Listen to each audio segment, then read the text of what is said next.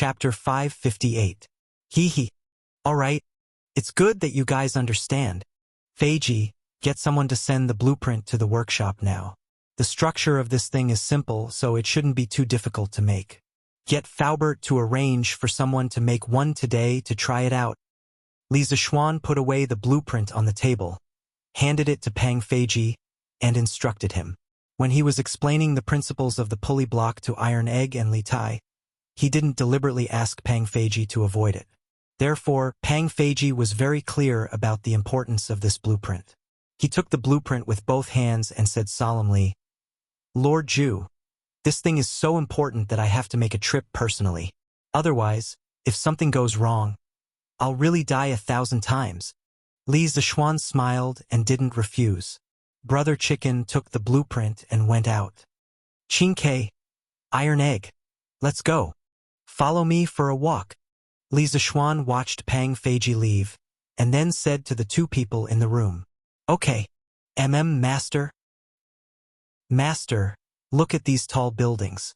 It hasn't even been a month since the start of construction, and so many have already been built. Iron Egg has never heard of this speed before."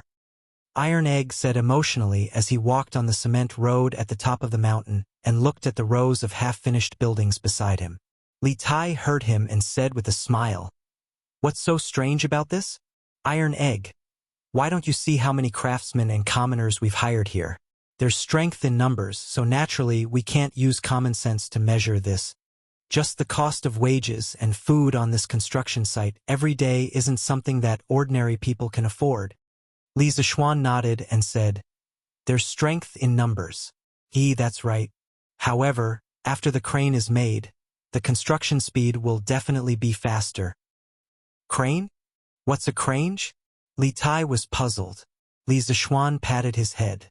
He just remembered that he was just explaining the principles of the pulley block to them and forgot to tell them that thing was a crane, so he said, "The crane is the improved version of the brick moving machine that I just designed. I feel that it's definitely not just for moving bricks, so I called it a crane." Iron Egg said excitedly, "Crane? That's a good name." In fact, he previously felt that the name of Li Tai's brick moving machine was too old-fashioned, but he didn't say it out of consideration. "Ah, Boss Meng, bring 2 men with you to move these bricks up. There's not enough over there." I'm going." At this moment, Li Zishuan suddenly heard an incomparably familiar voice. He looked towards the source of the voice and saw a person he would never have thought of. It was the little idiot Sun Zifen. He pointed at the little idiot in astonishment and asked, "Why is this kid here?" Seeing Li Zishuan's astonished look, Li Tai said proudly, "If this king can be here, why can't Sun Zifen be here?" Li Zishuan was stunned for a moment before he reacted and asked, "This kid was brought here by you, Qingke?" Li Tai nodded and smiled. "Of course. Not only him, Wang Meng, Lu Yan, Huiran, Huayu, Yudongkai, Kushirqing, Zhang Ziren, and the rest are all here. This king can't be sunbathing alone in the wilderness while they enjoy life at Ho, right? It's just that Choox said that he could only come tomorrow. That's a bit of a scam. However, more than half of the people from the school were called by me. How about it? I'm awesome, right?" After Li Tai said that, he put on an expression of wanting to be praised and quietly waited for Li Zishuan to praise him. Li Zishuan was stunned when he heard that. He thought for a moment and suddenly asked in disbelief, "Kushirqing? Zhang Ziren? Lu Yan? The 3 of them are here too?" If he remembered correctly, when he decided to build his own college and leave the Imperial College, although half of the students from the school were willing to follow him to Yanhuang College, Kushirqing, Zhang Ziren, and Lu Yan, who were top-notch students but were not from official families, did not say that they wanted to come to Yanhuang College on the spot. Now, they were urged to come by Li Tai. It was a bit unbelievable. Li Tai understood what Li Zishuan was thinking and replied with a smile, "Xiaoxian, are you trying to say that they didn't agree to come to Yanhuang College? Haha. Maybe at that time they were hesitant to come to Yanhuang College and lose their future. But how many idiots are there in our school? Xiaoxian, you've made so much news recently. Even idiots know that only by coming to Yanhuang College can they learn real knowledge. Also, I have to admit that you're quite charming. As far as I know, many students in the school have fallen out with their families in order to study under you. Li Zixuan was silent for a while. To be honest, when he left the Imperial College, he was sad to see those students wavering, but he definitely did not blame them. After all, this so-called Yanhuang College was just a mediocre private school in his previous life. It was unrealistic to ask people to give up Tsinghua or Peking University to go to a small school like yours. He just felt a sense of loss that the talents he had painstakingly nurtured were taken advantage of by others. He did not have any resentment, but he did not expect those students to put in so much effort during this period. After a while, Li Zixuan turned his head and asked, "But most of them are spoiled since they were young. What can they do to help if they come here?" Li Tai heard him and said angrily, "F***ck, what are you talking about? They're spoiled since they were young? Aren't I the same? Why can't they do the things that I can do?" Li Zixuan's face was full of black lines. He had almost forgotten about this. Qing Ke is right. Xiao Xian. Not only can your students help, but they've also helped a lot. At this time, Yan Xiaoning appeared out of nowhere and walked to Li Zixuan's side and interrupted. "Xiaoning? It's really been a long time. Haha." When Li Zixuan saw him, he gave him a brotherly bear hug without hesitation. "Hey, let go, let go." Yan Xiaoning was not used to such an intimate way of greeting. He quickly pushed Li Zixuan away and said angrily, "F***ck, you still have the cheek to say that. When you left the last time, you said that you would be back in a few days. In the end, this time you left for more than half a month. I'm so King pissed." Cough, cough. Li Zixuan coughed awkwardly and said shamelessly, "Didn't I already compensate you just now? Speaking of which, not many people in the Tang dynasty can enjoy my hug." "Get lost." Yan Xiaoning roared angrily. "Ah, so disgusting." Li Tai covered his mouth, indicating that he could not stand this gay scene.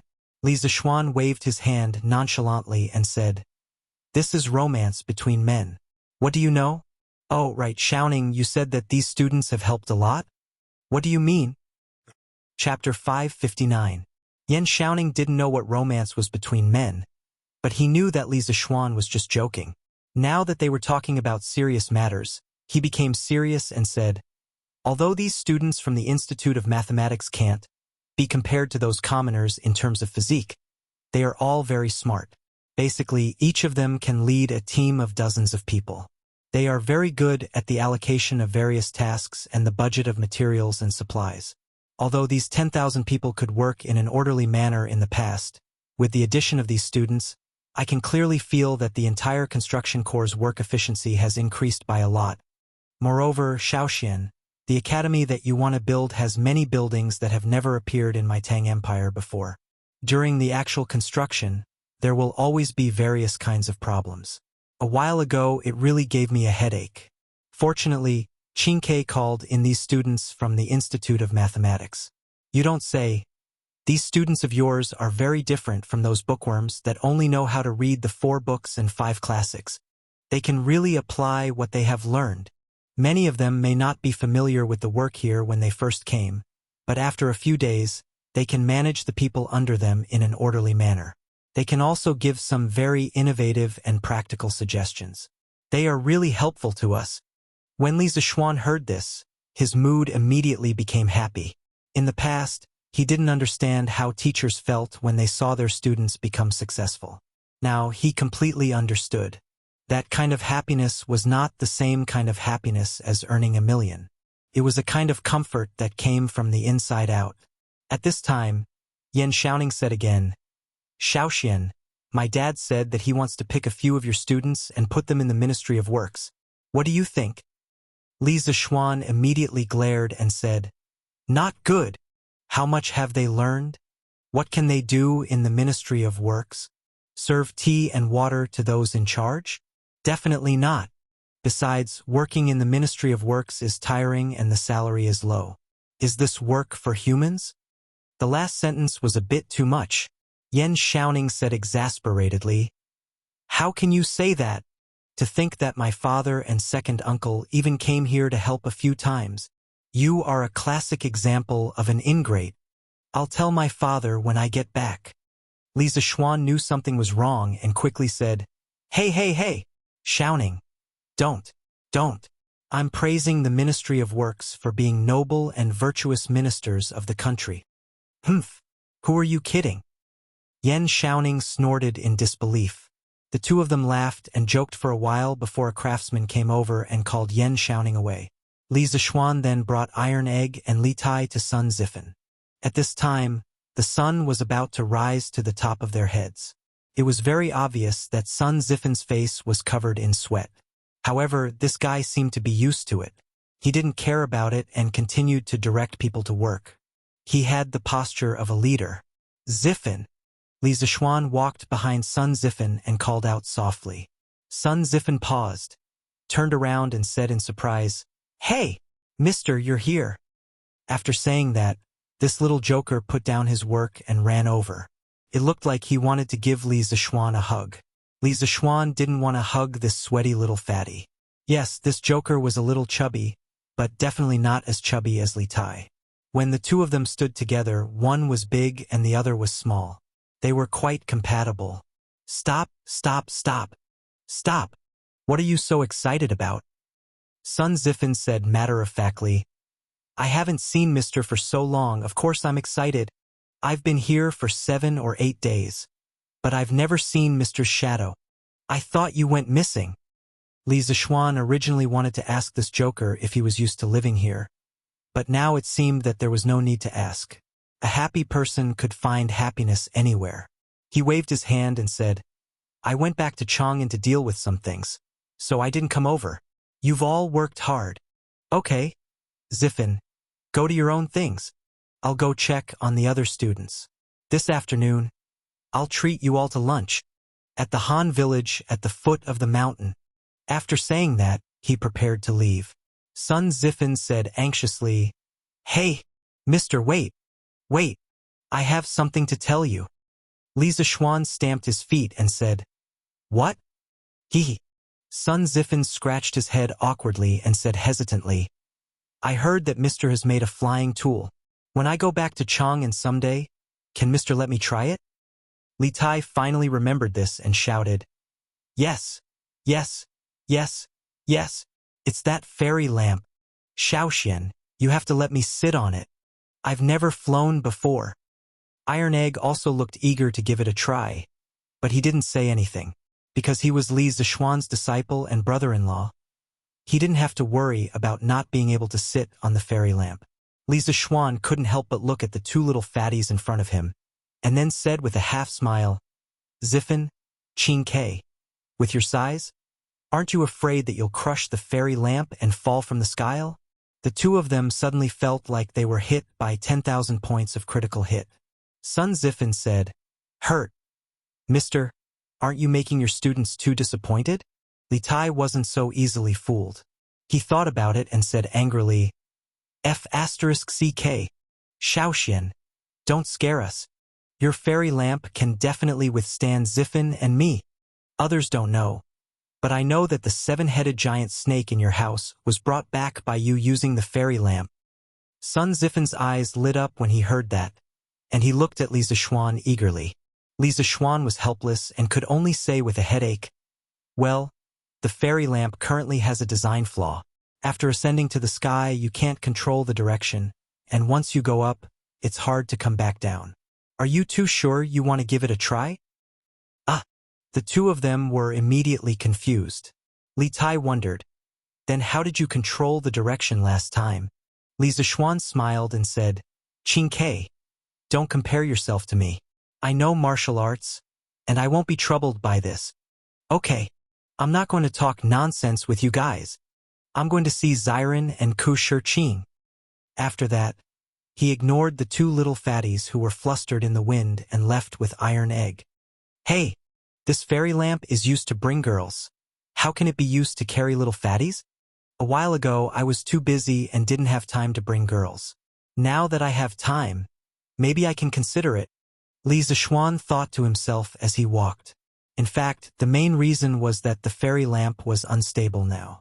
If it was used to carry people and he wasn't there to look after them, it would be easy for something to happen. However, he wasn't particularly willing to bring two big guys to see the scenery in the sky, so he could only let them suffer for now.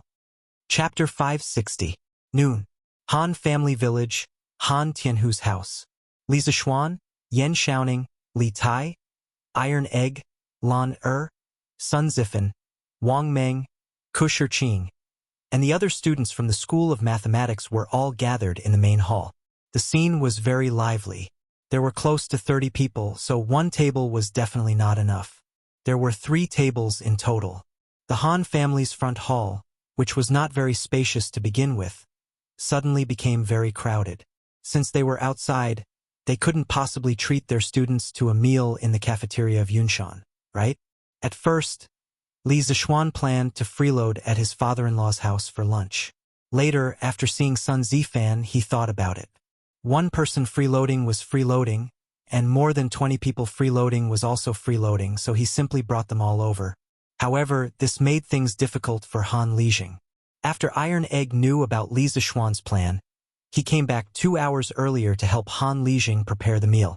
Now that the living standards of the entire Han family village had improved, Han Lijing's family had a special relationship with the Li Zishuan. Naturally, they would not be short on ingredients. They had chicken, duck, and fish, but they lacked a chef. Han Lijing didn't want to neglect the students that Li Zishuan brought over, so he specially invited Hu Hanyun's wife to cook. Lu Yue went home after she finished cooking. Then, there were 3 sumptuous tables full of food and wine. Lord Taishan, come and take a seat.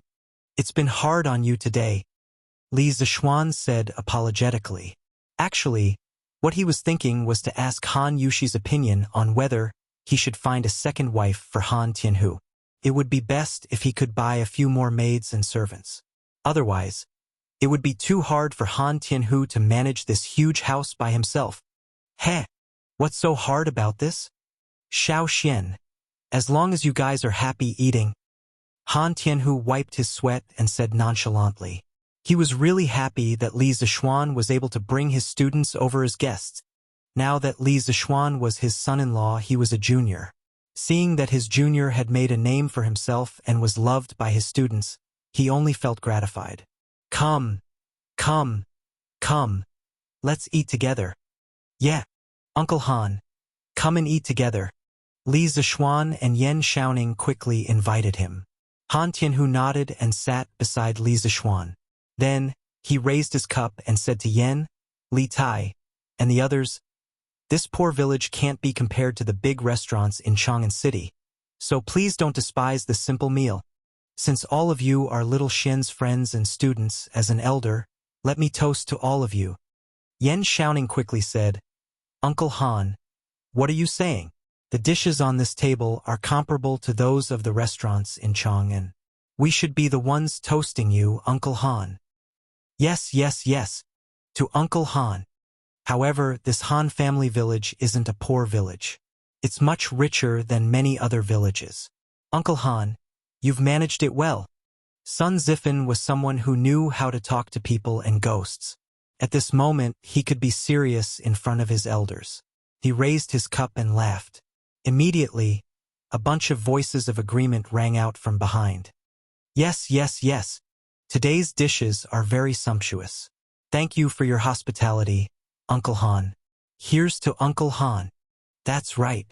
Otherwise, we would have to eat together on Yunshan Mountain. Ha ha. Han Lijing's face was flushed with excitement when he heard these words. He finished the wine in his cup and smiled. Great.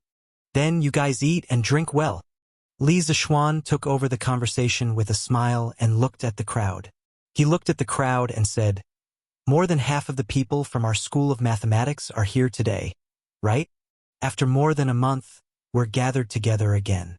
Ku Shiqing, Zhang Ziren, Lu Yan, and the rest of you didn't plan to go to Yanhuang College with me. However, since you're sitting here now, it proves that you're willing to continue learning with me and that you're optimistic about the future of Yanhuang College. I won't say thank you to you for this. I'll only congratulate you. I congratulate you for making the best choice in your life. In a month, Yanhuang College will be officially established. At that time, you'll see an unprecedented college. At that time, Yanhuang College won't be a place where others can enter just because they want to. Come. To all of you. Everyone, let's have a toast.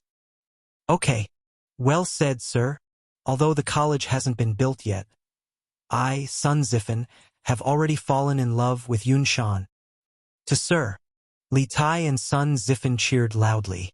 However, Ku Shiqing, Zhang Ziren, Lu Yen, and the others' eyes were slightly red. They saluted Li Zishuan from afar. It could be seen that they didn't have a good month. Li Zishuan put down his wine glass and laughed. Ha ha. Good. Stop saluting each other. Let's eat. I know you didn't eat well on Yunshan. Let's have a good lunch. Of course, your efforts won't be in vain. In the future, the thousands of Yanhuang College students will remember your contributions to Yanhuang College. Ku Shiqing solemnly cupped his hands and said, due to some reasons, I didn't immediately express my willingness to join Yanhuang College. I'm very ashamed. Please don't blame me. Zhang Ziren, Lu Yen, and the others also hurriedly cupped their hands and apologized. Li Zishuan smiled and waved his hand. Ha ha. Don't blame me. Don't blame me.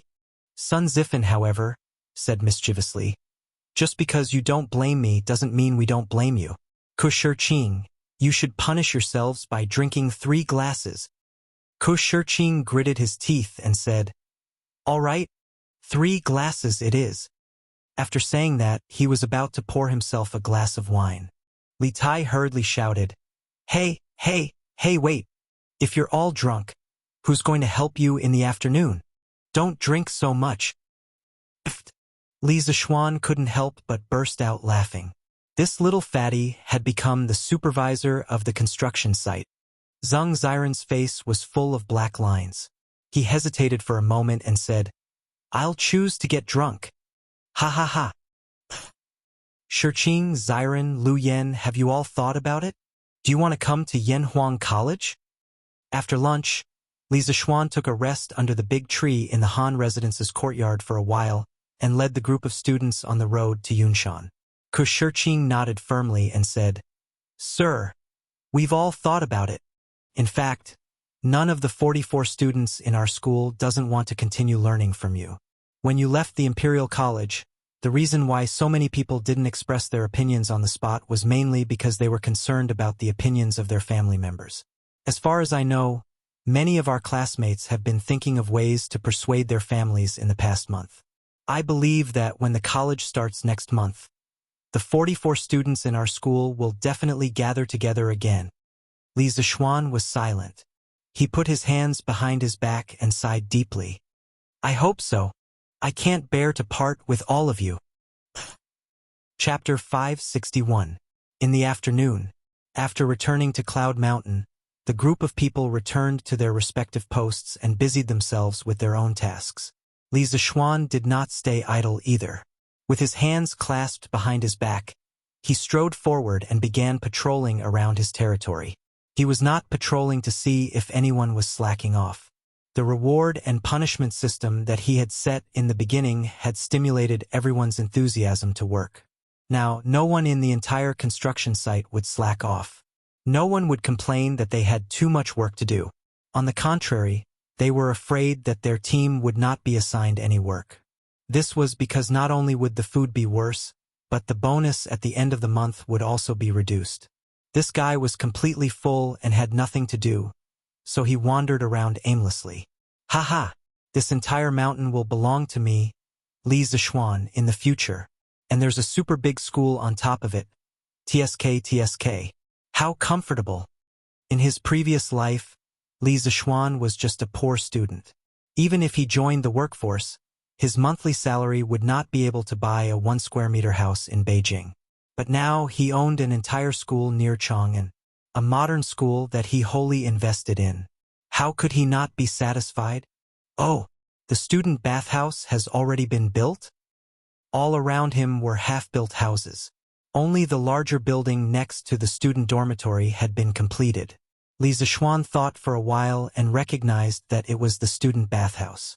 He sighed and walked in. Cement walls, cement floor, and empty space. This should be used to store wardrobes in the future. Inside, there were small cubicles. In the future, when water pipes and sprinklers were installed, it would be a student bathhouse that all modern schools had. These things would not be considered rare in modern times. But to the ancient people, those students would probably not be used to it when they first came in to take a bath. Right, water. What should he do with the water on Yunshan? He could not expect people to carry water down the mountain every day, right? How troublesome would that be? Thinking of this, Li Zishuan could not help but frown deeply. The monthly water consumption of a school was terrifying. No one knew this better than him. The water problem of Yanhuang College had to be solved as soon as possible. Lord Zhu. Lord Zhu. So you're here. I finally found you. At this moment, Pang Feiji suddenly ran in from outside and said while panting. Li Zishuan collected his thoughts and asked, Feiji, you're back? Is that thing already done by the workshop? The beggar's version of the crane he designed was not complicated. It only had a base, supporting rods, pulley blocks, and some structures to adjust the angle and direction. It was not difficult to make. Pang Feiji said excitedly, Yes, Lord Zhu. I've already brought it here on an ox cart. It's right in front of Guanghua Building now. Li Zishuan nodded and said, Okay, let's go and have a look. Guanghua Building was the main teaching building of Yanhuang College. When it was designed, it was arranged to be at the front of all the buildings in the college. In Li Zishuan's opinion, this building would be the face of Yanhuang College in the future. Of course, it had to be seen by everyone.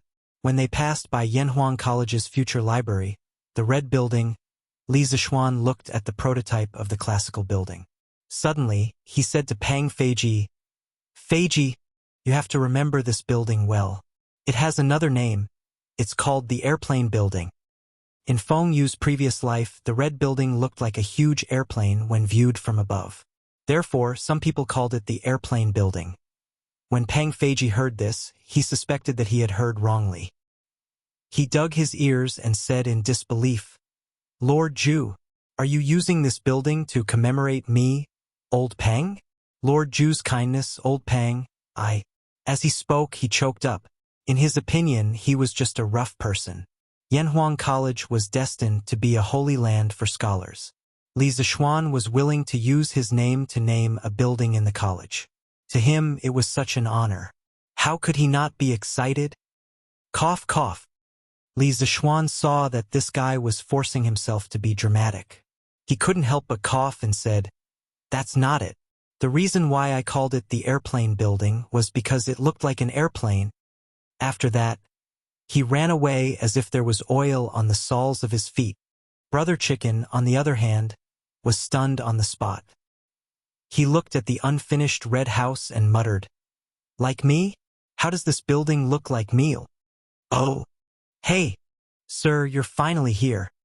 As soon as Li Zishuan arrived in front of Guanghua Building, he saw a group of people surrounding a tall frame with 4 wheels. They were basically the students of the School of Mathematics. When Sun Zifan saw Li Zishuan, he came over to greet him. Li Zishuan didn't ask how these students knew about it.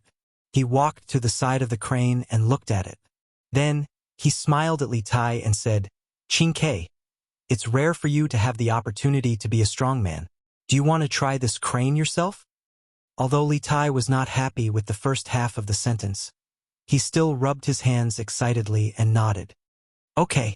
After that, he ordered the people to hang a big basket of bricks on the hooks below the pulley block. He then began to turn the wheel and tried to pull the basket up. Damn! It's actually so easy? Li Tai originally used all of his strength and prepared to use all of his strength to turn the spinning wheel. In the end, because he used too much strength, he almost tripped and fell. And the bamboo basket filled with bricks, without any accident, rose up. Wow! Qing Ke, when did you become so strong? Yeah. This basket of stones is about 200 pounds? Tisk tsk. Not only is Qing Ke meaty, but she's also very strong. With such a sarcastic tone, he must be Sun Zifan, young hero Sun. The The surrounding students couldn't help but widen their eyes and gasp in amazement. If they hadn't seen the people put the bricks in the basket one by one with their own eyes, they would have suspected that Li Tai was cheating. Just like that, in a short while, the big basket of bricks was lifted up about 3 feet. The people waiting on top of the basket suppressed their surprise and carefully unloaded the bricks from the basket. Li Tai touched his nose and was speechless. He felt that the brick-moving machine he made earlier was really weak. Li Zishuan nodded with satisfaction and smiled at the students. Did you all see that? This is the power of engineering. It can make a powerless person full of strength. It can let you understand the world you're in now. Of course, it can also change the world. The knowledge that Yanhuang College will impart to you in the future will definitely be the most powerful knowledge in the world. Good. Sir, you're amazing. We want to learn the most powerful knowledge. Sir, you're mighty. Who hasn't been young and frivolous? When the students heard this, they were all elated and excited, except for Li Tai. He was very dissatisfied with Li Zishuan's words. It can make a powerless person full of strength. He felt that Li Zishuan was talking about him, so he moved to Li Zishuan's side and whispered, Xiaoxian, I don't think your crane is good. What's not good? Li Zishuan asked subconsciously. Li Tai replied, It's too troublesome. You single-handedly lifted up such a big basket of bricks in the morning. I think you're better than a crane. Why don't you use Qinggong to help us move the bricks in the future? Get lost.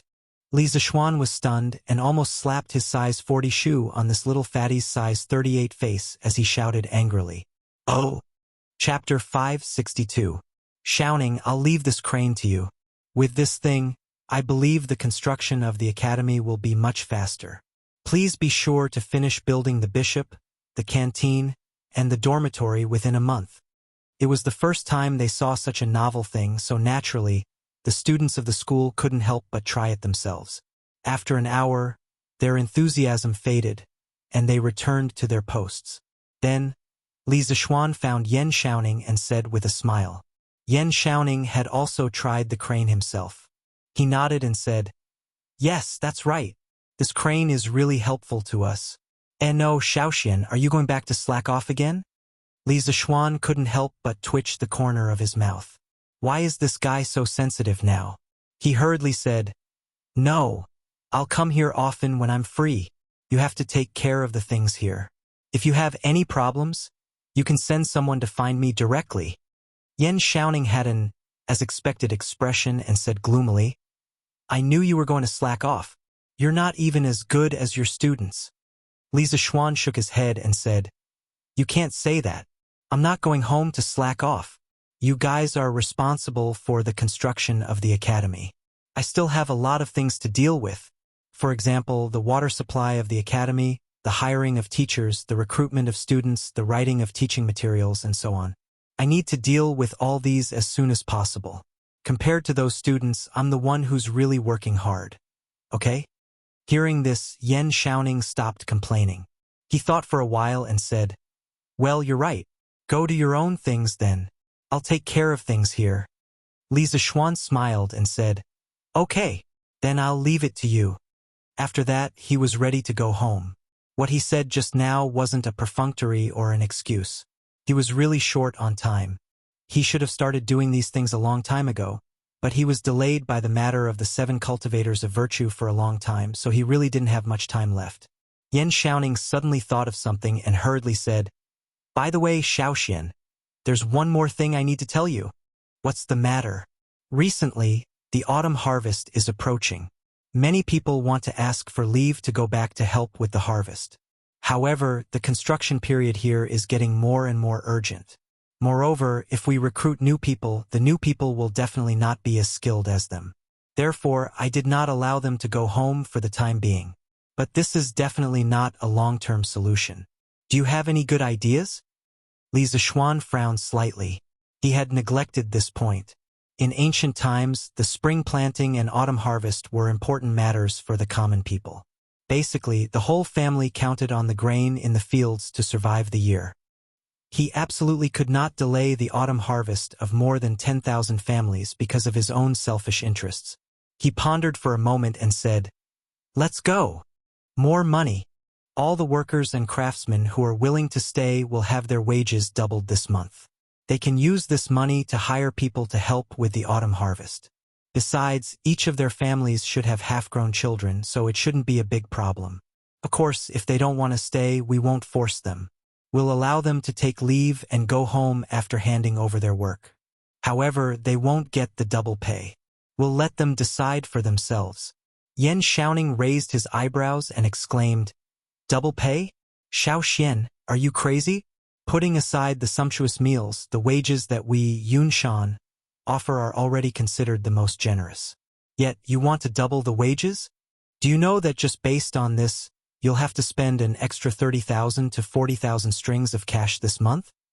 Li Zishuan shook his head and said, "Xiaoning, you can't calculate it like this. Yunshan is a special case. Although the meals and wages are very good, don't you see that these people are also working very hard?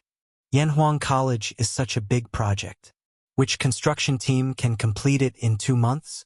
They can. Their efforts are completely worthy of this treatment. As for the double pay, isn't there no other way? No matter what, I can't affect the students' start of school because of the construction progress of the college. This is the most important. In this era, the students' field break was usually in the middle of September. Counting the days, it was only a little more than a month from now. Li Zishuan's anxiousness made sense. Of course, he also had the capital to say this. Strange Interest Pavilion and Drunken Immortal House were now a group of hens that could lay golden eggs. It wasn't an exaggeration to say that they were raking in gold every day. Moreover, Datong Daily had long been on the right track and was no longer making a loss. Now, just the income from advertising alone was already very considerable. Yan Xiaoning said helplessly, "All right, it's your money anyway. The rich ones are the masters. You can do whatever you want." Oh. After coming down from Yunshan, Li Zishuan didn't go straight home. Instead, he went to the workshop. Yanhuang College's enrollment promotion needed the power of Datong Daily. At this time, he couldn't help but feel lucky that he started Datong Daily first. With this tool of public opinion, it would be much more convenient for him to do other things. "Brother Ma, for the next few issues of Datong Daily, help me write a few promotional drafts for Yanhuang College. I will personally write the first draft. Arrange for people to study it seriously and let them understand my engineering skills. You guys will write the drafts for the next few issues. I want to recruit students." In the editorial department, Li Zishuan found Ma Zhou and began to instruct him. Strictly speaking, Ma Zhou wasn't a pure Confucian disciple. He studied the art of governance and had a good understanding of the knowledge that was useful for governing a country. His character was flexible and flexible. Therefore, Li Zishuan felt assured to hand over such an important department like Datong Daily to Ma Zhou. Ma Zhou understood what Li Zishuan meant when he heard this. He nodded and said, "Lord Zhu, don't worry. We will do our best to cooperate."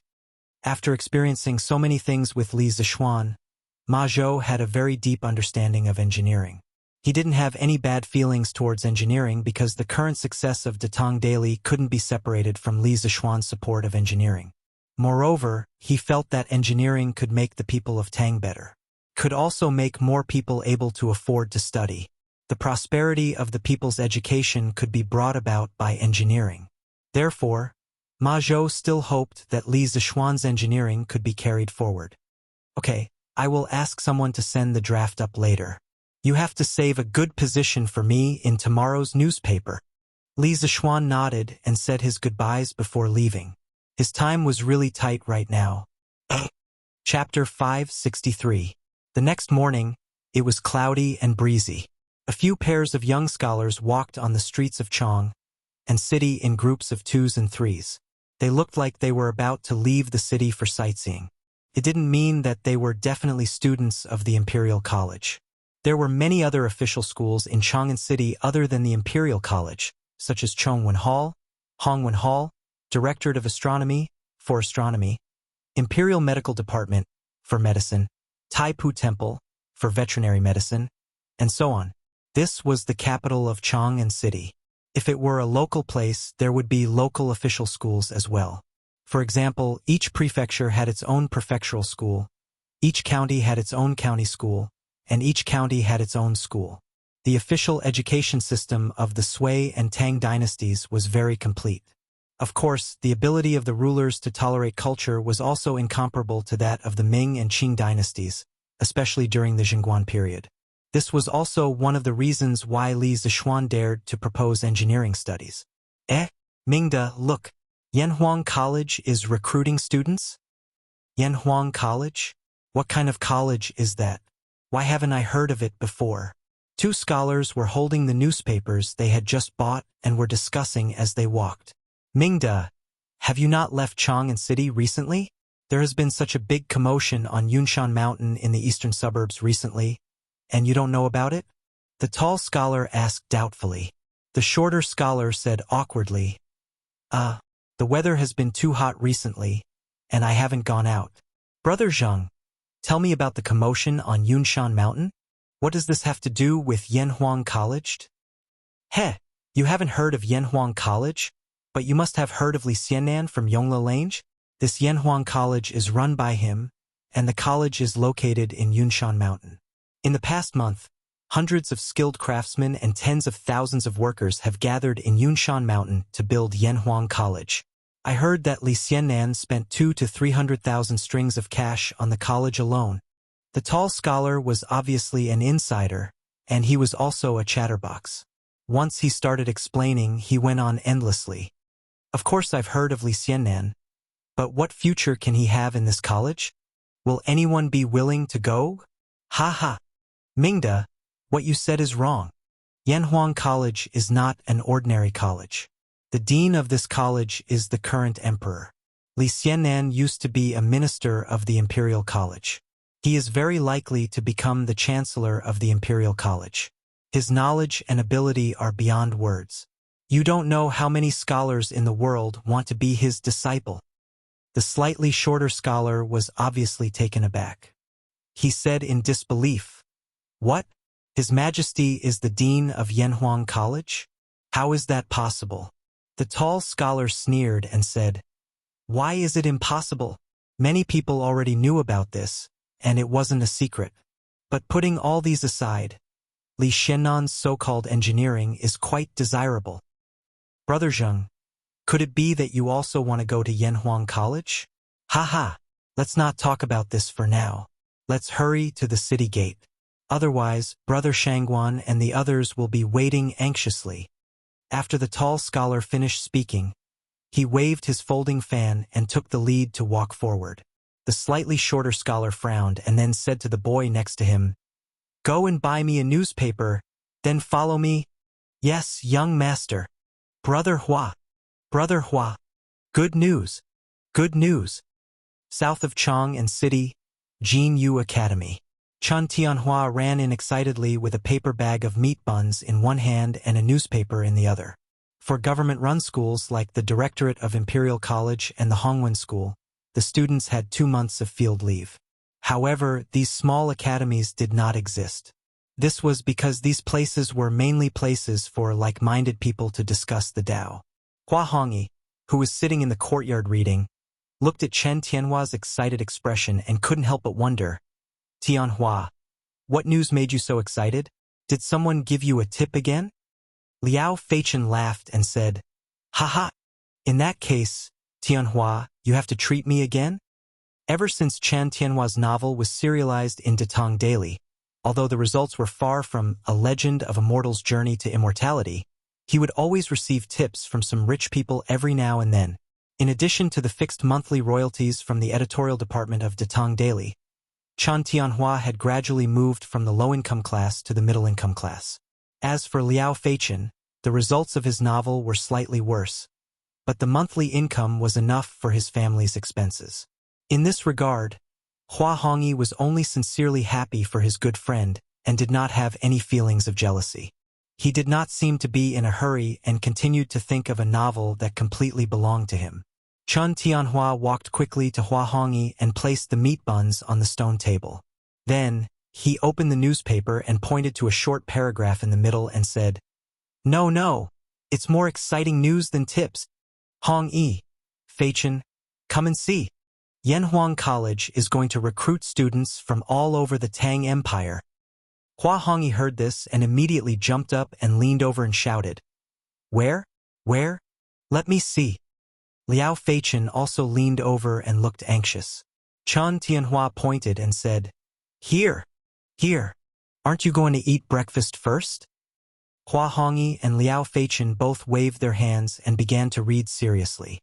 At the end of June in the first year of Xingguan, Yanhuang College was approved by His Majesty to cultivate a group of talented, thoughtful, and creative young people for the Tang Empire.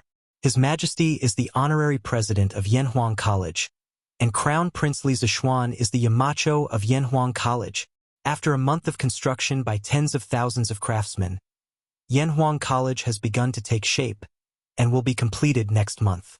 Now, it is openly recruiting students from all over the Tang Empire. All students from Tang Empire above the age of 8 and below the age of 25, regardless of whether they are rich or poor, who are interested in joining Yanhuang College, can register for free at the local Datong Daily branch. All students who have registered will take the preliminary examination on September 18th at Yanhuang College in the eastern suburbs of Chang'an. Those who pass the preliminary examination will become a student of Yanhuang College and will receive a minimum of 3 to 6 years of education. During this period, all tuition fees will be waived. The contents of the preliminary examination include, It's true. Yanhuang College is really starting to recruit students. That's great. That's great. Ha ha ha. Hua Hongyi couldn't help but laugh at this point. Liao Feichen also said excitedly, That's right. With His Majesty as the president of Yanhuang College, its status is not inferior to that of the Imperial College. I didn't expect that poor children like us would have the opportunity to enter such an institution. Chen Tianhua smiled and said, You too should finish reading. The contents of the entrance examination are explained at the end. Hua Hongyi and Liao Feichen lowered their heads and continued to read seriously. Chapter 564. Yanhuang College's entrance exam consists of the 5 classics, 30%, mathematics, 50%, and morality, 20%. The mathematics exam consists of addition, subtraction, multiplication, division, and geometry. Most of the content is related to the new mathematics of the Imperial College. Students are recommended to buy the latest textbooks from the Imperial College and study them carefully. The exam difficulty is below average. Students are encouraged to prepare for the exam. In Jinyu Academy, Hua Hongyi and Liao Feichen read the news carefully. Liao Feichen suddenly looked up and muttered, Textbooks? Where are the new mathematics textbooks?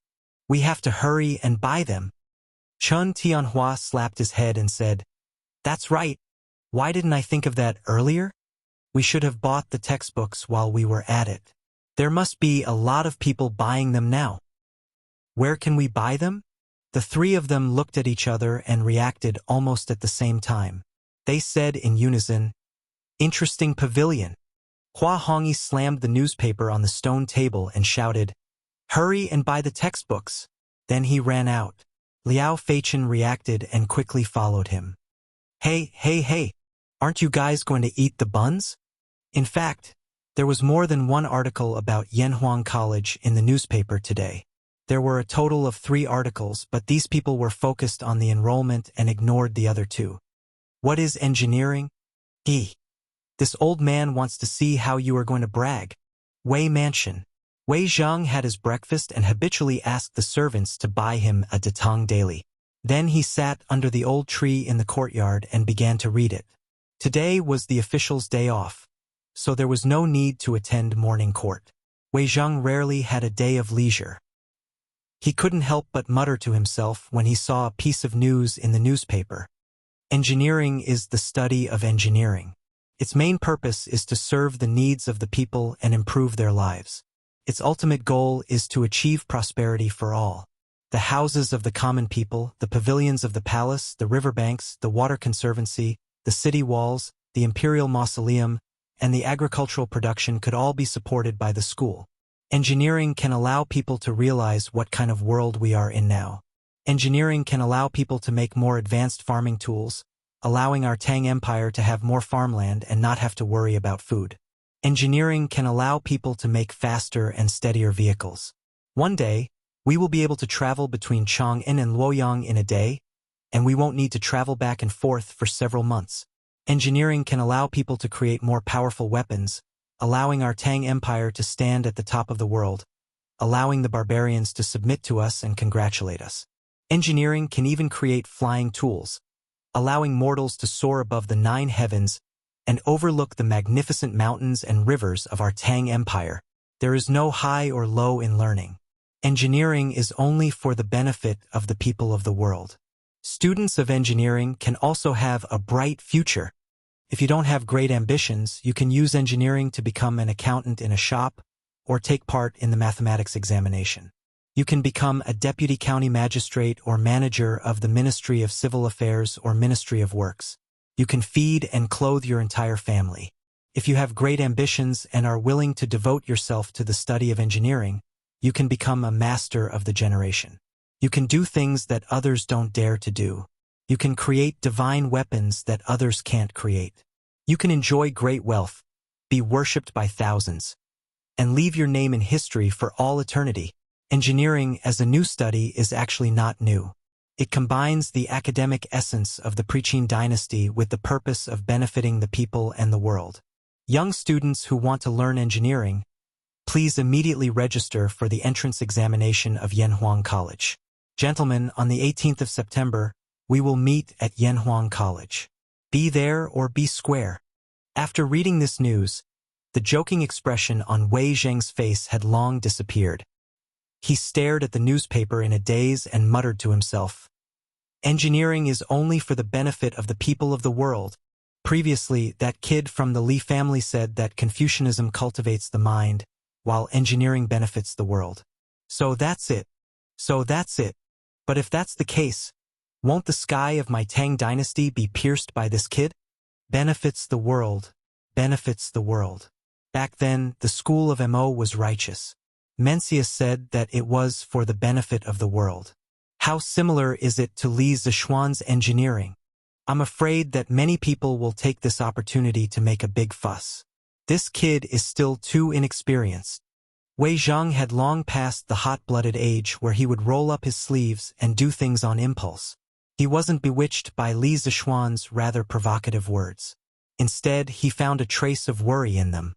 However, the reason why he had hidden worry was that he was slightly biased towards Li Zishuan. Otherwise, what was there to be worried about? Wasn't the reason why he had stubbornly opposed Li Er his whole life? Wasn't it to let the people of the world have enough to eat and wear? Although the methods were different, Li Zishuan's and his ultimate goal was the same. That was enough. Let's look at this news. Wei Zhang sighed for a while and then looked at another piece of news. It read, Yanhuang College Employment Announcement. As the first engineering school in the Tang Dynasty, Yanhuang College needs to spread the most advanced engineering knowledge. They are specially hiring teachers from the 358 provinces and 1,500 counties of the Tang Dynasty. Among them, there are 10 teachers in the field of classics. They must be familiar with classics and history, have a good teaching style, and have a good reputation locally. There are 28 teachers in the field of engineering who are proficient in any of the following skills. They are eligible to apply, such as engineering, construction, mechanism, machinery, mathematics, astronomy, surveying, smelting, manufacturing, and so on. Yanhuang College's teachers can be divided into 4 ranks: assistant, lecturer, associate professor, and professor. Every year, all teachers will be tested on their teaching ability, and they will be promoted according to their ability. Assistant teachers will be paid 10 strings of coins per month, lecturer 20 strings of coins per month, associate professor 50 strings of coins per month, and professor 100 strings of coins per month. They will also be gifted a new mansion in Yanhuang College. We welcome all virtuous people from all over the Tang Dynasty to apply for this position. Those who are interested, please come to Yanhuang College before the 15th of September for an interview. I, Li Zishuan, will be waiting for you. Why don't you come to Yanhuang College to teach a few students and watch them maneuver unhindered and leave a legacy for generations? After reading it, Wei Zhang couldn't help but widen his eyes and exclaim, 100 strings of coins? Crazy. Did this kid lose his mind? Even a doctor in the top imperial college of the Great Tang would only earn less than 20 strings of coins a month. Li Zishuan's salary of 100 strings of coins a month and a luxurious mansion. How could these civil servants of the Great Tang live?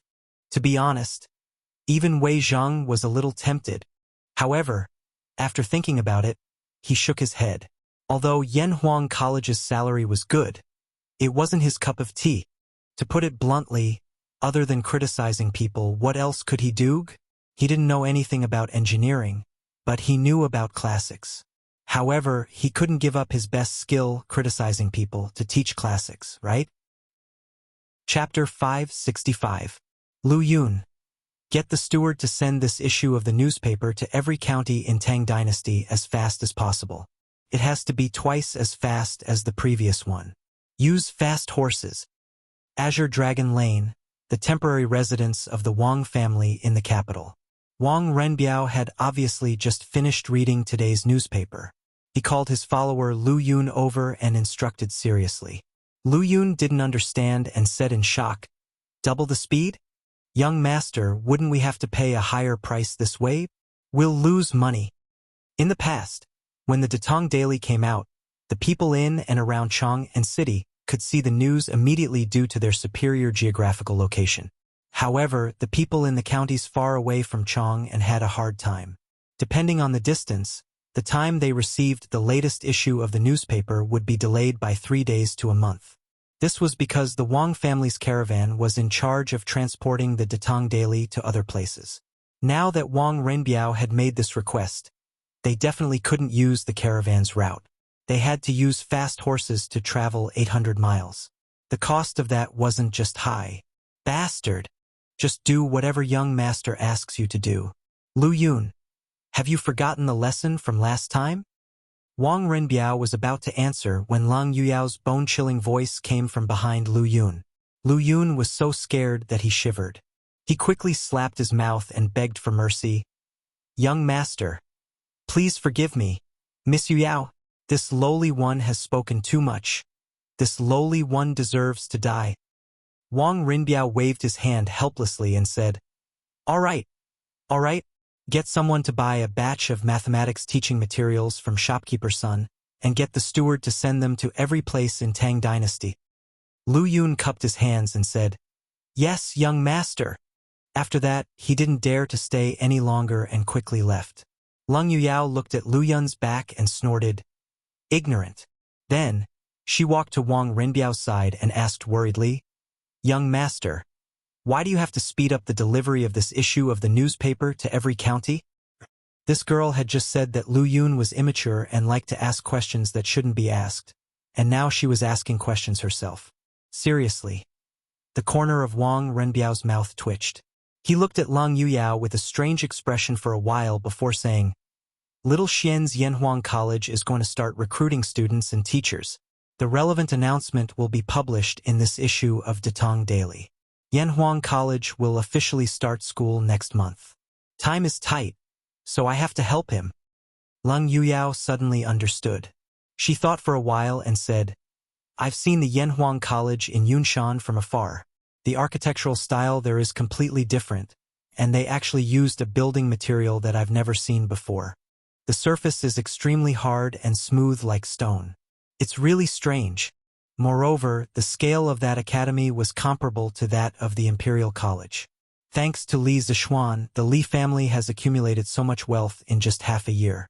How admirable! Wang Renbiao laughed and said, Haha! Little Xian's ability was unquestionable. Otherwise, my father and I wouldn't have thought so highly of him. But Yuyao, you only saw the surface and didn't see the deeper layer of things. Lang Yuyao asked curiously, what is it? Wang Renbiao pointed at the article What is Engineering on the newspaper and said with a deep look in his eyes. Little Xian's ambition is all in here. Engineering. He wants to use his own strength to fight against the 800 years of dominance of Confucianism. Whether he succeeds or not, he will become the founder of a new school of thought. His name will be known throughout the world, and his name will be immortalized for eternity.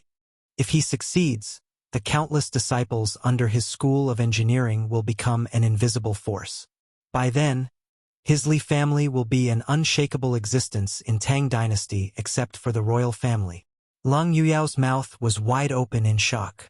No matter what, she would never have thought that Li Zixuan not only left his peers 800 miles behind in the path of martial arts, but also established his own school and stood proudly in the path of literature. Such a character already made her unable to have any jealousy, and all that was left was admiration and worship. Wang Renbiao didn't stop after he finished speaking. Instead, he sighed and continued, "Now, except for the royal family, the other 6 aristocratic families are all divided at heart. And because of my father, the other aristocratic families are showing signs of isolating the Wang family. Did they really think that I didn't know about the gathering of the 5 aristocratic families a few days ago? Naive. Our Wang family just doesn't want to be associated with them. The royal family is too powerful now, and the aristocratic families can only struggle at death's door. If they still can't see the reality, then they won't even have the right to struggle at death's door. And now, our Wang family has a good relationship with Li Zixuan, a promising new star of the empire. Even if the royal family declines one day, the other aristocratic families can't compare to our Wang family's status. So, this time we have to do Li Zixuan a favor. Helping him is also helping ourselves. Even if my father is here, he will also make the same decision." Lung Yuyao sighed and said, "Gongzi is wise. If you don't have great ambitions, you can use engineering to become an accountant in a shop, or take part in the mathematics examination, and become a deputy of a county or a manager of the Ministry of Civil Affairs or the Ministry of Works. That way, your whole family will have enough food and clothing. If you have great ambitions and are willing to devote yourself to engineering, you can become a master of the generation. You can do things that others don't dare to do. You can create treasures that others can't create. You can enjoy great wealth, be worshipped by thousands, and leave your name in history for eternity." Chongren Lane, in a house with 3 courtyards. A young boy with acne was holding a newspaper and reading today's Datong Daily's news. He was in a daze. After a while, he suddenly jumped up and ran to the backyard, shouting excitedly as he ran, "Dad! Mom! I don't want to stay in the Imperial College. I want to follow Mr. Li to Yanhuang College to study engineering." This young boy was a student from the mathematics school. His name was Jiang Qingyu. It could be seen that he was also a poor child who was forced by his parents to stay in the Imperial College. Because not long after, angry scoldings sounded from the backyard. "Bastard! What's so good about Yanhuang College? What kind of future can you have there? If you dare to be disobedient again, I will break your legs and make sure you can't go anywhere." Who said that going to Yanhuang College is useless? After you study there, not only can you become a deputy of a county or a manager of the Ministry of Works or the Ministry of Civil Affairs, but you can also become a master of the generation like Mr. Li. Bullshit. Men from Li County are capable, but that doesn't mean that Yanhuang College has a future. You better stay in the Imperial College obediently. No, Dad. Look for yourself. Look at what engineering is. Look at what Yanhuang College is. Even if you break my legs, I will go to Yanhuang College. Otherwise, I will regret it for the rest of my life. Chapter 566. Hua Hongyi, Jiang Qingyu, and the others' reactions to today's Datong Daily were just a microcosm of Yanhuang College's, or Li Zixuan's supporters. Of course, not everyone in Chong and City was a brainless fan of Li Zixuan. There were also many people who did not like Li Zixuan. This Li Zixuan is really arrogant. Confucianism is in power, and he dares to promote engineering? He really doesn't know what's good for him. In Shengyafang, Cui Shanyu could not help but sneer as he read the news in the newspaper at home. He held the newspaper and paced back and forth in the house, looking like he was thinking of an idea. After a while, he seemed to have decided on something and said to himself, "Since you're looking for death and still boasting so much, then don't blame me for being ruthless." However, in less than 2 breaths of time after he said this, his expression began to become hesitant again. "No, the Chui family just sent a message a few days ago to give up all actions against Li Zixuan. If I force myself at this time, won't I offend both sides?" Chui Shanyu shook his head and finally sighed. "Sigh, forget it. It's just that I missed such a good opportunity." Chui Shanyu was scared at the last minute because of the Chui family, but the other disciples of Confucianism would not be scared. The 3 pieces of news in today's newspaper made many Confucian defenders explode. Arrogant. Arrogant to the extreme. Does Li Zixuan think that he can be a deputy county magistrate, the head of the Ministry of Works, or the Ministry of Civil Affairs with just his engineering skills? Does he think that the mathematics exam is so easy for the disciples of engineering? In a restaurant somewhere, a young man in a Confucian robe slammed the table angrily and shouted. Another diner next to him could not help but say, "Ahem, this brother. Let's not talk about other things for now.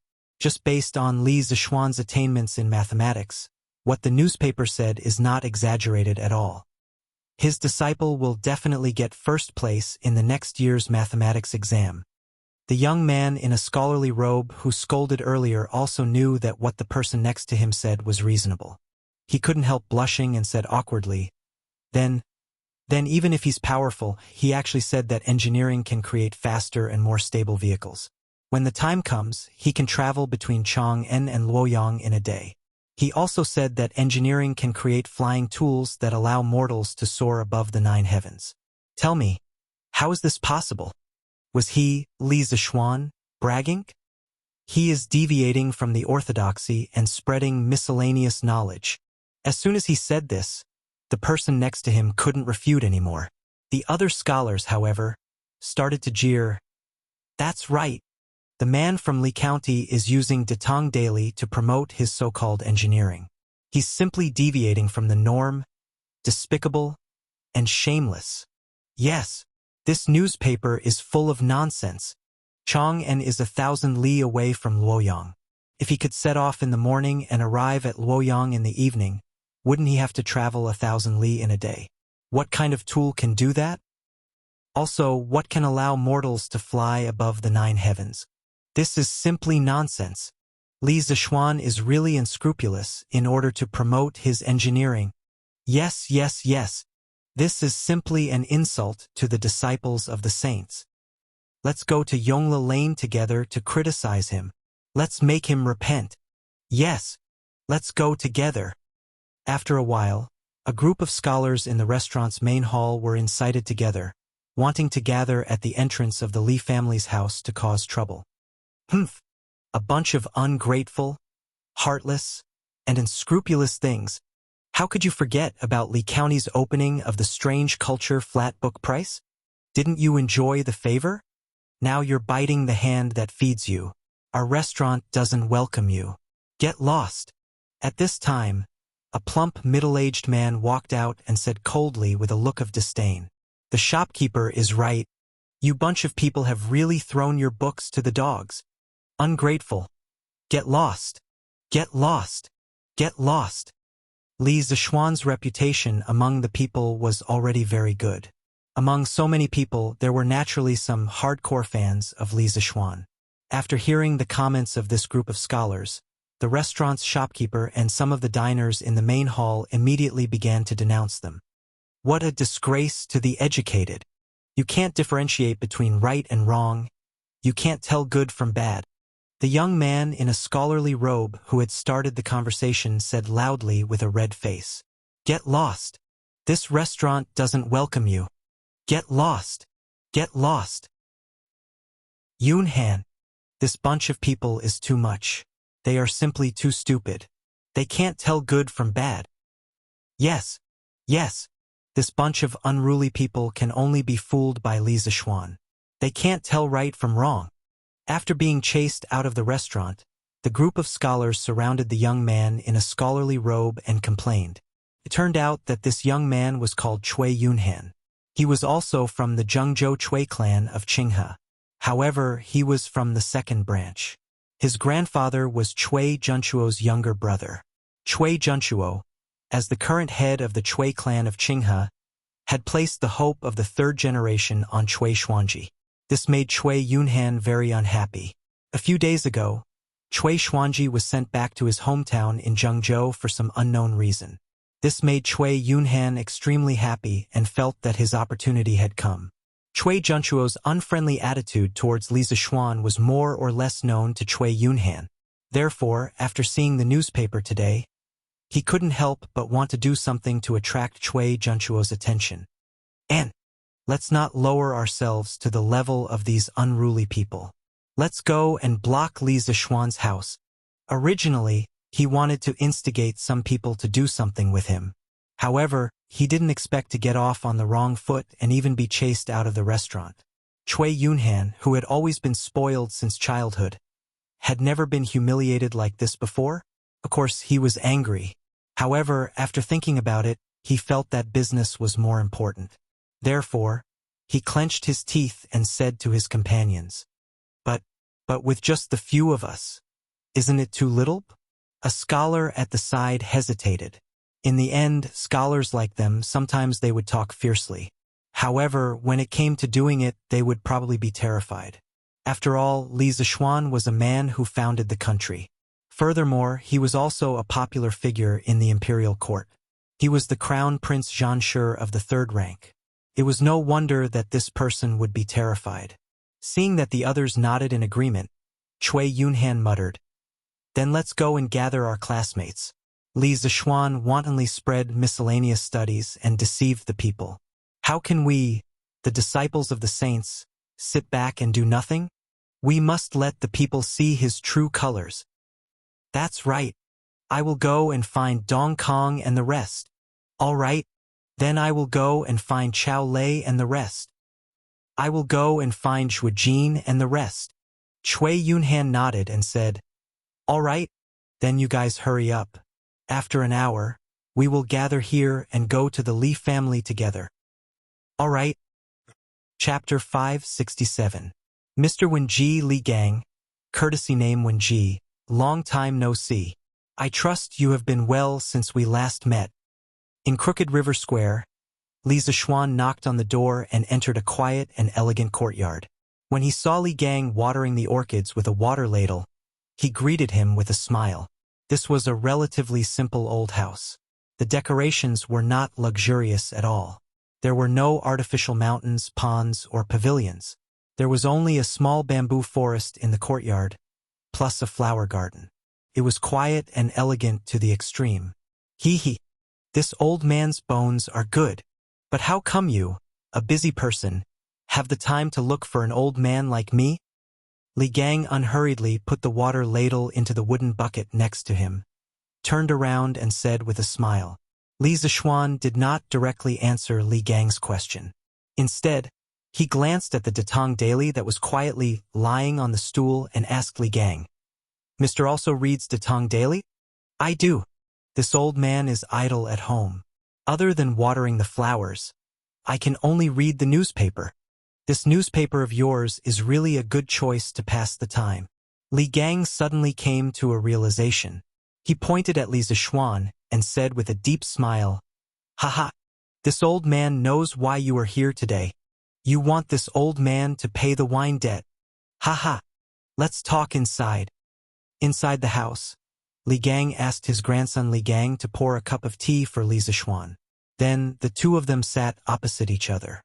Li Gang smiled and said, "This old man's house is not as rich as yours. I don't have good wine, but I still have good tea. Don't dislike it." Li Zixuan cupped his hands and said, "I wouldn't dare. Mister, you don't care about fame and fortune. Although you live in a humble house, many of us can't compare to your moral character. How would I dare to dislike it?" Even Li Gang, a calm old pedant, couldn't help but laugh at his flattery.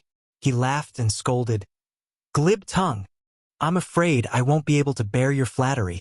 This tea was personally picked by this old man in March at the tea garden in the east of the city. Tastes very good. You should try it too. The corner of Li Zishuan's mouth twitched slightly.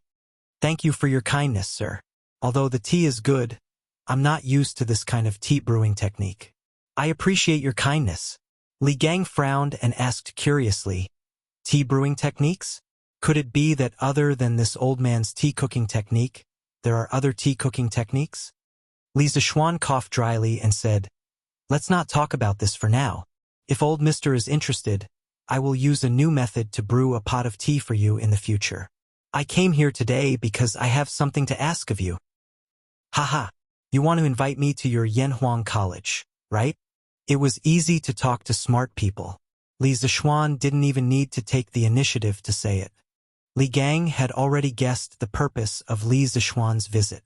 He shook his head and couldn't help but laugh. This old man has already read today's Datong Daily. What you want to say should be in the newspaper, right? There is no high or low in learning. Engineering is only for the benefit of the world.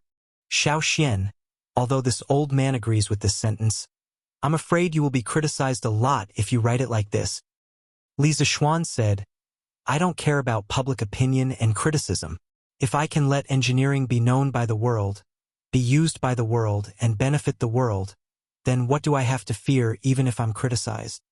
Li Gang slapped the table and laughed loudly. Ha ha! Good! You are really a newborn calf that isn't afraid of tigers. This old man is very pleased that my Tang Empire has such a young talent like you. If your Yanhuang College has any use for this old man will not refuse. Li Zishuan said happily. Old mister, you agree? Li Gang smiled and said, yes. But your Yanhuang College mainly teaches engineering, right? Although this old man is familiar with the classics and history, I know very little about engineering and construction. I'm afraid I can't help you much. Li Zishuan had already considered this point. He smiled and said, although Yanhuang Academy mainly imparts engineering, Confucianism also plays a large part. I believe that Confucianism cultivates the heart, while engineering benefits the world.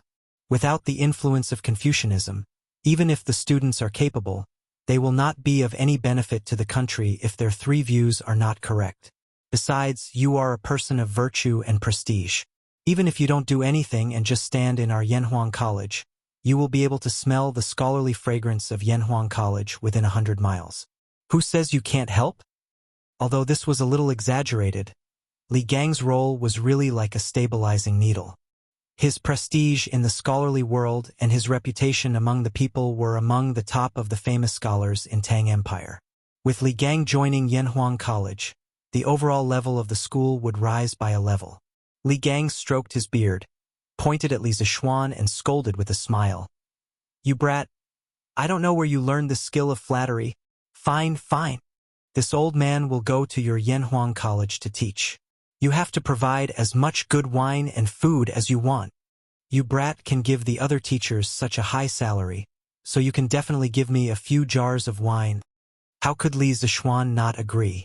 He hurriedly said, Old mister, don't worry. This is how it should be. This is how it should be. Li Gang nodded with extreme satisfaction. Then he thought for a while and said, coincidentally, this old man has a few close friends. They are quite knowledgeable, but they have already retired. Previously, you said in the newspaper, since they have retired from the world, why don't they come to Yanhuang College to teach a few disciples and watch them maneuver unhindered and leave a mark for generations to come? This old man agrees very much. This old man will invite them to come to Chong and some other day. You brat, come and meet them. If you think they are okay, you can also invite them to Yanhuang College. Li Zishuan waved his hand and said with a smile, since old Mr. thinks that they are knowledgeable, what other opinions do I have? If you think it's okay, as long as they are willing to come to Yanhuang College, this brat would be more than happy. I just don't know if there are any of your friends who are good at engineering, machinery, and machinery? Li Gang was startled. After a while, he nodded with a heavy expression and said, This old man does know someone who is very proficient in engineering, machinery, and machinery. However, We haven't contacted each other for many years. This old man will write a letter in a while and see if we can still contact each other. If there is a chance, I can recommend you." Li Zishuan's eyes lit up and he said excitedly, "Thank you for your trouble." He had been in Tang for so long, but the number of engineering talents he knew could be counted on one hand. Yanhuang College would be the #1 engineering college in Tang in the future. How could it not have a reserve of top talents? So today, Li Gang really solved his urgent problem. Li Gang hesitated and said, "But this person's identity is a bit special. Do you really want to meet?" Chapter 568. Li Zishuan. Come out. Li Zishuan, you're promoting engineering and deceiving the people. You're a disgrace to the saints. Come out and give us an explanation. That's right. Li Zishuan. Come out and give us an explanation. Yongla Lane, Li Residence Gate. After Jiang Cuihua led dozens of women to surround the Li residence. The gate of the Li residence was once again blocked after half a month. The people who were blocking the gate were a group of scholars led by Cui Yunhan. There were a total of 40 to 50 people. The status of the scholars was much higher than that of the women last time. Therefore, the commotion this time was even bigger. There were also more people watching the show. Many of the onlookers who had a good impression of the Li family could not help but worry for the Li family. This was because the scholars' mouths could turn black into white. If the Li family did not handle this matter properly, then the scholars would spread the news and the Li family's reputation would be ruined. Who are you? How dare you come to the Li residence to cause trouble? With such a big matter happening, there would naturally be servants to report to the inner court. Before the person in charge came, Pang Feiji had to stand up for a while. He pulled out the long knife at his waist and shouted coldly at the group of people in front of him. Some of the timid scholars were frightened by Pang Feiji's cold-faced Hades. However, Cui Yunhan had seen the world. He knew that Pang Feiji would not dare to make a move. Therefore, he pretended to be righteous. He took 2 steps forward and said loudly, "Riches and honor cannot be corrupted. Poverty cannot be moved. Might cannot be subdued. Today we are here to demand an explanation from Li Zishuan. Why would we be afraid of a small guard like you? If you have the guts, then chop your knife down on my head." These righteous words immediately boosted the morale of the group of scholars. Many scholars loudly cheered, "That's right. We can't submit to force. We are here to seek an explanation. Why would we be afraid of a little guard like you? Hurry up and ask Li Zishuan, the cultured scum, to come out. That's right. Either get Li Zishuan to come out, or bring your knife down on our heads. Let's see if you still dare to commit murder in broad daylight." Facing this group of aggressive scholars, Brother Chicken couldn't help but frown. He didn't expect that not only did his threats fail to frighten the other party, it instead made them even more arrogant. He glared fiercely at Cui Yunhan, the scholar who was leading the troublemakers, and said loudly, "Humph! My Lord Ju is not at home now. All of you are causing trouble in broad daylight. If you do not leave quickly, I can only let the people from Wuho government come and capture all of you." Cui Yunhan did not back down and retorted, "Gathering people to cause trouble? Which eye of yours saw us gathering to cause trouble? We are only here to reason with Li Zishuan. This is a matter between us scholars. You have no right to interrupt. Get out of the way. Tell Li Zishuan to come out. I don't believe that he's not at home. That's right. This is a matter between us scholars. Why are you interrupting? That's right. Tell Li Zishuan to come out. What's the point of hiding at home like a coward? The more they caused, the fiercer they became. The more they spoke, the more they wanted a mile. They all pressed forward, wanting to crash into the Li family's main door. Brother Chicken was both angry and shocked. He shouted loudly, "All of you stop! Stop them! Whoever dares to go forward, chase them away with sticks." The Li family's guards at the side all agreed. Whenever they saw a scholar who dared to cross the line, they would mercilessly hit them with sticks. They didn't dare to hit their vital parts. They only hit their buttocks and thighs. In a moment they were crying out in pain. "Li family! Li Jingma! Madame Li and Han Yushi were shocked when they received the news. Madame Li asked, "Where's Shinner?" With such a big matter happening, only Li Zixuan, this cultured person, could handle it well in the entire Li family. Cui Yunhan was right about one thing. Today's matter was between scholars. It was useless for others to step forward. Only Li Zixuan could do it personally. Besides, they couldn't let Han Yushi, this woman, go out to solve the conflict.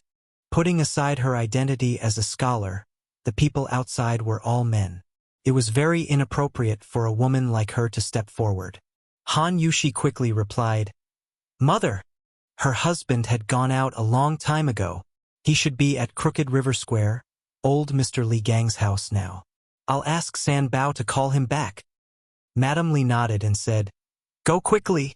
Ask Shinner to come back quickly. Let Pang Sigi help out outside for a while." Han Yushi nodded and called San Bao over. She gave a few instructions, and San Bao sneaked out from the back door. Li Jingma shouted from behind, "San Bao, ride my horse. Hurry up. Io, you bunch of unruly slaves. How dare you commit violence in public? Just wait to go to jail. Everyone, they don't dare to really hit us. Let's rush in and find Li Zixuan." Yes, rush in and find Li Zixuan. This refined scum, coward. Those scholars who suffered physical pain in front of the Li family's residence were incomparably furious. They couldn't help but curse. Cui Yunhan, on the other hand, was calmer. He kept fanning the flames from the back. When the scholars heard that, they felt that it was reasonable. They started to press forward with the sticks of the Li family's guards. When Brother Ji saw this, he was so anxious that he was sweating profusely. If these people barged in and offended the women in the residence, then he would really die 1,000 deaths. But if these scholars in front of him were to really hit them, he definitely couldn't hit them. If he really hit them, he might even cause trouble for Li Zixuan. He really didn't dare to act on his own accord, so at this moment, Brother Ji really didn't know what to do. "Humph! Are you the ones who want to see me?" At this moment, many of the scholars who were causing trouble felt a bump on their shoulders. Then, they felt a gust of wind brushing past their ears. Then, they saw a man who was dressed like jade and had a dignified appearance. He stared at them and snorted coldly. "Li Zixuan?" Cui Yunhan's eyes flickered slightly. Then, he pretended to be calm and said, "Li Zixuan, you finally dare to come out."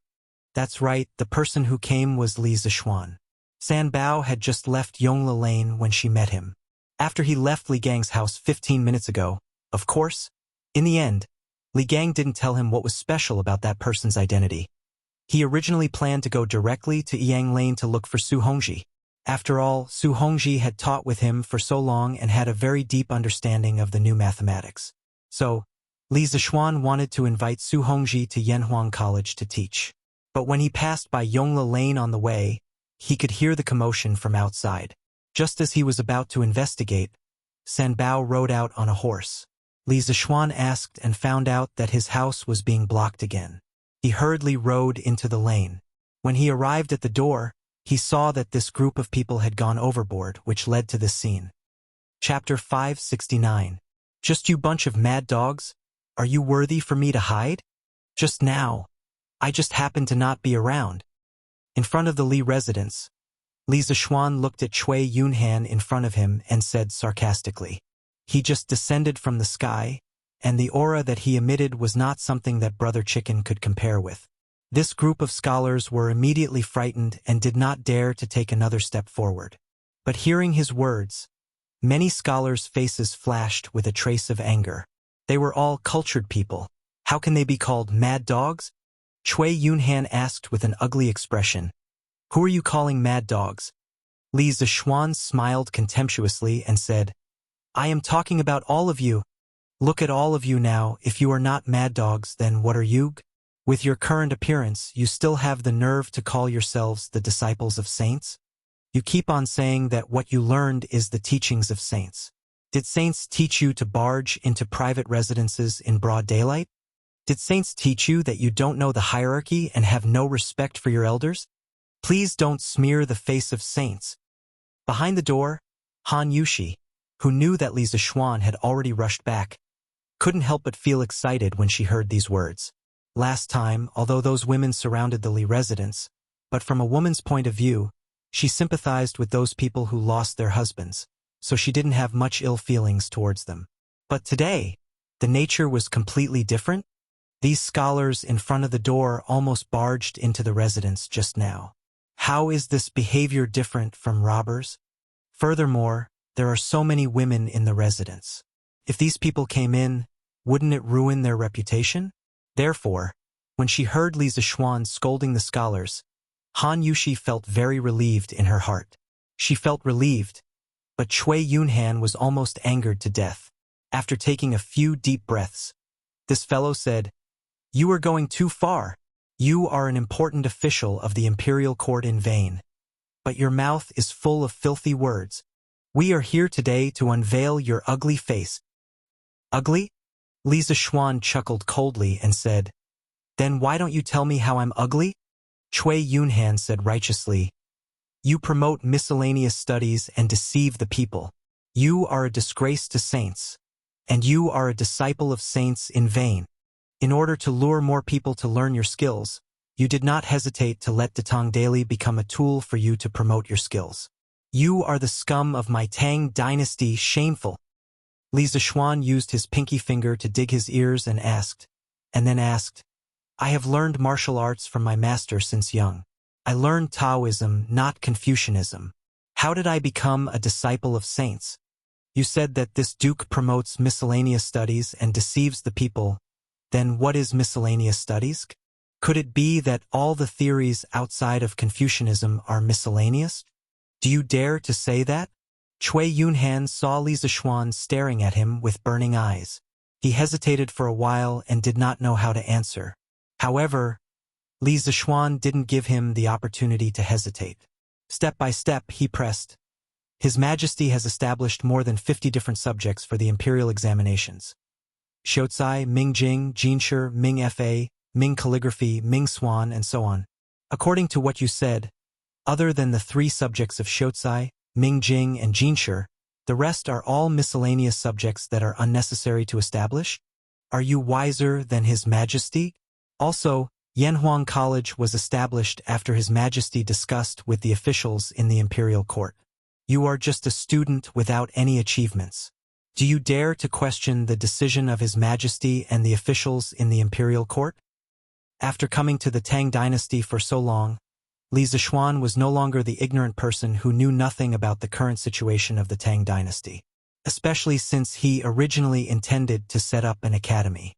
As the principal of a school, of course he would specially do some research on the imperial examination system of this era. The more he understood, the more confident he was. This was because he realized that the cultural environment in the early Tang dynasty was really relaxed. There was no situation where only Confucianism could survive and other skills were all miscellaneous studies. This could be seen from Li Erding's imperial examination system. There were more than 50 types of subjects, which could be said to cover all fields of knowledge. Hearing this, Cui Yunhan's face turned green and white. Even if he was given 10 guts, he would not dare to say anything bad about Li Erjin and the officials in the imperial court. If he really said that, no one could save him. The rest of the scholars who had come to cause trouble were also speechless. They were no longer as arrogant as before. They didn't have pig brains. How would they dare to accept such a sensitive topic? In the end, Cui Yunhan was not willing to admit defeat. He gritted his teeth and argued, "Even if what you said is reasonable, it does not change the fact that you used Datang Daily to promote your skills and deceive the people. Humph. All the news in the Tang Dynasty Daily is based on facts. How can you say that it's false?" Cui Yunhan said, "You said that skills can allow one to travel 1,000 miles in a day and that skills can allow one to fly above the 9 heavens. Isn't this promotion? Isn't this purposely exaggerating the facts? Let me ask you, who in the world has seen something that can allow one to travel 1,000 miles in a day or fly above the 9 heavens?" The rest of the scholars' eyes lit up. They felt that they had found something to criticize. Hence, they all excitedly shouted, "That's right! How can there be such a tool in the world? You must be bragging. That's right, that's right. You are purposely making up lies to deceive the people. Li Zishuan crossed his arms and looked at Cui Yunhan and the rest as if they were idiots. He said contemptuously, "What a bunch of retards! Just because you haven't seen it before, does it mean that it doesn't exist in the world? Without investigation, you have no right to speak. Within 3 years, you will definitely see that kind of tool that can travel 1,000 miles in a day. Furthermore, it was made by my Yanhuang College. As for that flying tool that can carry people, have you not heard of it? Half a month ago, I destroyed the Snake Spirit Mountain by myself. I sat on that kind of tool and flew up. Have you guys not heard of it?" Cui Yunhan was shocked. After such a long time, he had almost forgotten about it. However, after thinking about it, he said with relief, "That flying tool is just your side of the story. If you really have that kind of thing, why would you hide it from others? There must be something fishy." After saying that, Cui Yunhan felt that his analysis was very reasonable. In his opinion, if anyone had such a heaven-defying tool, they would definitely show it off everywhere. However, Li Zishuan had not done anything for such a long time. There must be something fishy about it. Perhaps the rumor that Li Zishuan flew up the Snake Spirit Mountain was fabricated. Li Zishuan was so angry that he was amused. He sneered and said, "Ha! Do you think that everyone is like you? Once you have something good, you must let the whole world know about it? If you keep a low profile, you will think that others are lying? I have to say, you are really an idiot." Chapter 570. In the Ganlu Palace, Li Er was quietly flipping through the memorials. Perhaps the contents of the memorials made him unhappy. He frowned and looked very serious. Although it was a rest day and there was no need for morning court, Li Er, as the ruler of a country, would not give himself a day off like the other courtiers. He still had to read through the backlog of memorials. It was really tough. "Your Majesty, there is a group of students from the Hongwen Institute causing a ruckus in front of Li Zhansher's house. There are many people gathered in Yongla Lane now." Zhao Song walked in from outside the hall. Initially, he saw that Li Er was concentrating on reviewing the memorials and did not dare to disturb him. He did not expect Li Er to suddenly raise his head as though he had sensed his arrival. Li Er frowned and said, "Why are there people surrounding his house again?" Zhao Song cupped his hands and said, "Your Majesty, it is said that the group of students felt that Li Zhansher was promoting engineering in the newspaper and deceiving the people. They wanted to argue with Li Zhansher face to face. At first, Li Zhansher was not at home and the group of students wanted to barge into the Li residence. Fortunately, Li Zhansher rushed back in time. Li Er heard this and his eyes flashed fiercely. He said angrily, "How dare you? There are people who dare to barge into the residence of an important courtier in broad daylight. Do these people still have the imperial court in their eyes? Do they still have me? Send a decree immediately and let Dugu Xian lead the imperial army to chase them away. Those who are unwilling to leave, arrest them all. All right, bring the student who started the ruckus to the Supreme Court for interrogation. If he has ulterior motives, expel him from the school and never enroll him again." Zhao Song could not help but be stunned. He did not expect that Li Er would be so angry and give such a heavy punishment for an ordinary ruckus. It was really illogical. Although that was what he thought, Zhao Song did not dare to ask. He bowed and said, "Yes, Your Majesty." Then, he prepared to go out and make the arrangements. Li Er suddenly asked, "How is the Supreme Court's interrogation of Jiang Cuihua from last time? Did they find out the mastermind?" Zhao Song stopped in his tracks and thought for a while. He cupped his hands and said, "Your Majesty, according to Jiang Cuihua, she was indeed instructed by someone. However, she did not see the person's face. Judging from the voice, it should be a young man around 20 years old." "A young man in his 20s? Li Er furrowed his brows and ordered thoughtfully, "Let the people from the Supreme Court interrogate the student who led the trouble today. See if he has any connection with the previous incident." Zhao Song had an idea. He bowed and said, "Yes." Li Er waved his hand and Zhao Song retreated. Then he leaned against the dragon throne and closed his eyes in deep thought. He was indeed very angry just now, especially when he heard the words advocating engineering and deceiving the people. He was so angry that he wanted to arrest everyone who was causing trouble in the Li family. After experiencing the annihilation of the Snake Spirit Mountain, Li Er realized that Li Zishuan was far more important than he had imagined. The celestial lamp and gunpowder. These two things seemed to have opened the door to a new world for him. For the first time, he realized that engineering could not only play a role in the people's livelihood, education, and production, but it could also play an even bigger role in the military. Li Er had never been so eager for Li Zishuan to quickly build Yanhuang College and train a group of engineers. When that time came, Goguryeo and the Northern Turks would be like thin paper in front of the armed Tang Empire. At that time, he, Li Shimin, would achieve a hegemony that even Qin Huang and Han Wu could not achieve. Such a beautiful vision. Just thinking about it made one's blood boil. And now, there was actually someone who used engineering as an unorthodox theory to talk about it, and even made Li Zishuan's whole family restless. How could Li Er tolerate such a pig teammate? Bring today's Datang daily for me to see. After a while, Li Er opened his eyes and ordered the servants in the hall. Yes. Stupid C***NT? In front of Li Zishuan's residence, Cui Yunhan was stunned. Of course, he did not know what stupid C***NT meant, but his intuition told him that this word definitely meant something bad. Didn't you see Li Zishuan's mocking face? Cui Yunhan, who had always been pampered, had never suffered such humiliation. His face turned red and he said angrily, You actually scolded me again? Li Zishuan curled his lips and said, Scolded you? So what if I scolded you? Scolding you is already considered light. You brat, you brought these people to my residence to cause trouble and even wanted to barge into my residence. I don't care who you are, but today's matter will not end well. After saying that, he turned his head and said, Feiji, capture all these people.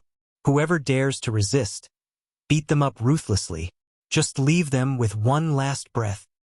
The actions of these scholars today had completely angered Li Zishuan.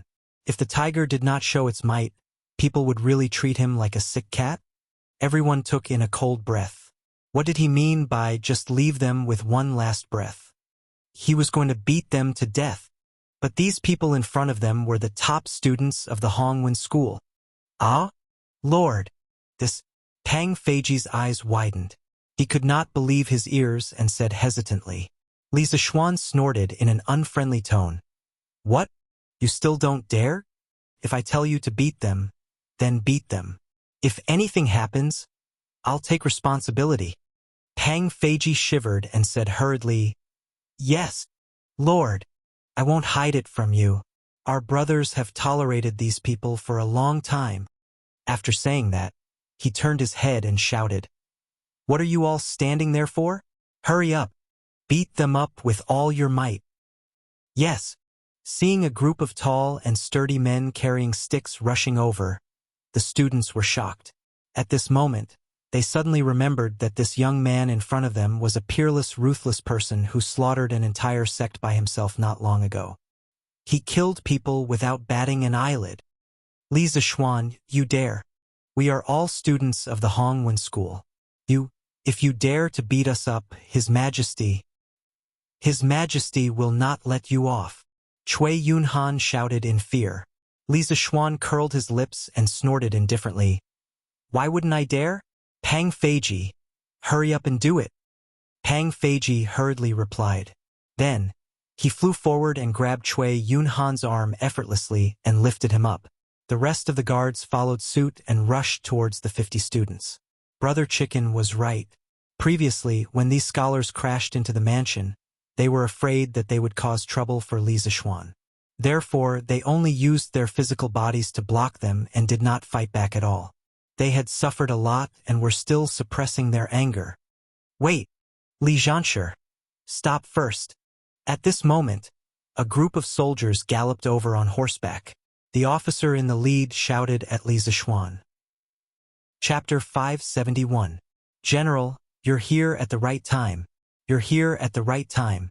This Li Zixuan instigated his servant to commit a crime in front of everyone. He has no respect for the law. Hurry up and arrest him. When Cui Yunhan saw the group of soldiers coming over, he couldn't help but be overjoyed.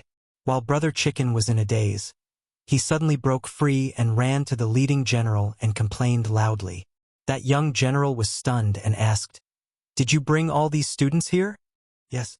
Cui Yunhan nodded subconsciously. Then, he felt that it was inappropriate to say that, so he changed his words. "No, they are. Arrest him and bring him away." The young general didn't listen to Cui Yunhan's explanation at all.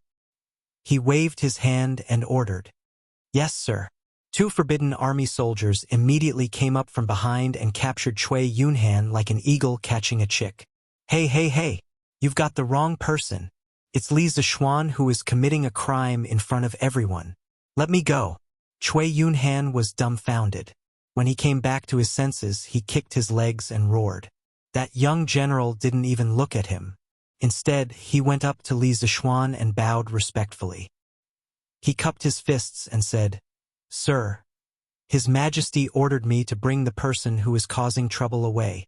Please make things easier for me." Li Zixuan laughed. "Haha, it's Jiping. Can I not make things easier for you since you're here? Bring him away." The young general was taken aback and said in surprise, "Lord Zhu actually still remembers this general. This general is extremely honored." Li Zixuan sighed and said, "How many of the soldiers around Dugu Xian don't I know? Speaking of which, why didn't he come personally?" The young general's name was Sun Jiping. He was a soldier in the Forbidden Army. He also participated in the attack on Snake Spirit Mountain. Li Zixuan had a good memory and vaguely remembered that Dugu Xian called his name a few times. It was also because he had participated in that great battle that Sun Jiping's attitude towards Li Zixuan was so respectful. Although the man in front of him was young, he had annihilated a sect and avenged his fellow soldiers. He was worthy of Sun Jiping's lifelong respect. "Sir, General Dugu Xian took leave a few days ago. That's why I brought the soldiers here." When Li Zixuan gave the order, he only asked Dugu Xian to bring the soldiers over and forgot that Dugu Xian took leave. Zhao Song was too busy pondering the emperor's will and forgot about it. When he went to Baya and couldn't find Dugu Xian, he realized it. However, the situation was urgent, and it was too late for him to go back and ask for a new order. Of Dugu Xian's situation's mind, so he sent Sun Jiping. "Oh, I see. Then you go and do your work first." Although Li Zixuan was curious about why Dugu Xian took leave, he also knew that it wasn't the time to gossip. Didn't he see that a few scholars were preparing to sneak away?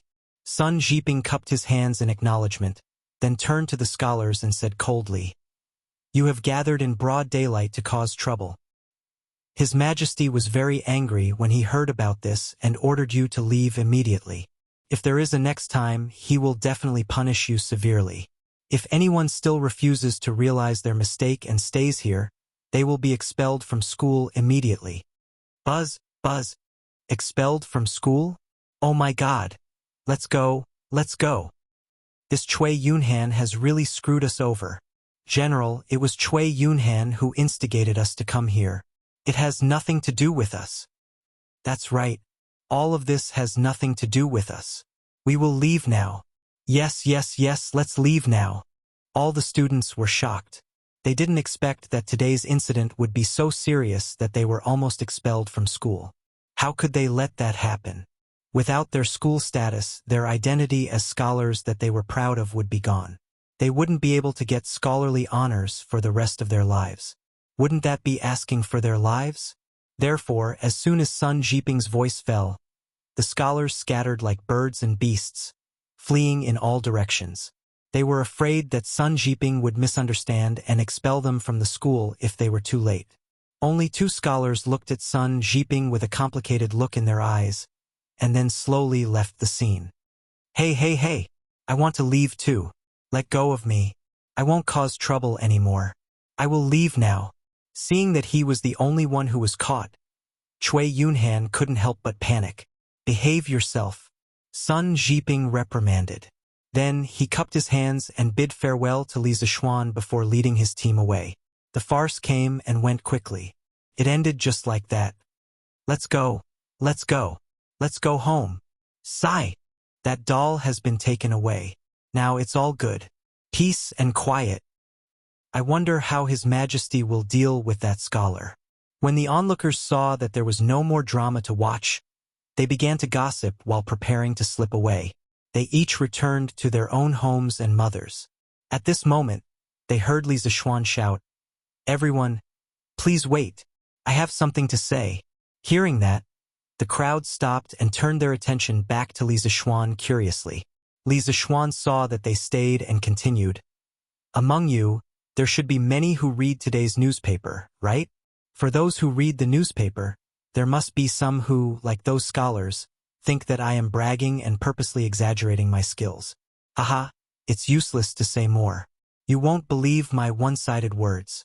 Now, I am making an agreement with all of you and the people of Chong, and tomorrow, yes, tomorrow night, you will witness a miracle. At that time, you will understand that what Datong Daily said today is all true." The reason why he said this to these people was that there were many students among them. This could be considered as a change of direction to advertise Yanhuang College and engineering. Secondly, he hoped to improve the ordinary people's impression of engineering. This would be beneficial for future enrollment. Tomorrow night? Lord Li, can you tell us what will happen tomorrow night? Yes. Lord Zhu, can you tell us in advance? Everyone saw Li Zixuan's current amiable appearance and was no longer as ferocious as before, so they all asked curiously, "Haha, tomorrow night you will know. Everyone, you can leave now." Li Zixuan smiled and didn't give them an answer. Instead, he turned around and went back into the mansion. The crowd sighed in disappointment and left in groups of 3 to 5. "Husband." In the courtyard, Han Yushi smiled sweetly and called out softly. Although the situation this time was more dangerous than the last time, her man was by her side, sheltering her from the wind and rain. This made her feel very happy. I have frightened my wife. Where are father and mother?" Li Zixuan squeezed his wife's hand, comforted her softly, and then asked. Han Yushi said softly, "Father and mother are in the front hall. Husband, go and take a look." Li Zixuan nodded and pulled Han Yushi to the front hall. Chapter 572. Monthly Pass +1. Li Jingma and Madame Li were also shocked by the commotion outside. Li Zixuan talked to the two elders in the room for a while before he walked out. He called Brother Ji to the west courtyard and asked, "Feiji, how's the interrogation of Jiang Zuihua from last time going? Why is it that, after so long, they still haven't found the mastermind?" Tang Feiji replied, "Lord Zhu, I've asked the people in the Supreme Court about this. According to Jiang Zuihua, someone gave her 100 strings of cash and asked her to instigate those women who had lost their husbands to come here and cause trouble. However, the person who instigated her was wearing a bamboo hat and didn't show up, so she didn't know who that person was. She only knew that it was a man around 20 years old." Li Zixuan snorted coldly and said, "Still hiding your head but showing your tail? No matter where you hide, I'll find you. Feiji, if anyone dares to block my door in the future, you don't have to worry about anything. If you should chase them away, chase them away. If you can't chase them away, beat them to death. If anything happens, I'll take responsibility. If I can't even take care of my own family, what's the point of being a Lord Zhu?" Tang Feiji shrunk his neck. Li Zixuan looked like he was really angry. He could only salute and agree. "I understand. Don't worry, Lord Zhu. In the future, no one will be a threat to the people in the mansion." Li Zixuan replied with an N and let Brother Ji do his work. He went to inform Han Yushi and then went to Chongren Lane to look for Su Hongji. Su Hongji had been partners with Li Zixuan for a few months, and he had a very good relationship with Li Zixuan. After Su Hongji figured out Li Zixuan's intentions, he immediately agreed to Li Zixuan's request. He even urged Li Zixuan to quickly write the next volume of mathematics textbooks for him. He wanted to learn in advance. Li Zixuan naturally agreed. After coming out of Su Hongji's house, Li Zixuan looked at the time and went straight home.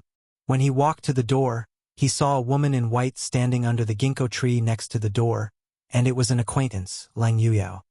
"Miss Lung, since you're already here, why don't you come in and have a seat?" Li Zixuan stepped forward and greeted him.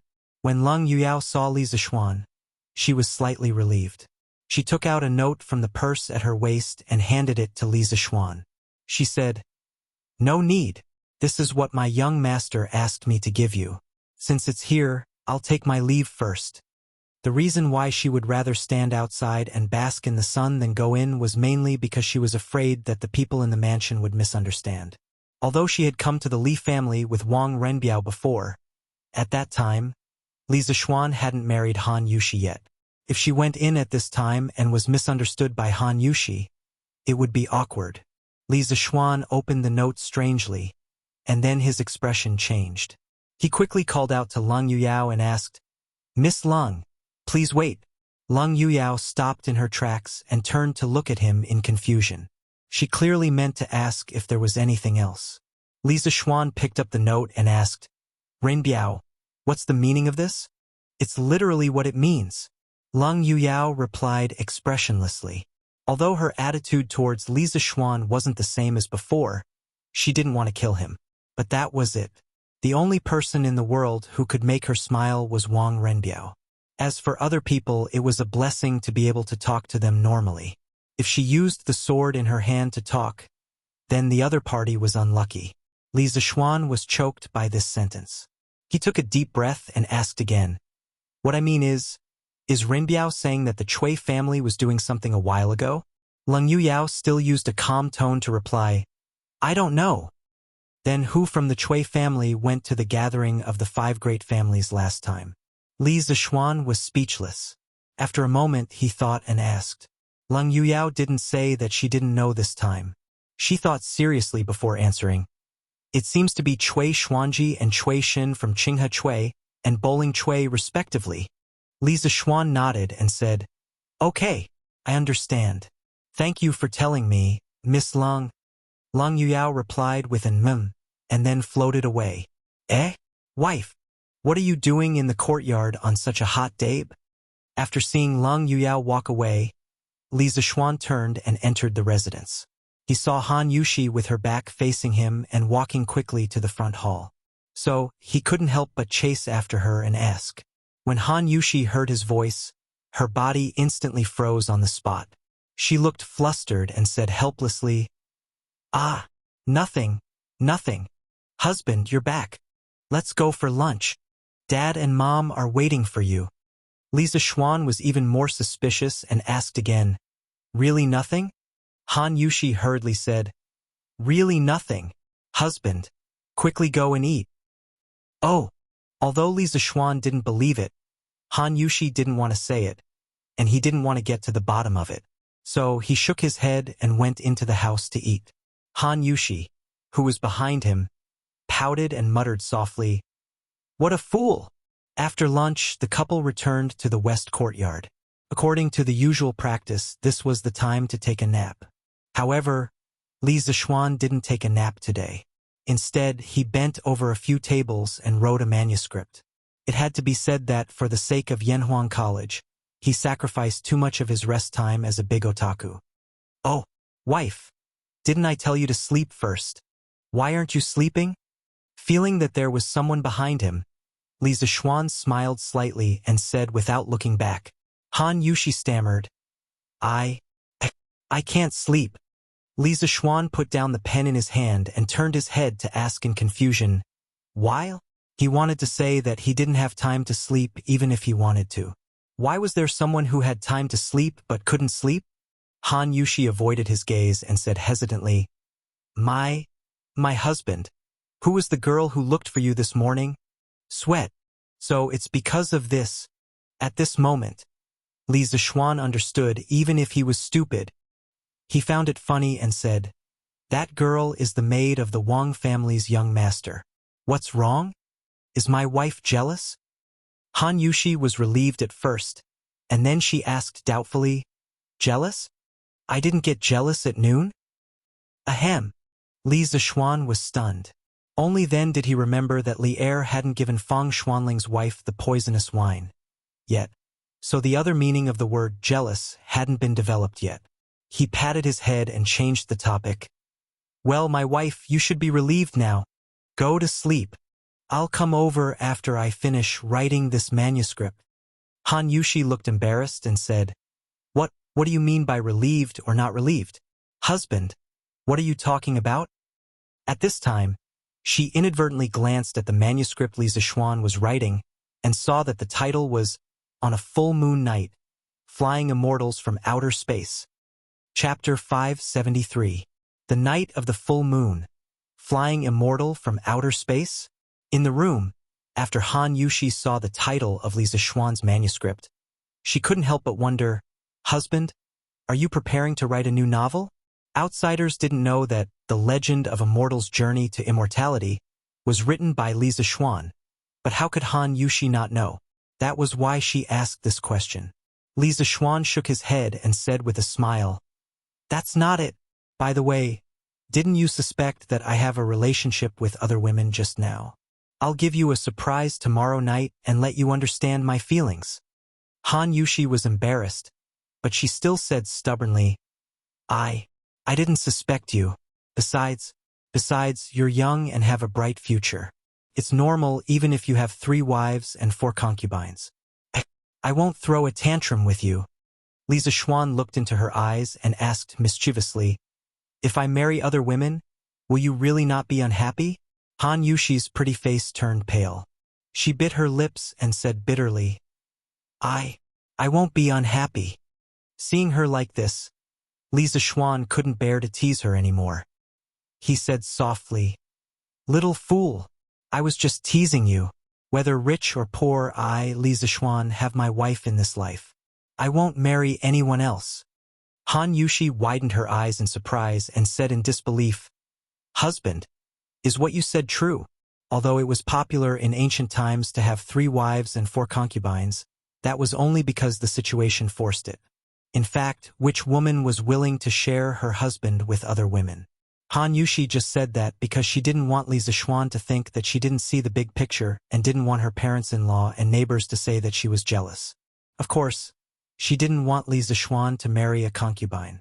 Looking at Han Yushi's cute appearance with her eyes wide open, Li Zixuan couldn't help but lightly touch her pure white forehead with his lips, and then said with a smile, Of course it's true. When have I ever lied to you? That day when we bowed to heaven and earth, I said that I wanted to be a celestial couple with my wife that everyone in the world would envy. Haha. Let's start tomorrow night. What? Haha. You'll understand tomorrow night.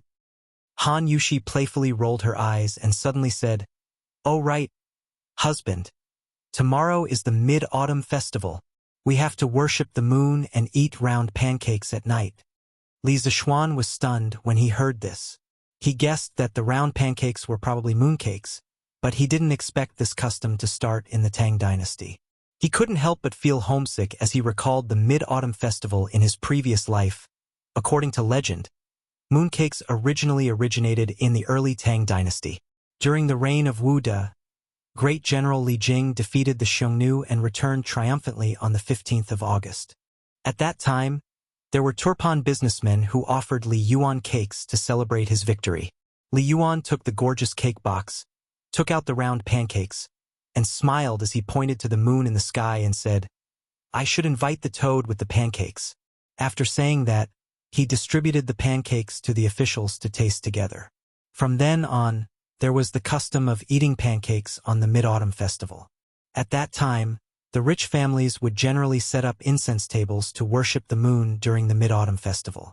Round pancakes, watermelons, apples, grapes, and other offerings were all available.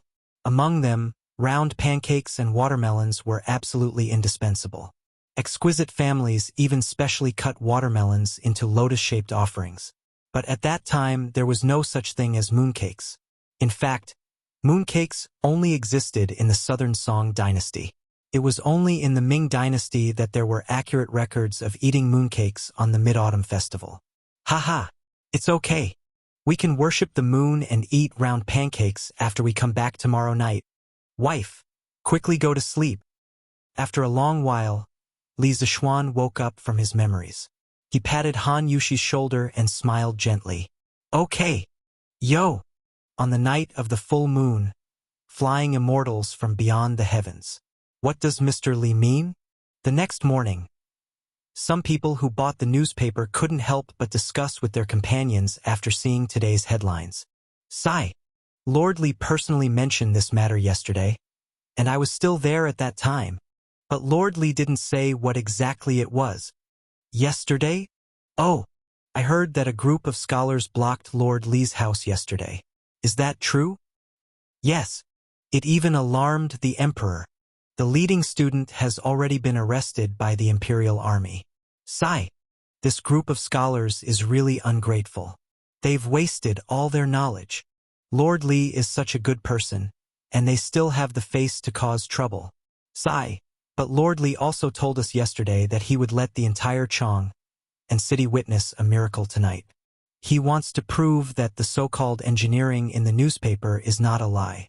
Heh. Then there's a lot to see tonight. It's the Mid-Autumn Festival, and we can watch the fun. Haha. That's right. That's right. At this moment, hundreds of thousands of people in Chong, and were silently looking forward to the arrival of night. Imperial City, Changle Palace. Wow! Is Brother Xiao Xian going to show everyone the fairy lamp? I'm so looking forward to it. Changle leaned against the couch, holding the newspaper in her hand. After reading the headlines, an extremely bright smile immediately flashed on her exquisite little face. Her watery eyes were filled with longing. Ordinary people didn't know about the fairy lamp, but as the princess of the Tang dynasty, Changle naturally knew about it long ago. As smart as she was, she almost instantly thought of what Li Zixuan was going to do at night from the words, "On the night of the full moon, flying immortals." She couldn't help but feel envious. If Changle can go up to the fairy lamp once, then even if I immediately die of illness, I won't complain. But tonight is the Mid-Autumn Festival. I have to accompany father and mother for dinner. I can't leave the palace. Changle held her small face and was in a daze. After a moment, she muttered to herself. South of Chong and City, Dunhua Square, East County Duke's Mansion. Eldest uncle, hurry up and save Yunhan. A fat, middle-aged man with an oily face hurriedly ran to the backyard and shouted anxiously at Cui Junchuo, who was resting with her eyes closed in the courtyard. Cui Junchuo opened her eyes with extreme dissatisfaction and scolded in a muffled voice. What are you shouting for? Look at yourself. Do you still look like a father? The middle-aged man cried and said, Eldest uncle, something happened to Yunhan. How can I continue to be calm? Hurry up and think of a way to save Yunhan. It turned out that this person was Cui Yunhan's biological father, Cui Simo. His father, Cui Junsu, was Cui Junchuo's brother. However, in the Cui family of Cui Yenmu, the title of nobility was passed down to Cui Junchuo. Therefore, now that something happened to Cui Yunhan, Cui Simo didn't go to Cui Junsu for help. Instead, he came to Cui Junchuo for help. After all, in the current Cui family of Qinghe, Cui Junchuo's title was the highest. Cui Junchuo was stunned. Then, she asked with an ugly expression, What happened to Yunhan? Shouldn't he be in the Hongwen Museum? Chapter 574. At night, the moon was bright and the stars were sparse. When night fell, an extremely bright moon slowly rose from the horizon. In this era where there were no street lamps, neon lights, or LED advertising screens, this bright moon was extremely eye-catching at night. The term Mid-Autumn Festival was first recorded in the Rites of Zhou. The Book of Rites, Moon Order said, The mid-autumn moon nourishes the old and nourishes the old. The custom of the Mid-Autumn Festival was to worship the moon at the beginning. The Book of Rites recorded, the Emperor's spring morning sun, and the autumn moon. The autumn moon was to worship the moon.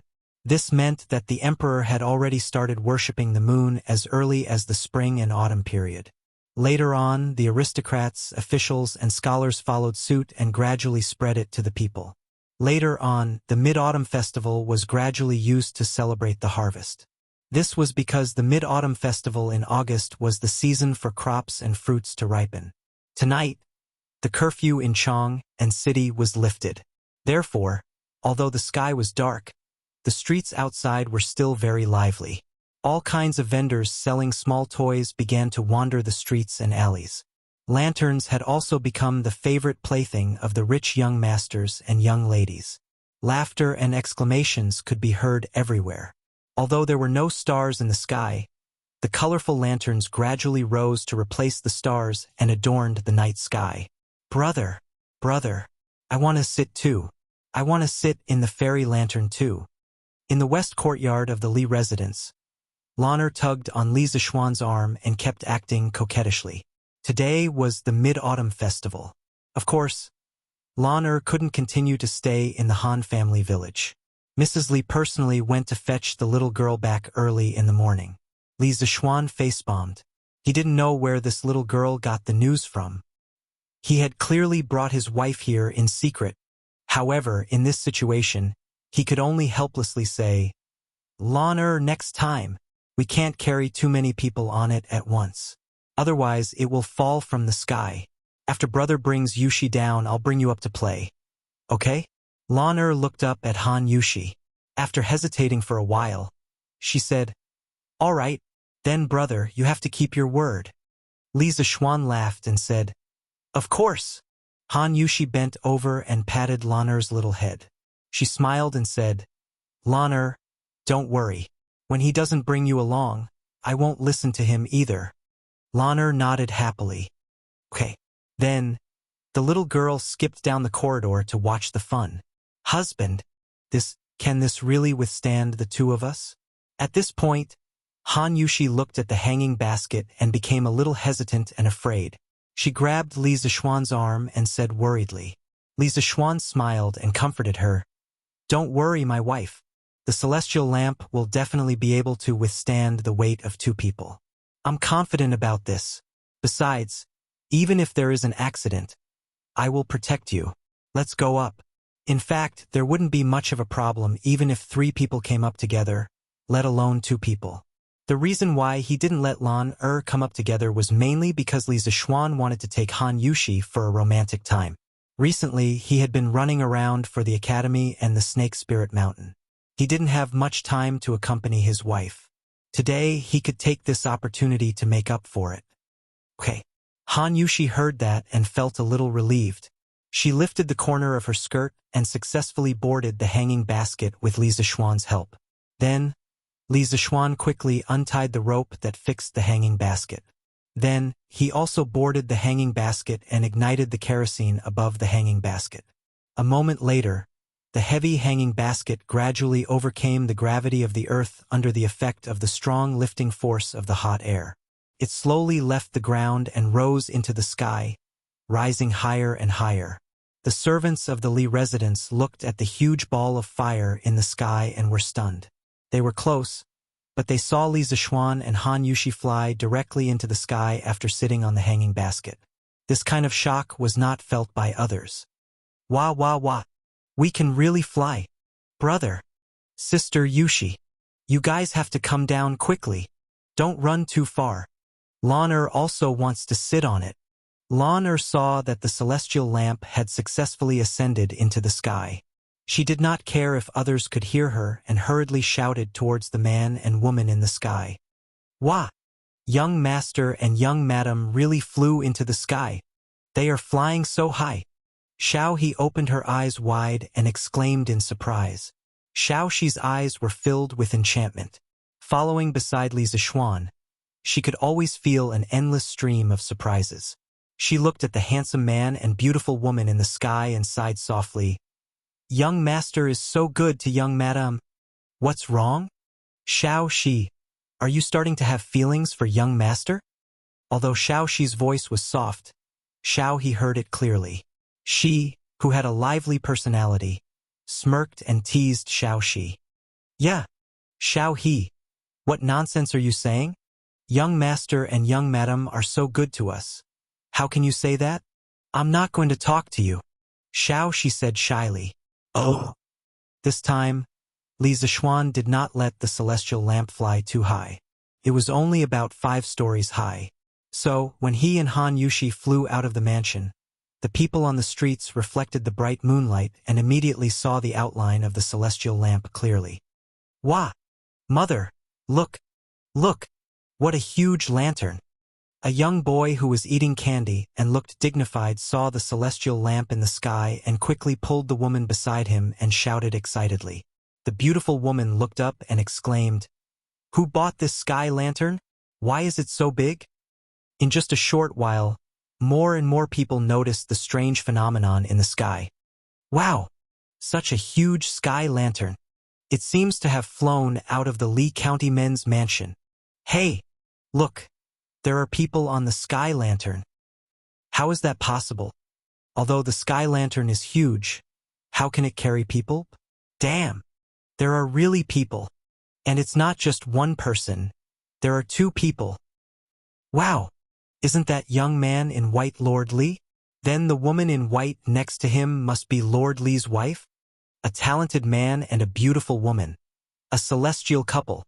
Countless people exclaimed at the celestial lamp under the moonlight.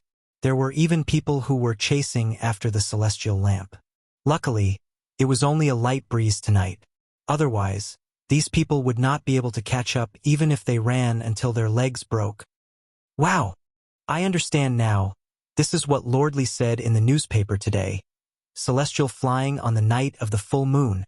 Lord Lee wasn't lying when he said that engineering could make people fly. Oh, so that's it. Then what kind of engineering is this? It's really amazing. TSK. Compared to engineering, Lord Lee's celestial couple is the one that is really enviable. Chapter 575. Monthly ticket +2. Wow! Hubby, we're really flying. In the sky, Han Yushi was 100 times more excited than the onlookers below. She looked at the buildings that were getting smaller and smaller below and felt very fresh. She had never been able to look at the magnificent Chang'an city from such a high position. She had also never been able to be with the person she loved so quietly and undisturbed. She was really satisfied. Li Zixuan smiled and lazily hugged Han Yushi's slender waist. He said, "Yes, we're flying. Only in the sky can we not be bound by any imperial power and secular etiquette. We can do whatever we want. There's only the two of us. Do you like it, my wife?" Han Yushi quickly nodded and replied, Yes, I like it very much. Thank you, hubby, for being so good to me." Haha, my wife. I'll take you to Chang'an City tonight. Let them envy us. This immortal couple. His wife was really easy to satisfy, but Li Zixuan felt that it was not enough. He pointed to the other markets below and said with a smile. Han Yushi blinked and was very tempted. But in the end, she shook her head and said, "Let's not. Lan is still waiting for us below. We'll just stay up there for a while and then go down." Li Zixuan laughed and said, "Haha, that little girl still has other friends to play with. Don't worry, my wife. If she doesn't see us in a while, she'll definitely go out and play with others. It's rare that the curfew in Chang'an City is lifted tonight. Let me accompany you. Tonight, millions of people will be envious of us." When Han Yushi heard that, she could no longer refuse. She said sweetly in her heart, "Yes," but then she seemed to think of something and looked up. "But hubby, the wind is blowing from the south now. Our fairy lantern can only float to the north. How can we tour Chang'an City?" Li Zixuan chuckled and said smugly, "Heh, wife, watch carefully. Watch my 18 dragon-subduing palms. Oh, quick, look, quick, look. There's a huge lantern in the sky." Li Zixuan was right. It was rare that there was no curfew in Chang'an tonight, so many people would not go to bed so early. Those who had money would go to the night market, while those who had no money would go to their homes to chat and beat their sons. All the markets were bustling. It was precisely because no one was sleeping and Li Zixuan was flying at a low altitude that the celestial lamp caused a huge commotion wherever it went. Wow, there are 2 more people up there. This should be the meaning of celestial flying on a full moon night, right? Sir Li really didn't lie. There seems to be another person dancing? Was Lord Ju's wife dancing for Lord Ju? They are so loving. But aren't they offending public decency by doing this in public? Tisk. If you have the ability, why don't you go up as well? You'll be offending public decency. Seriously. F***CK. No, no, no. That's not Madame Jew dancing, but Lord Jew boxing. What kind of F***king look are you guys looking at? Oh? Then Lord Jew is really good to Madame Jew. Oh. Ping Kong Fong. This was the most famous red light district in Chang'an City. It was commonly known as the Northern Li's famous flower district. In the Tang dynasty, there was no rule that officials were not allowed to visit prostitutes. As for the scholars who came to take the imperial examination, visiting their confidants at Ping Kong Fong was simply a semi-official activity. If anyone did not go, it would not be called chastity, but a country bumpkin. Therefore, in the past, although the doors of Ping Kong Fong were closed at night, the brothels in the square were still lit by red candles. There were dancing, couples coming and going, and singing in low voices. Tonight, there was no curfew in Chang'an, and Ping Kong Fong was even more lively. Many young people secretly came here to fool around in the name of going out to drink with their friends. Ping Kong Fong was full of traffic, and it seemed even more crowded. Master Hu, come in and play. Our Xiao Chui misses you very much. Baihua Building, the largest brothel in Ping Kong Fong. A middle-aged woman with heavy makeup pulled a fat man and laughed coquettishly. Hee, am I not here now? Mother Hua, quickly ask Xiao Chui to come over. Hey, I'll be here soon. Mother Hua, where's your family's courtesan, Miss Yen? Why don't I see her? At this moment, a young man in luxurious clothes walked over and asked with an unhappy expression. Mother Hua's expression froze, and she murmured, Young Master Nyo, Miss Yen, hasn't been feeling well these few days. Wow, what a huge lantern. Why are there so many people following down there? At this moment, Li Zixuan's fairy lantern happened to pass by Ping Kong Fong. This huge fairy lantern shook everyone's heart. Mother Hua, that's Lord Li and his wife. They came from Yongla Lane, and they should be touring Chang'an City. I heard it from those people just now.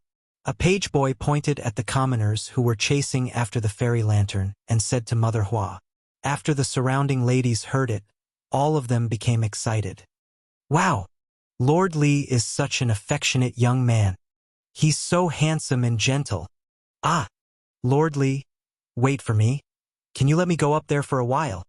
A girl in a pink dress suddenly screamed and chased after the people from before. Ah! You slut! Lord Li is mine. The power of role models was endless. If there was one, there would be a second. In the blink of an eye, a group of ladies ignored Mother Hua's obstruction and chased after the fairy lantern. In one of the attics in 100 Flowers Tower, a lady in purple looked at the fairy lantern flying by outside the window and heard the crazy screams downstairs. She couldn't help but sigh. Miss Han is so lucky to be married to such a man. If there's someone who can treat me so well in this life, I, Fong Fian, would be willing to pay any price. Oh, husband, they all seem to like you? On the fairy lantern, Han Yushi looked at the ladies who were chasing after them crazily and couldn't help but smile at Li Zixuan.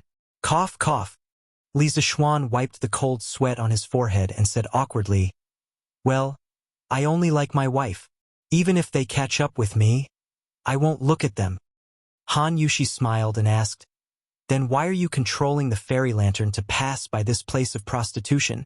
Li Zixuan, could he say that he was just curious? Chapter 576. In the West Court of the Imperial Palace. The people outside were celebrating the Mid-Autumn Festival. Of course, this place was also decorated with lanterns and colored banners. In an open space in the West Court, Li Er led a group of concubines and more than a dozen children to stand in front of the incense table and worship the statue of the moon goddess devoutly. There were mooncakes, watermelons, apples, red dates, plums, grapes, and other offerings on the incense table. The statue of the moon goddess was placed in the direction of the rising moon. The incense table and red candles were solemn. Looking at their posture, they should be praying to the moon. Speaking of praying to the moon, the story of Saltless praying to the moon had to be mentioned. It was said that the ugly girl of the ancient Qi state, Wuyan, prayed to the moon devoutly when she was young. When she grew up, she entered the palace with outstanding virtue, but was not favored. On the 15th of August, Wuyan was praying to the moon. King Xian of Qi happened to see Wuyan under the moonlight. He felt that she was beautiful and outstanding, so he made her his queen. That was how the tradition of praying to the moon came about. Chang'e of the moon was famous for her beauty. Therefore, the girl prayed to the moon and wished to be like Chang'e, with a face like the bright moon. The story of Saltless praying to the moon first appeared in the biography of the women written by Lu Xiong of the Western Han dynasty. Wuyan, also known as Zhong Wuyan, was shockingly ugly. She had a wide forehead, small eyes, a high nose, a big throat, a hunchback, and a thick neck. But in the end, Zhong Wuyan became a typical representative of the sea cannot be measured with a pint pot, and people cannot be judged by their appearance through her own efforts. May the Tang Empire be free of disasters and have good weather. Li Er looked at the bright moon in the sky and sighed faintly. There were less than 10 months left before the locust plague mentioned by Li Zishuan. He was somewhat uncertain. In the past few days, he had been concerned about the harvest of various places. He even personally went to the farms near Chang and several times. Could be said that he was worried sick. Your Majesty, don't worry. The Tang Empire is established according to the will of heaven and will be protected by heaven. Empress Zhongsun knew what her husband was worried about. She smiled and comforted him softly. Yes. Wow. Father, mother. Look. What is that? Changle, who was at the side, suddenly saw a ball of fire floating in the southern sky. He couldn't help exclaiming in shock. Li Er, Zhang Sun, Li Changqian, Li Tai, Li Ku, and the princess of Xiangqing all looked in the direction of Changle's finger. They saw an extremely bright flame floating in the sky far to the south. It seemed to be moving slowly.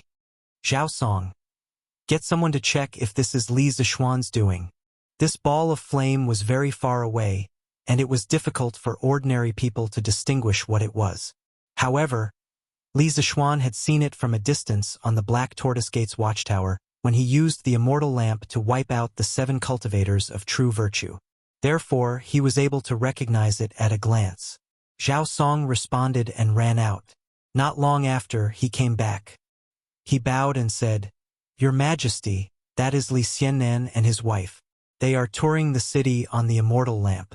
They are still some distance away from the imperial city, and it seems like they are about to turn around. Hearing this, Changle came to a realization. She looked at the fairy lamp in the distance and said with a mesmerized expression, So this is the fairy lamp. Brother Xiao Xian actually brought Sister Yushi up with him. They are really loving. Li Er's expression was a little ugly. He snorted and said, At least this kid knows his place. Get the guards at the city gates to keep an eye on him. If he dares to approach the imperial palace, shoot him down. Shoot him down? Everyone present was stunned. They were all thunderstruck by Li Er's words. Zhao Song wiped his sweat and said respectfully, Yes, Your Majesty. However, Li Xiannan shouldn't be so reckless. Li Er glanced at the immortal lamp in the sky and said unhappily, That better be the case. This was Li Zishuan. If it were someone else, he would have ordered the imperial guards to shoot down the immortal lamp. After Li Er said that, he pulled Empress Zhongsun, who was holding back her laughter, and walked to the back of the palace. He said to the concubines and children, Let's go to Lijiang Hall for the Mid-Autumn Festival. Everyone bowed and agreed. After Li Er walked away, Li Tai looked at the immortal lamp and said indignantly, Xiao Xian, this bastard, really forgets about friendship when he sees a girl. He told us that the immortal lamp is unstable, has a limited capacity, and can't control the direction. Now it seems like he was lying. This won't do. I'll settle the score with this kid tomorrow. Li Ku, who was following behind Li Er, looked back at the immortal lamp in the sky as he walked. He thought to himself, Is this engineering? Li Zishuan's engineering is so amazing. No wonder Qing Ke is so obsessed with engineering. Tunghua Square, Sun Residence. Sun Zifan, who was eating biscuits and admiring the moon in the courtyard, also saw the immortal lamp in the sky. Moreover, he was closer to the immortal lamp than Li Tai, so he could see the outline of the immortal lamp very clearly. When he found out that Li Zishuan and Han Yushi were still standing on it, his reaction was exactly the same as Li Tai's. Damn! Sir, you're too mean. That day, you told me that the immortal lamp is unstable. Why are you sitting on it today? I think this thing is quite stable. Damn! I've been cheated. I've been cheated.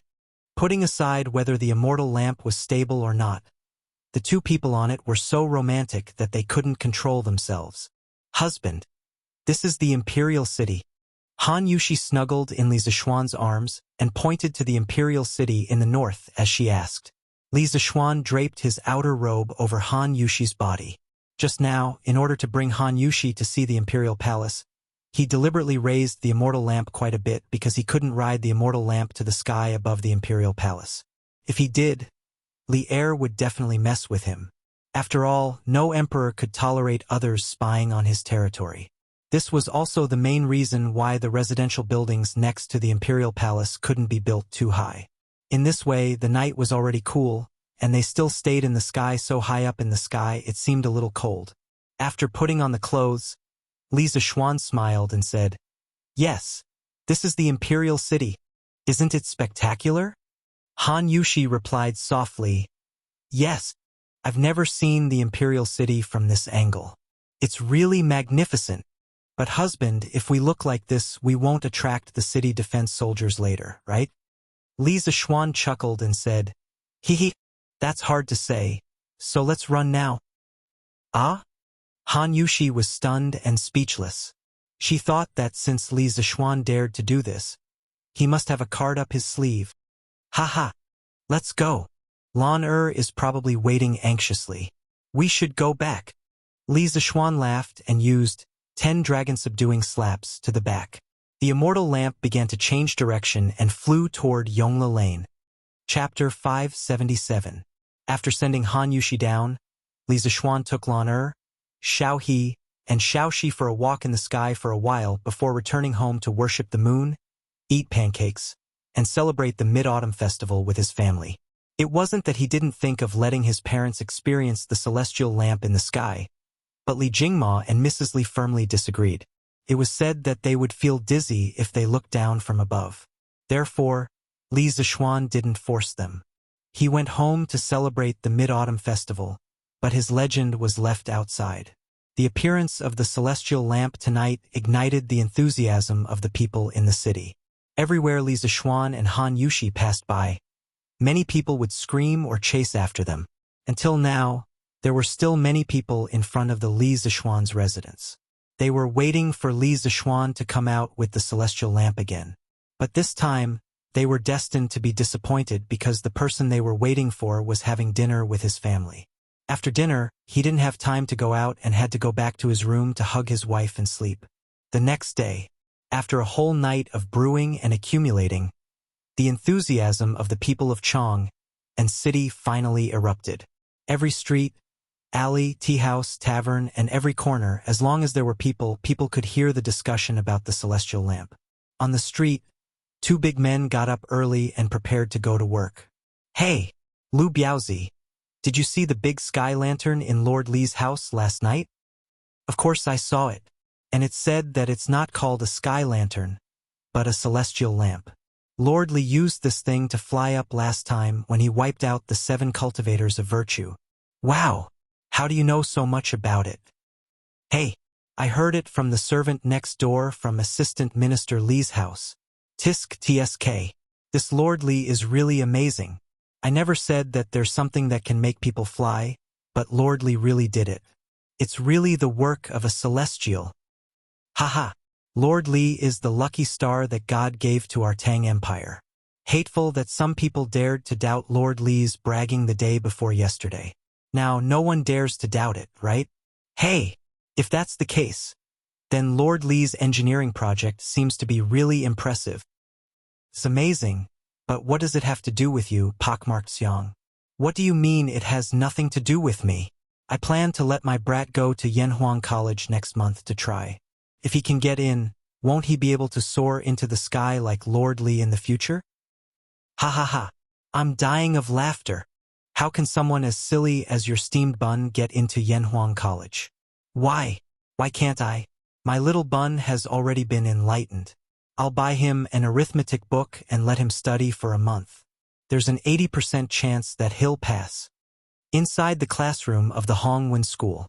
Although it was the start of the field break, many students who lived in Chang and still volunteered to stay in the school for supplementary lessons. This phenomenon was not only present in the Hongwen School, but also in the Imperial College, Chongwen School, and other places. In a certain classroom, the students took advantage of the fact that the teacher hadn't arrived yet to discuss the celestial lamp that carried people into the sky last night. Did you all see Li Xiannan riding the lantern and flying in the air last night? Of course I saw it. It was so exciting. I didn't expect Sir Li to really do what he said. With the power of a mortal, he flew in the sky.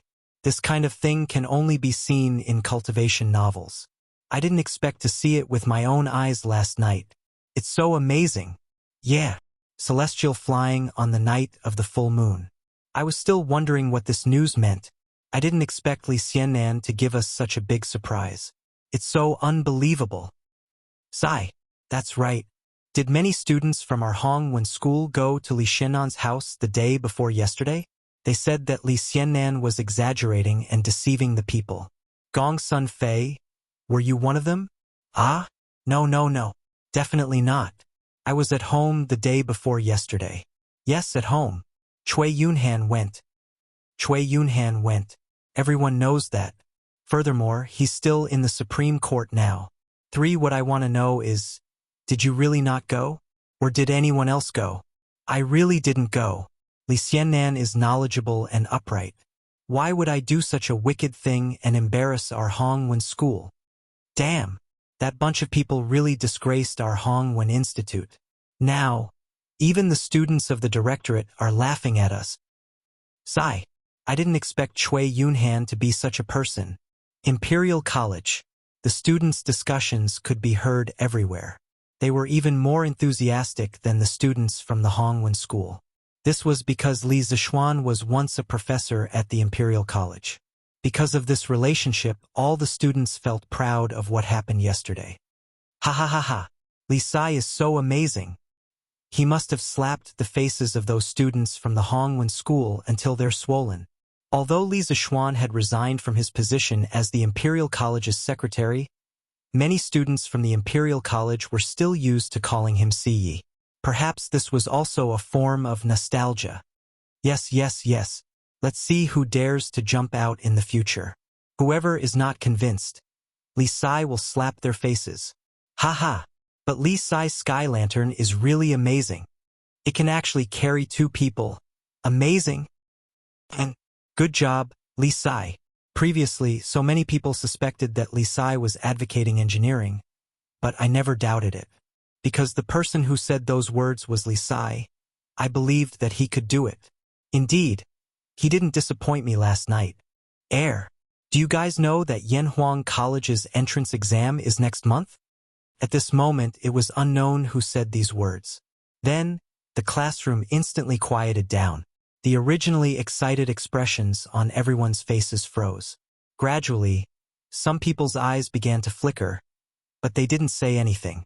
Clang, clang, clang. Coincidentally, at this moment, the bell for class rang. The students cleared their complicated thoughts, sat upright, and prepared for class. However, things were far from over. After school at Chitsu Culture. Hey, Situ Chang, why are you here? A young man in a blue shirt said in surprise as he pointed at another person. Tai Ning. I'm here to buy a dictionary. Yes, I'm here to buy a dictionary for my little sister. Hey, speaking of which, why are you here? Huh? I'm here to buy a dictionary too. Why are you buying a dictionary? Don't tell me you're buying one for yourself. Besides, you don't have any siblings at home. The other student was speechless. He stuttered and couldn't come up with anything. Seeing this, the young man named Tai Ning's expression changed slightly. He leaned over to his companion's ear and whispered, "Are you here to buy mathematics textbooks?" Situ Cheng's eyes widened. He was so shocked that he couldn't speak. After a while, he said, "Are you here to buy mathematics textbooks too? I didn't hear you say you're going to Yanhuang College?" "Hey, you didn't say it either? If this kind of thing gets out, won't we have more competitors? What if we can't get in? I didn't expect you to be as cunning as me." *T. I'm afraid that if I say it, my dad will beat me up if he finds out. That can't be. Engineering is so popular now. Do you think your dad won't agree? That's hard to say. Sigh. But why are there so many people buying books here today? How would I know? Damn. Look. Isn't that Qian Yofa? Damn. That kid is here too. Chapter 578. Li Zixuan's act of using the fairy lamp to carry a person into the sky could be considered as another wave of advertising for Yanhuang College and engineering. Furthermore, the effect of the advertising was several times better than the last time. The most direct manifestation of this was that the first volume of the new mathematics textbook sold out like crazy in Chitsu culture. 100 books were sold out in an instant, 200 books were sold out in an instant, and 500 books were sold out in an instant. In order to alleviate the pressure of Chitsu culture's traffic, Li Zixuan decisively decided to distribute the tens of thousands of new mathematics textbooks to the major booksellers in Chang and City at a price of 15% below the market price. In any case, he had never thought of using these textbooks to make money. It was fine as long as he didn't make a loss. Compared to making money, spreading the new mathematics textbook was obviously more important. In addition to the booming sales of mathematics textbooks, the number of applicants for Yanhuang College's entrance exam next month had also increased sharply. According to Mazhou statistics, by noon today, the number of students who had signed up had increased from 100 yesterday to 800. Although there were millions of residents in Chang'an City, how high could the percentage of people who were educated be expected to be, given the educational conditions of this era? Not even 1%. This was also one of the reasons why scholars in ancient times were always given preferential treatment. Today's Datong Daily's headlines were written by Ma Zhou himself. Ma Zhou did a comprehensive report on the fairy lamp carrying a person into the sky last night and enthusiastically praised the wonders of engineering. It was believed that with the Wang family's sales of today's newspaper to the various counties of Tang Dynasty, Li Zixuan's name would be known all over the world. Yanhuang College and engineering would also be planted in the hearts of the people. With time, this flame would eventually become a prairie fire that would burn the entire Tang dynasty. In the afternoon, Li Zixuan stayed at home to write teaching materials. Regarding the future plans of the Yanhuang Academy, he more or less had an idea. First of all, he had divided the entire academy into a middle school department and a university department, with each department having 3 years of study. If one were to look at it from the perspective of the modern education system, this arrangement of schooling was extremely unreasonable. In modern times, it would take at least 16 years to go from primary school to university. However, this was the ancient times, and young people usually had to start a family at the age of 14 or 15. If one were to blindly apply the modern education system, there would be very few people who could complete 16 years of schooling. Besides, Li Zixuan didn't plan to transfer all the things that were taught in modern education to Yanhuang College. For example, he didn't plan to include Chinese, English, ideological and moral character, art, music, politics, history, biology. If these were taught in ancient times, there would definitely be a big problem, and so on, which were more literary subjects. He didn't plan to include them in the curriculum of Yanhuang College in the future. In this way, the courses that the students of Yanhuang College had to learn would be less than half of what the modern students had to learn. Under a reasonable teaching arrangement, there was still hope to complete the popularization of the basic knowledge of mathematics, physics, and chemistry in the first 3 years. In the second 3 years, it would complete the cultivation of the students who were interested in further study in the fields of engineering, construction, precision machinery, sound, light, heat, and so on, which would open the door to a new world for them. As for whether they wanted to continue to study in depth in the future, they would have to rely on their own efforts. Li Zixuan only wanted to be a guide. not a knowledge repeater. This was because no one knew what kind of strange ideas the ancient people would have after they had the basic scientific knowledge of modern people. Perhaps even Li Zixuan, the guide, would be shocked. "Young master, someone from the palace came. The master wants you to go out and greet them." Li Zixuan, who was writing the second volume of mathematics teaching materials, was suddenly interrupted by Xiao Shi's voice. "Okay, I'll go now." Li Zixuan raised his head and looked at Xiao Shi, who was blushing, then got up and went out of the room. But in his heart, he thought, "Ever since I took her for a walk in the sky last night, the way she looks at me seems to have become weird. She's also easily shy, could it be?" Thinking of this, Li Zixuan stroked his chin in a smug manner, looking very pleased with himself. When he came to the front yard, he found out that Li Zixuan had sent someone to summon him. Li Zixuan quickly changed his clothes and went to the palace with the servant. After entering the palace so many times, Li Zixuan was not as nervous as before. However, he could not help but wonder if old Li was looking for trouble with him because of what happened last night. If that was the case, then he was really petty. Last night, he only took a few glances at the palace from afar. When he came to the Sweet Dew Palace, Li Er was sitting at the top reading a book. Li Zixuan bowed, but Li Er pretended not to see it. It was as if there were 10,000 beauties in the book that attracted his eyes, making him unwilling to look at Li Zixuan. Seeing this situation, Li Zixuan was even more certain that Li Er called him over because of what happened last night. He wanted to show off his power in front of him.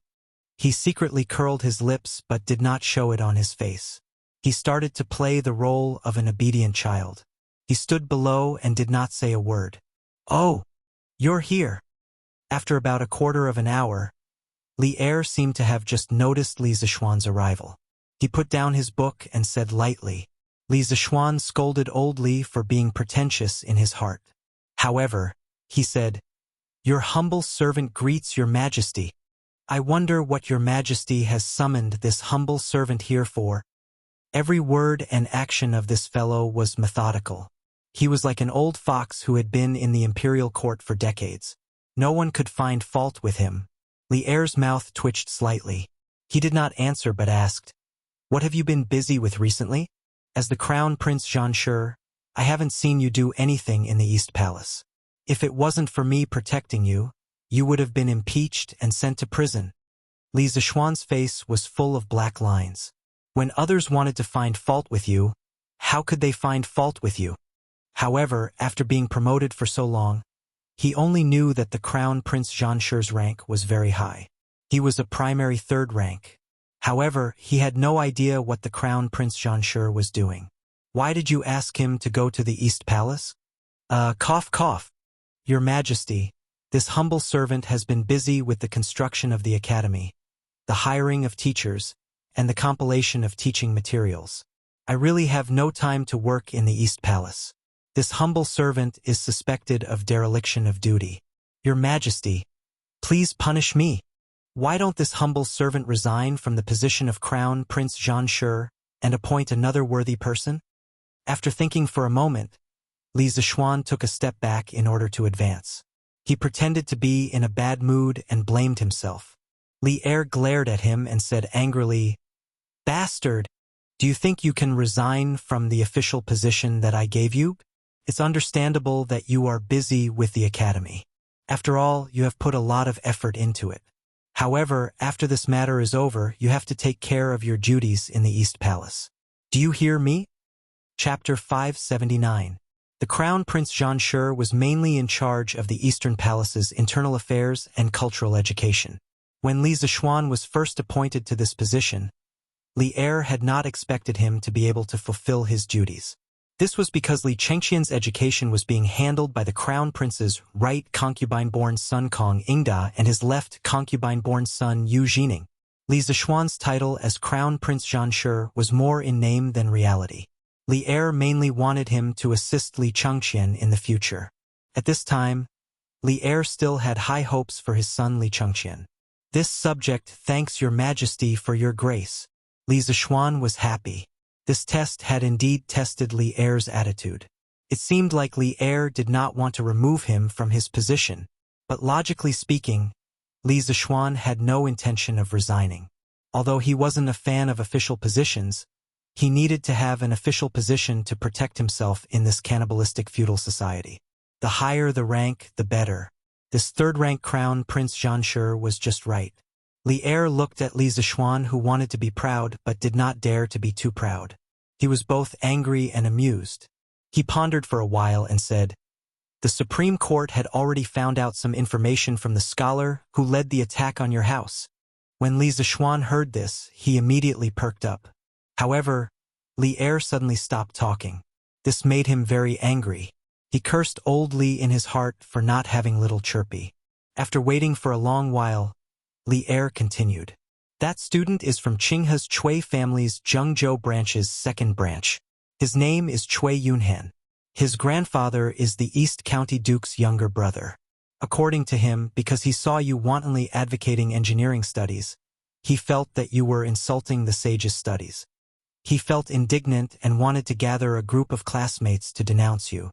Qinghe's Chui family? When Li Zishuan heard Chui Yunhan's identity, he was shocked in his heart. Combined with the news of the aristocratic family gathering that Leng Yuyao brought the day before, he finally had a rough idea of what happened. The aristocratic family had already made a move on him, but after hearing Chui Yunhan's confession, Li Zishuan could not help but frown. He stepped forward and cupped his hands. "Your Majesty, please forgive me for speaking bluntly. The truth is definitely not what Chui Yunhan said. All of my actions after leaving the mountain have harmed the aristocratic families and benefited the common people. Those aristocratic families all see me as a thorn in their side. If you say that Chui Yunhan's actions are only to protect the position of the Saint Academy, I will never believe it," Li Er said in annoyance. "Of course I know that kid is lying. Do I need you to teach me?" However, as Chui Zhanshi was the prefectural duke, the people of the Supreme Court could not punish his grandnephew without any evidence. However, the Supreme Court didn't come out empty-handed. They also found some other things. Li Zishuan's expression changed slightly, but he couldn't rush him. He could only stand there anxiously and wait for him to continue. The incident this time was less than a month apart from the time when Jiang Zuihua led a group of women to surround your house. Previously, I suspected that there should be some connection between the two cases. Thus, I let the Supreme Court officials try the two cases together. As expected, Jiang Zuihua testified that Chui Yunhan's figure and voice were very similar to the person who instigated her last time. Thus, Chui Yunhan has been detained by the Supreme Court and will be handed over to the Ministry of Justice to be convicted. After Li Er finished speaking, there was a trace of complacency in his expression. Li Zishuan felt that he should play the background music of Detective Conan for old Li. However, he felt that the previous case had nothing to do with this case, because the day before yesterday, Leng Yuyao brought news that during the gathering of the 5 aristocratic families, the one who went to the Chui family was Chui Xuanji. "Your Majesty is wise and observant. I admire you, but I wonder how your Majesty intends to deal with it?" Li Zishuan thought to himself, no matter if the previous incident was done by Chui Yunhan or not, this kid will definitely not be able to escape. I will kill him first. Li Er stared into Li Zishuan's eyes and asked, "How do you want me to deal with him?" A qualified and virtuous official would definitely say, "Your Majesty can decide at this moment." However, Li Zishuan was never a qualified and virtuous official. He said with a serious face, "Your Majesty, to be honest, ever since I decided to establish Yanhuang College and promote engineering, I have been running around everywhere for the college. Even so, the progress of the college is not satisfactory. The main reason is that in the process of building the college, there are always some people with bad intentions who want to harm me. In order to protect myself and my family, I am really tired of dealing with them. Therefore, if your Majesty feels that there is still a need for Yanhuang College to exist, or if your Majesty feels that engineering is still useful to my Tang Empire, I beg your Majesty to punish the chicken to warn the monkey, so that those demons and monsters will not affect me from spreading engineering." After saying so much, Li Zishuan wanted to use the name of engineering to make Cui Yunhan look bad in front of Li Er. With the fairy lamp and gunpowder, these two peerless artifacts, Li Zishuan felt that the bargaining chip on the side of engineering was enough. Furthermore, Li Er's relationship with the Shandong nobles was not good. This choice was not controversial for Li Er. Of course, Li Er would not choose to stand on the side of the nobles. Otherwise, he would not have personally ordered the imperial army to capture Cui Yunhan. The reason why he did that was because he placed great importance on engineering. At this moment, after hearing Li Zishuan's words, he raised his eyebrows and said, "You want me to kill Cui Yunhan? Tisk! You really dare to think about it. Let's not talk about Cui Yunhan being from the Cui clan of Qinghe. Just based on the crimes he committed, according to my Tang Empire law, he does not deserve to die.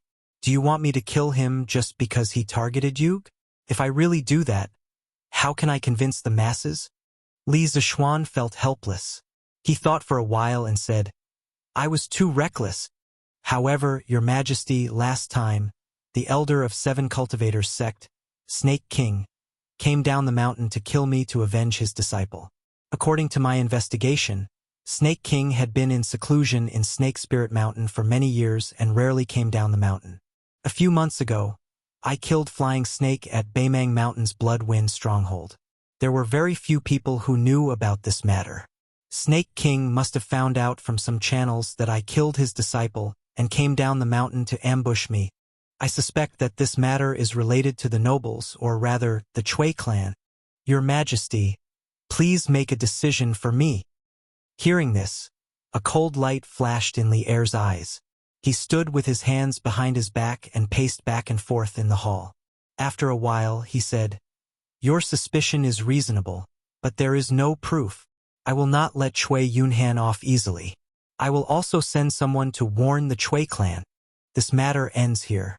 If they still dare to do anything, I will definitely punish them. You can go back first. In the end, now is not the time to touch the Cui clan." Li Er sighed in his heart. Chapter 580.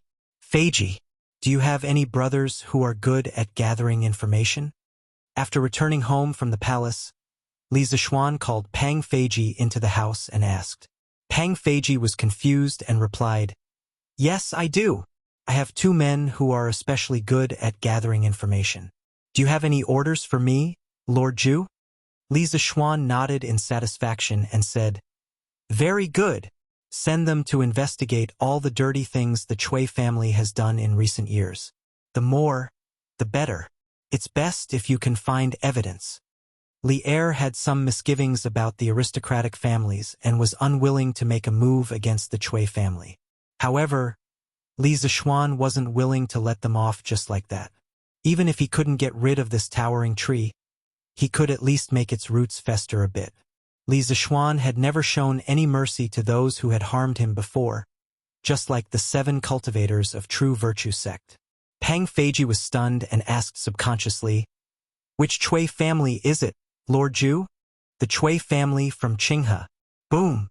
Pang Feiji felt his brain explode. The Cui family was a top aristocratic family that had lasted for thousands of years. In people's hearts, their status was even higher than that of the Li family. Now, Li Zishuan wanted him to investigate the Cui family.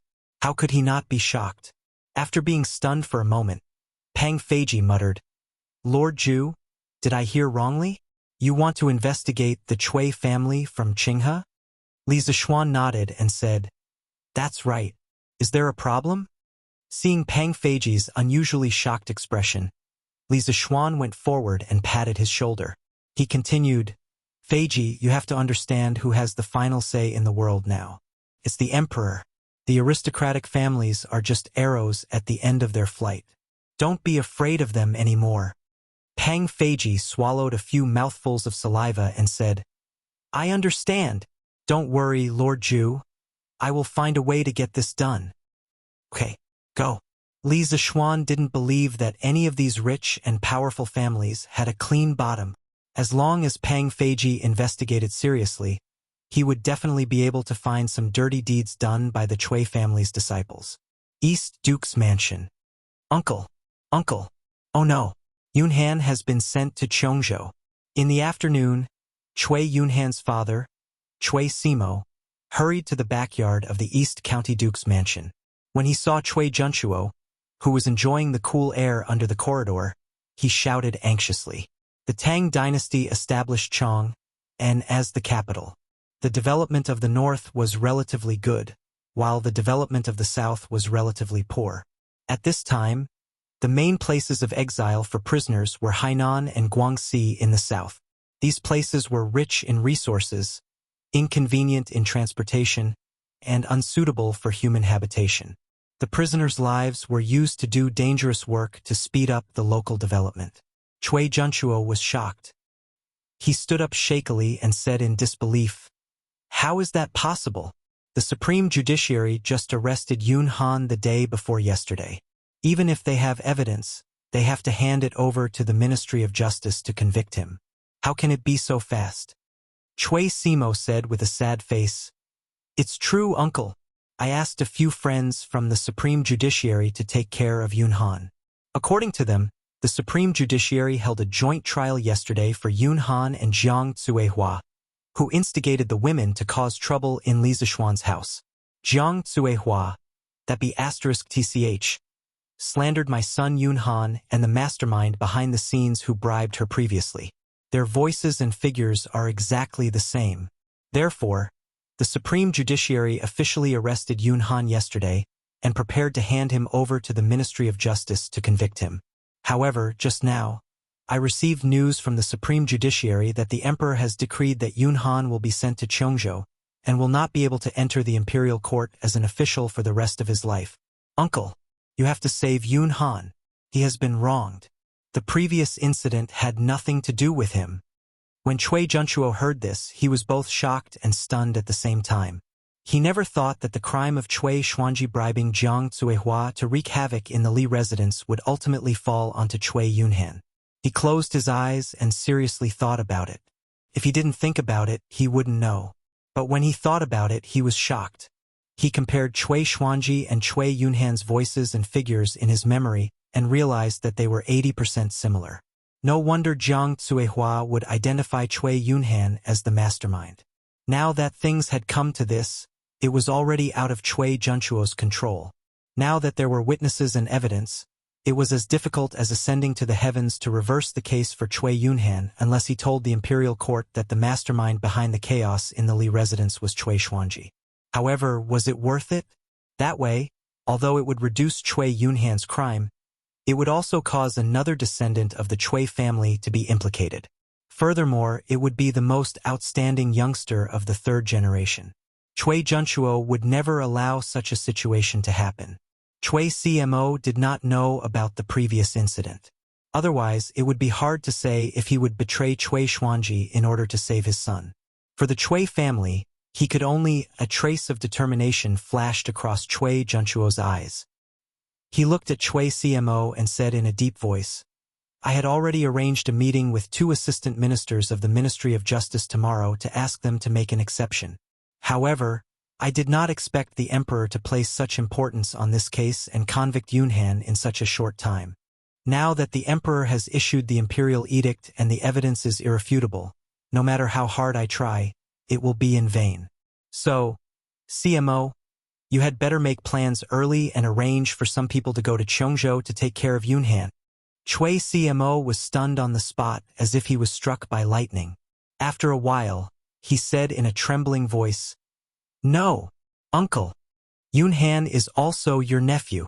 She couldn't ruin his future because of such a small matter. Please help him. Don't you know Minister Li? Ask him to plead for leniency for Yunhan. Patriarch, the imperial edict is here. The eunuch who delivers the imperial edict is waiting outside." At this moment, a servant ran in a panic and reported with a bow. Cui Junchuo's expression changed abruptly. Then he said to Cui Cmo, "Take care of yourself. The Cui family is no longer the same as before. If you don't wake up now, sooner or later, you will follow in Yunhan's footsteps." After saying that, he snorted and left in a huff. When Cui Cmo heard that, he knew that this matter had really reached the point of no return. When he thought that his only son was going to be exiled to a barren land thousands of miles away, even though he was a man in his 40s, he could not help but feel sad and his eyes turned red.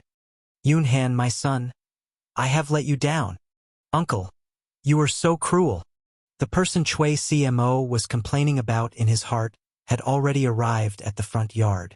When he saw the eunuch who came to deliver the imperial edict, his pupils suddenly shrank. His already stooped back bent even lower. If one looked carefully, one could see that his body was still trembling slightly. Chapter 581. Steward Zhao. Why have you come personally? East County Duke's Mansion. The person who came to deliver the imperial edict was Zhao Song. Although this person did not have any rank, he was the person closest to the center of power of the Tang Empire. No one dared to ignore him. Furthermore, Cui Junchuo had just heard the news of Cui Yunhan being exiled to Chongzhou, and Zhao Song, the head eunuch, came with the imperial edict. Even a fool would know that the Cui family was in big trouble. Hee. I'm here to see the grand courtyard of the East County Duke's mansion. I wonder if the East County Duke has been well recently? Zhao Song's face was full of smiles, but his smile did not make people happy. Perhaps this was the so-called "there is a knife hidden in a smile." When Cui Junchuo heard Zhao Song's words, his expression froze completely. After a long silence, he said, "Thank you for your concern, Steward Zhao. I'm well."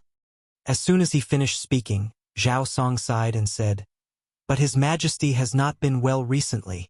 There are always some people who don't want to live a peaceful life and insist on doing shameful things in the dark. These people think that they are doing it secretly and no one will find out. But they don't know that if they don't want anyone to know, they shouldn't do it in the first place. His Majesty is watching." After saying that, Zhao Song stared at Cui Junchuo meaningfully without blinking. The atmosphere in the room suddenly froze. The panic in Cui Junchuo's eyes disappeared in a flash. Then he stepped forward and clasped his hands. "This kind of person is really hateful. His Majesty is diligent and loves the people. He has a lot of things to deal with every day, but he still has to worry about this kind of person. I am greatly indebted to His Majesty, but I can't share His Majesty's burdens and find out those evil people in the dark. I am ashamed to face His Majesty." As he spoke, Cui Junchuo's tears flowed down. Looking at him, anyone would think that he was a rare loyal minister. Zhao Song's expression did not change, as if he did not hear Cui Junchuo's words at all. Cui Junchuo expressed his feelings for a long time, but he did not receive any response from Zhao Song. If he knew that a clown was a creature, he would definitely feel that he was a clown now. Cough, cough. The atmosphere was awkward for a while, and Cui Junchuo finally couldn't help but get to the point. "I wonder why Steward Zhao is here today?" Zhao Song's expression turned solemn. He stepped forward and said, "His Majesty ordered me to come. His Majesty wants me to say a few words to you." Cui Junchuo hurriedly said, "Then this old man will order people to set up the incense table to welcome the imperial edict." Zhao Song said, "There's no need. I'm just here to pass on a few verbal instructions from His Majesty. I don't have an imperial edict with me. East Commandery Duke, just listen to me." Cui Junchuo's heart was beating very fast. He quickly cupped his hands and said, "Chief, please speak. This old man is all ears."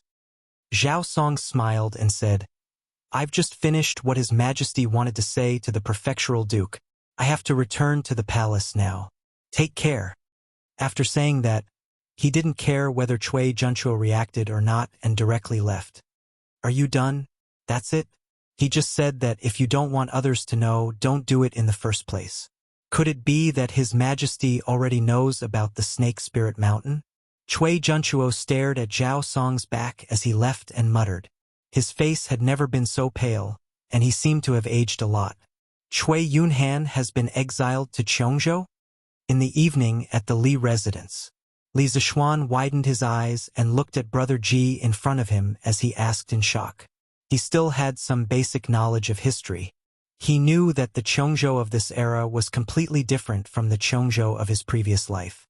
With the current level of transportation, it would be good if Cui Yunhan could reach Chongzhou alive. Even if he was still alive, the rest of his life would be wasted. Logically speaking, being exiled to that place was no different from being beheaded. Pang Feiji nodded excitedly and said, Lord Zhu, this is absolutely true. Jiang Tsuehua has also been exiled to Chongzhou. With these two as examples, I'll see who dares to cause trouble in the residence in the future. Not bad. Not bad. Li Zishuan stood up with satisfaction and paced around the room. He didn't expect Li Er to be so ruthless and not give the Cui family any face. It seemed that what he said in front of Li Er in the afternoon had taken effect. Looks like old Li still cares a lot about his work. This way I can save a lot of trouble in the future. Li Zishuan thought proudly in his heart. Unlike the other emperors in the future, Li Er had a strong personality and was very opinionated. Once he made up his mind to protect someone, as long as that person didn't look for trouble, they would usually be safe. Lord Zhu, then should we continue investigating the Cui family? Pang Feiji asked tentatively. After following Li Zishuan for so long, Chicken Bro understood Li Zishuan very well. He guessed that when Li Zishuan asked him to investigate the Cui family, it was mainly because of the results given by Li Er. Li Zishuan might not be satisfied, but looking at Li Zishuan now, it was obvious that he was satisfied with the results given by Li Er. That was why he asked this question. Li Zishuan muttered, Let's investigate. Let's not talk about other things first. I'm also very curious if the Cui family has done any dirty things in recent years. Although Cui Yunhan was crippled, Li Zishuan wasn't completely relieved. After all, the Cui family was a millennium-old family. Who knew if the other party would play any tricks again? He had to prepare the black material first so that he could be prepared when he needed to use it in the future. Yes, Lord Zhu. Pang Feiji scratched his head. Although he didn't understand what Li Zishuan was thinking, he still obeyed the order and agreed. Hey, did you hear? Cui Yunhan has been exiled to Chongzhou. In front of the Hongwen Library, a group of students who had just finished school were walking in groups of 3 to 5. One of the students suddenly said, How is that possible? Cui Yunhan had only been in the Supreme Court for less than 3 days. How could he be convicted so quickly? Yeah. Dongfang Ruo, where did you get this unreliable news? It's true. My father is the head of the Supreme Court. How can the news I got be fake? I heard that Her Majesty personally issued an imperial edict to exile Cui Yunhan to Chongzhou. He can't be an official for the rest of his life. And Jiang Tsuehua, who started the trouble at Li Xinnan's house, was also exiled to Chongzhou. Her Majesty is... Looks like I can't say bad things about Gongxue in the future. Her Majesty is obviously supporting Li Xiannan. TSK. Luckily, I didn't cause trouble that day. Otherwise, wouldn't I have to live in fear every day? The punishment that Li Er gave Cui Yunhan could not be said to be light. To a scholar, their greatest wish was to obtain scholarly honors and enter the imperial court. And now, with Cui Yunhan as an example, all of them could not help but feel fear in their hearts. From this aspect, the goal of punishing the chicken to warn the monkey had been completely achieved. Chapter 582. How was it? What was Cui Junchuo's reaction after hearing those words? In the Ganlu Palace, after dealing with the last memorial, Li Er raised his head and asked Zhao Song. Zhao Song bowed and said, Your Majesty, the East County Duke said, His Majesty is diligent and loves the people, but he still has to work hard for such a villain. He is deeply indebted to the Emperor, but he can't share the Emperor's worries and find out the demons and monsters in the dark. He is ashamed to face the Emperor. Humph, old man. Li Er snorted angrily. Zhao Song glanced at Li Er cautiously and didn't dare to answer. After a while, Li Er asked again, Is there anything unusual about his expression? Zhao Song pursed his lips and said, There's nothing too obvious. Li Er smiled and said, Oh, then there's something unusual? I'm not very sure, so I don't dare to jump to conclusions. Li Er stood up and pointed at Zhao Song. Zhao Song, after so many years you're still so cautious. Don't worry and say it boldly. I'll make the final decision in my heart. Only then did Zhao Song tell the truth. Your Majesty, when I said, if you don't want others to know about it, don't do it in the first place. I clearly saw Duke Dong's eyelids twitch twice. Also, with all due respect, with my many years of experience, there was panic and uneasiness in the East County Duke's eyes. But it was fleeting. Li Er's face sank and he frowned. Ha! This old man really has something up his sleeve. At this moment, Li Er remembered that during the day, Li Zishuan said that the reason why the 7 cultivators sect's Snake King came down the mountain to avenge his disciple was probably because the aristocratic family deliberately released the news to kill with a borrowed knife. He asked Zhao Song to go to Chui Junchuo's residence to test it out. Now, looking at the situation, the Chui family probably played some dishonorable role in it.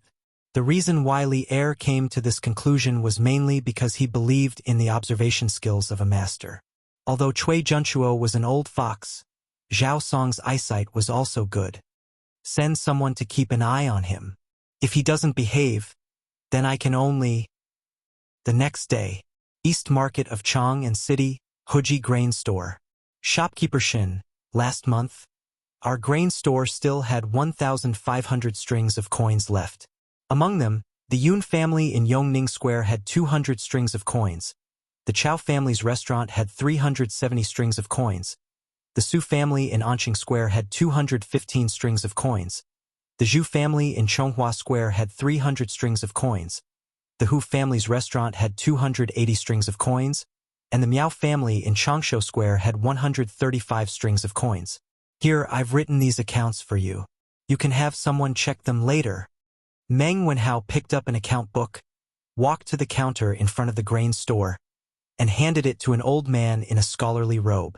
The old man took the account book, nodded and said, "Hey, little brother Meng.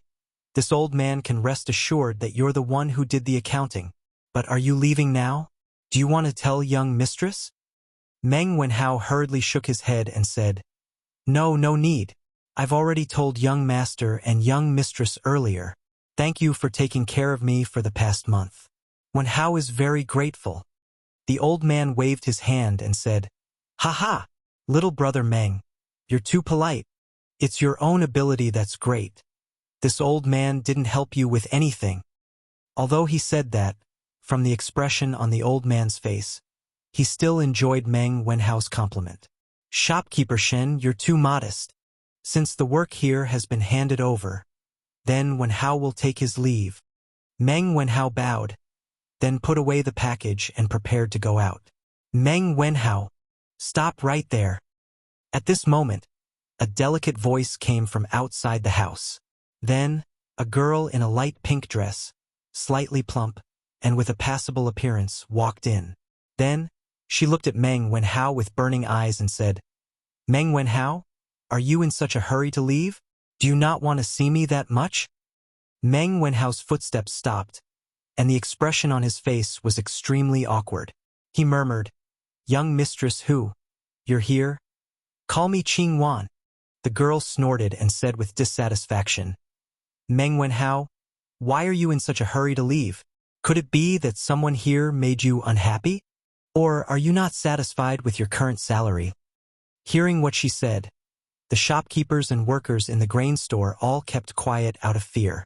Then, they looked at Meng Wenhao anxiously, afraid that this young man would say something he shouldn't. Meng Wenhao waved his hands and said, No, I'm very happy here. Shopkeeper Shen and the others take good care of me, and Squire who gives me a very high salary. There's nothing I'm dissatisfied with. After he said that, the shopkeepers and workers all breathed a sigh of relief. Hu Qingwan frowned and said, Since you're happy here and satisfied with your salary, then why do you still want to leave? After saying that, the girl put her hands on her small waist. Cough. She put her hands on her waist and took a step forward, looking at Meng Wenhao with burning eyes, with an aggressive posture. Meng Wenhao timidly took 2 steps back and said, Young mistress who, Qing Wan, I'm very grateful to you and Squire who for giving me such a high salary, but it's already August. I came here to be an accountant just to help reduce my mother's burden. Although I made a lot of money, I missed a lot of things because of it. Meng Wenhao, am a disciple of Mr. Li, and I'm studying engineering. Yanhuang College started construction more than a month ago, and the students from the School of Mathematics all went to Yunshan to help, but I couldn't go. Now that school is about to start, I have to go back to Yunshan to help. So, I can only leave. Hu Qingwan pouted her small mouth, holding the belt of her skirt with her hand, and hesitantly said, Then after you leave the college, you don't have me in your heart? Cough, cough, cough. Hearing that, Old Man Shen's face turned red, and he coughed violently. Then, he waved at the workers in the grain store who were gossiping and scolded. What are you all standing here for? Come with me to move the grain. Let's go, let's go. The workers suddenly understood, and under Old Man Shen's lead, they all left the grain store. Before Old Man Shen left, he even considerately closed the door. Seeing that, Hu Qingwan also knew that she had misspoken, and her face quickly turned red. However, although she was shy, she still raised her head and looked directly into Meng Wenhao's eyes. Meng Wenhao was sweating profusely. This was the first time someone had confessed to him, and he didn't feel any better. His face was even redder than Hu Wanqing's. After hemming and hawing for a long time, Meng Wenhao opened his mouth and said, Qingwan, I'm very grateful for the care you and Minister who have given me during this period of time, but I don't intend to consider a romantic relationship right now. Your feelings? Hu Qingwan didn't wait for Meng Wenhao to finish and interrupted him. It's okay. If you don't consider it now, I can wait. Meng Wenhao rubbed his eyebrows, and his face was full of speechlessness. For more than a month, he was indeed very happy to be able to use what he learned to earn money. But this girl in front of him was his nightmare for the past month, and it made him very distressed. Chapter 583. Brother. Meng Wenhao left. Help me persuade him. Xinghua Square, Hu family. Hu Qingwan went straight to the backyard after returning from the grain store in the East Market. She found her brother, Hu Yuanbao, and said angrily, looking at her, her confession just now must have failed. Oh, Meng Wenhao? Little sister, who is Meng Wenhao? Has he formed his cork? A plump and fair man was lying on a bamboo bed reading the Tang Dynasty daily. From afar, he looked like a pile of fat meat on the bed. When he heard Hu Qingwan's complaint, he casually replied, That's right. Core formation? What core? Hu Qingwan, who was angry, couldn't help but be stunned when she heard these inexplicable words and asked in confusion. Hu Yuanbao felt that he had misspoken and coughed dryly. Ahem. Nothing. I'm saying that Han Li is about to break through to the core formation stage. He hadn't read A Legend of a Mortal's Journey to Immortality for a few days, so he planned to start reading it today. Just as he was reading it with relish, Hu Qingwan angrily came to find him. Therefore, before his mind could break away from the novel, he subconsciously replied to her. Hu Yuanbao. There was always a price to pay for being willful, and Hu Yuanbao thoroughly experienced it at this moment. After figuring out what core formation was, Hu Qingwan yelled angrily, which resounded throughout the Hu family's courtyard. The birds on the branches flapped their wings and fled in fright. Hu Yuanbao. I'm talking business with you. Can you not just stay at home and read novels all day long? Can you? Hu Yuanbao was so scared that his cheeks were trembling. He hurriedly said, Little sister, that's Big Brother's fault. You have something to say. Combined with Hu Qingwan's description of him just now, if he was in the modern world, he would definitely be a fat otaku. Hu Qingwan snorted angrily. Meng Wenhao is gone. Help me keep him. Hu Yuanbao scratched his head in distress and asked weakly, Ahem. Little sister, I forgot who Meng Wenhao is. You didn't mention it just now. You. Hu Qingwan was so angry that her chest heaved up and down a few times. Meng Wenhao is the new accountant of our family's grain store. Say you.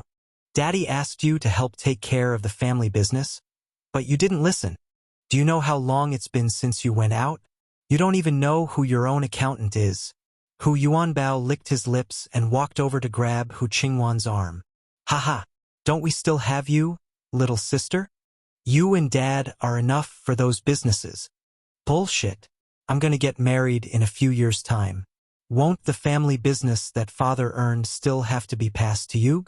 If you don't worry about it now, I'll see what you'll do in a few years. Hu Qingwan broke free from Hu Yuanbao's fat hands and cursed angrily with her hands on her hips. Hu Yuanbao shrunk his neck and said gloomily, "Sigh. Annoying. Let's talk about these things later. Little sister, you just said that Meng Wenhao is our accountant. Since the accountant left, we can just find another one. In Chang'an City, there are at least 800 people who know how to do accounts." Hu Qingwan stomped her feet angrily and said, No, I like Meng Wenhao. You have to help me find a way to keep him." Ah? Even though Hu Yuanbao was used to his sister's outspoken words, he couldn't help but be shocked when he heard this sentence. He was stunned for a while before he said, "That, little sister, didn't you say that you would wait a few years before getting married? If you have someone you like, wouldn't I have to help Dad manage the store a few years in advance? Little sister, do me a favor and give me a few more years." "Ah, Hu Yuanbao, I'm going to kill you. Changle? Changqian? Why are you here?" On this afternoon, Li Zixuan had just returned from the workshop when he saw the two siblings, Li Changqian and Li Lizzie, coming over. Changle was talking to Han Yushi, but Li Changqian awkwardly didn't have anything to talk about. His eyes kept looking outside. When he saw Li Zixuan return, Li Changqian's eyes lit up, and he hurriedly called out, "Little Xian, you're finally back. Husband, brother little Xian." Han Yushi and Changle looked over and hurriedly stood up to greet him. Li Zixuan nodded in agreement. He walked into the front hall and everyone sat down again. Li Zixuan asked again, "Changqian, Changle, why are you here today?" Li Changqian opened his mouth to answer, but Changle beat him to it and said, "I'm here to chat with Sister Yushi. I haven't seen her for a long time, so I wanted to come over and take a look. It's quite boring to stay in the palace." "Haha, looks like you're embarrassed to say it. Then I'll help you say it." At this time, Li Changqian laughed loudly and interrupted, "Xiao Xian, Changle wants to sit in your celestial lamp, so I brought her here. I didn't see you here, so I wanted to sit for a while before returning to the palace. I didn't expect you to come back." Changle's cheeks heated up, and she said angrily, "Brother Crown Prince, you're talking nonsense. Didn't you want to sit too? Otherwise, why would you be so kind to bring Changle over?" Li Zixuan smiled and waved his hand. "Haha, it's okay. Since you want to sit, then go ahead. It's not like it's a rare item. But didn't I already give the blueprint of the fairy lamp to His Majesty earlier?" Calculating the time, the craftsman who will be supervising can make 1 or 2 fairy lamps by themselves. Li Changqian shook his head and said, "They can make it, but how can the fairy lamp they make be as stable as yours, little Xian? Your fairy lamp has been used for several days without any accidents. So I came over with Changle." Qing Ke originally said that she wanted to come over, but Yan Xiaoning called her to Yunshan. Li Zixuan suddenly understood and nodded. "Okay, Changqian, Changle, follow me to the west courtyard. The fairy lamp is over there." The siblings nodded happily. After Han Yushi saw that Li Zixuan had returned to entertain the 2 second-generation emperors, she went to do her own things and didn't follow him. Hey, little Xian, don't untie this rope." When they arrived at the west courtyard, Li Zixuan was about to untie the long rope binding the fairy lamp when Li Changqian hurriedly stopped him. "Why? If I don't untie this thing, how will the fairy lamp fly away later?" Li Zixuan was puzzled. Li Changqian explained, "Just fly above your house. There's no need to fly out. Also, don't fly around on the fairy lamp like on the night of the Mid-Autumn Festival. As far as I know, Father won't like it." The general idea was, don't do that. Father won't like it. Li Zixuan was speechless. Chapter 584. All right, then both of you can come up together. Li Zixuan already knew that Li Er didn't like fairy lamps flying everywhere. Otherwise, Li Er wouldn't have given him a hard time at the beginning. While cursing Li Er's stinginess in his heart, Li Zishuan checked the fairy lamp and said to Li Changqian and Li Lizzie, "Ah, Xiao Xian, aren't you coming up?" Li Changqian was slightly startled.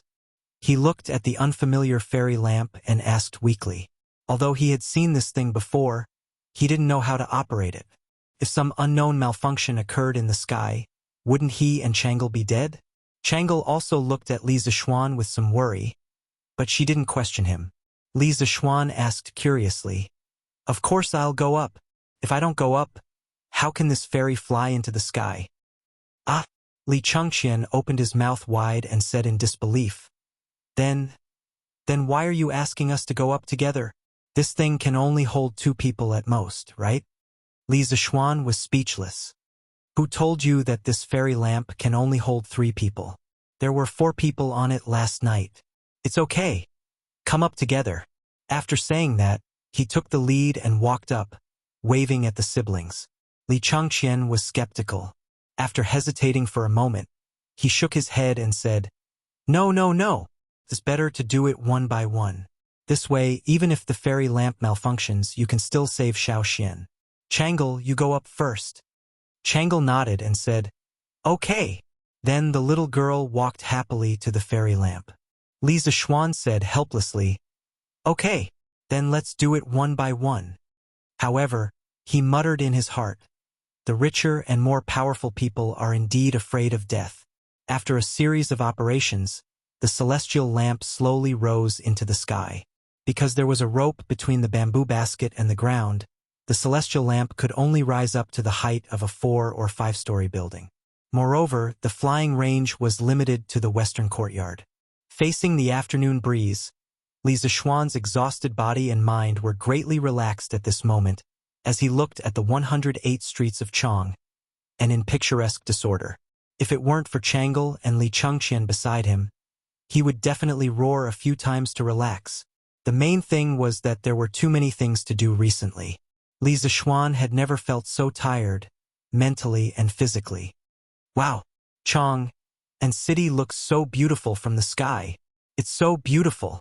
After the fairy lamp stabilized, Changle walked to the edge of the bamboo basket and held it. She couldn't help but exclaim as she looked at the scenery below. The sun's reflection on her pink palace dress made her look like a fairy princess who had just come out of the palace. She was beautiful and beautiful. Haha, that's right. In this world, I'm afraid there's no city more beautiful than Chong.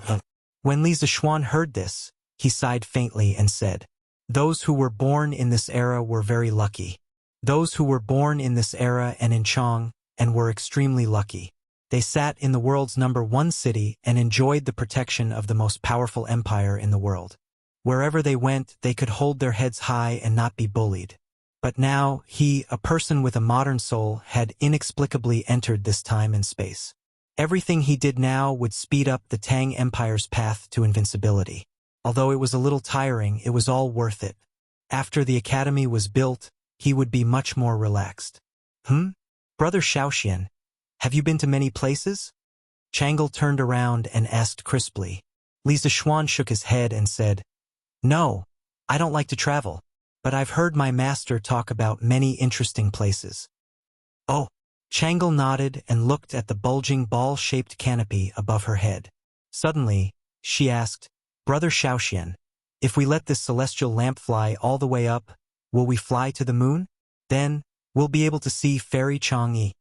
Li Zishuan was amused by her childish words and couldn't help but laugh. "How is that possible? The moon is at least a few 100,000 miles away from us. How can we fly to the moon with this little celestial lamp? Also, we won't be able to breathe on the moon.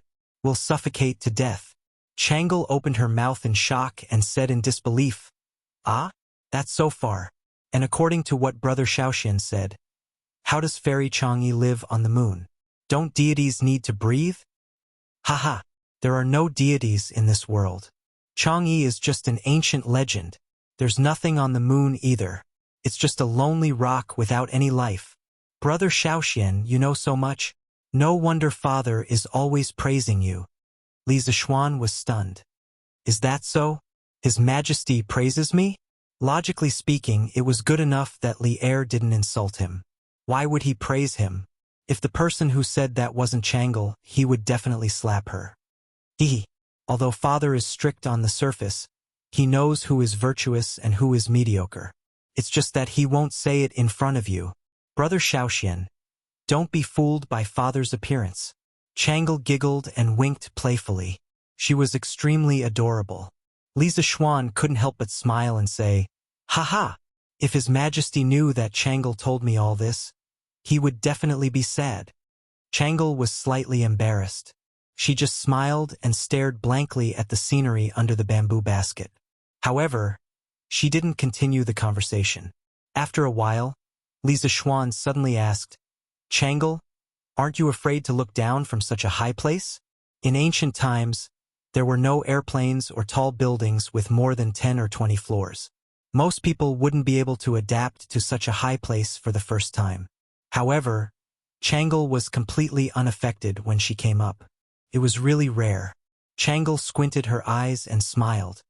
"I'm not afraid, because I know that even if I fall from here, Brother Xiaoxian will definitely be able to save me."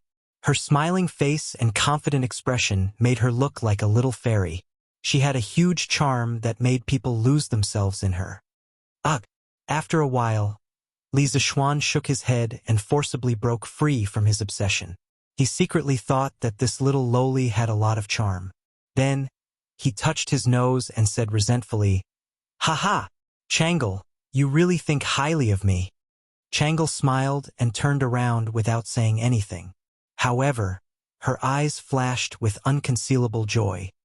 Chapter 585. The next day, after Li Zishuan finished his breakfast, he arrived at the Cloud Mountain early in the morning. However, he unexpectedly saw an unexpected person. Wenhao? When did you come? Shouldn't you be at Huji Grain Store? Li Zishuan couldn't help but ask when he saw Meng Wenhao, who had disappeared for a long time, in Yan Xiaoning's temporary office. The last time he came to Cloud Mountain, Li Zishuan had invited a group of students from the School of Mathematics for a meal. He had heard a few students mention Meng Wenhao. They said that he was working as a bookkeeper in a grain shop to earn money to support his family. That was why he didn't come to Cloud Mountain with them. Li Zishuan understood that at that time. In his previous life, he had also worked during the holidays, so he didn't blame Meng Wenhao for this. "Sir, you're here. I just came the day before yesterday. I'm a little late. Please don't blame me." Meng Wenhao saw Li Zishuan coming in and quickly stood up to greet him excitedly. However, Yan Xiaoning interrupted in annoyance. "Look at your students. All of them are more active than you.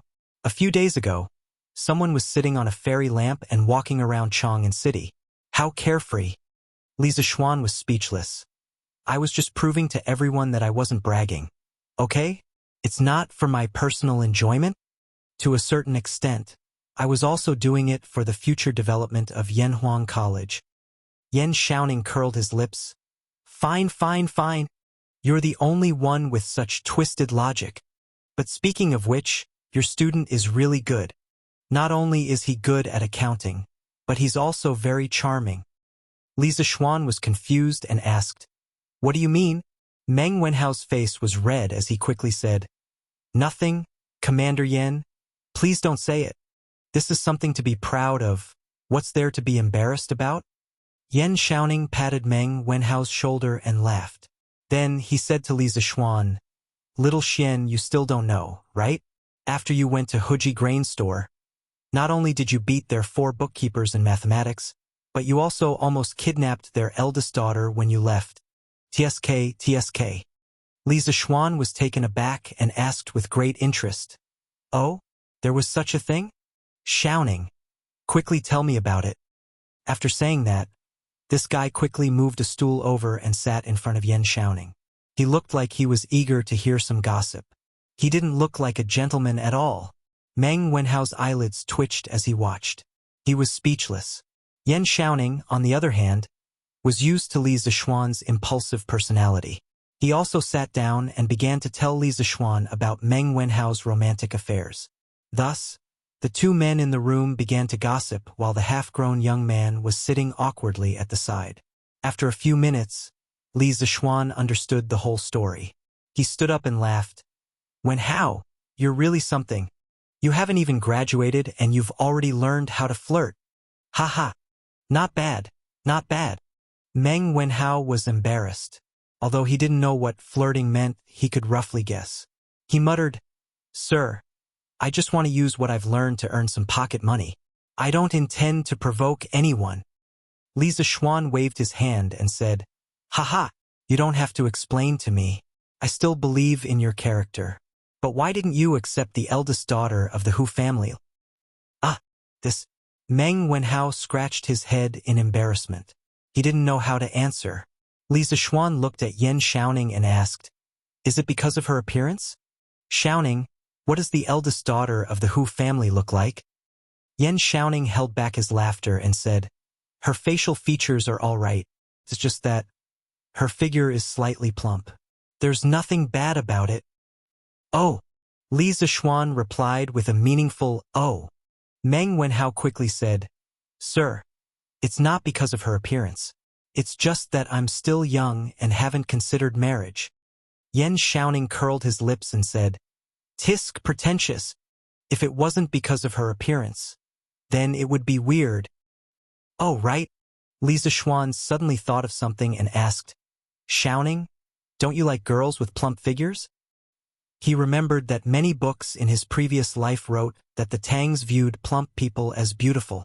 Logically speaking, since Miss Hu's facial features weren't bad and her figure was slightly plump, such a girl should be more popular nowadays.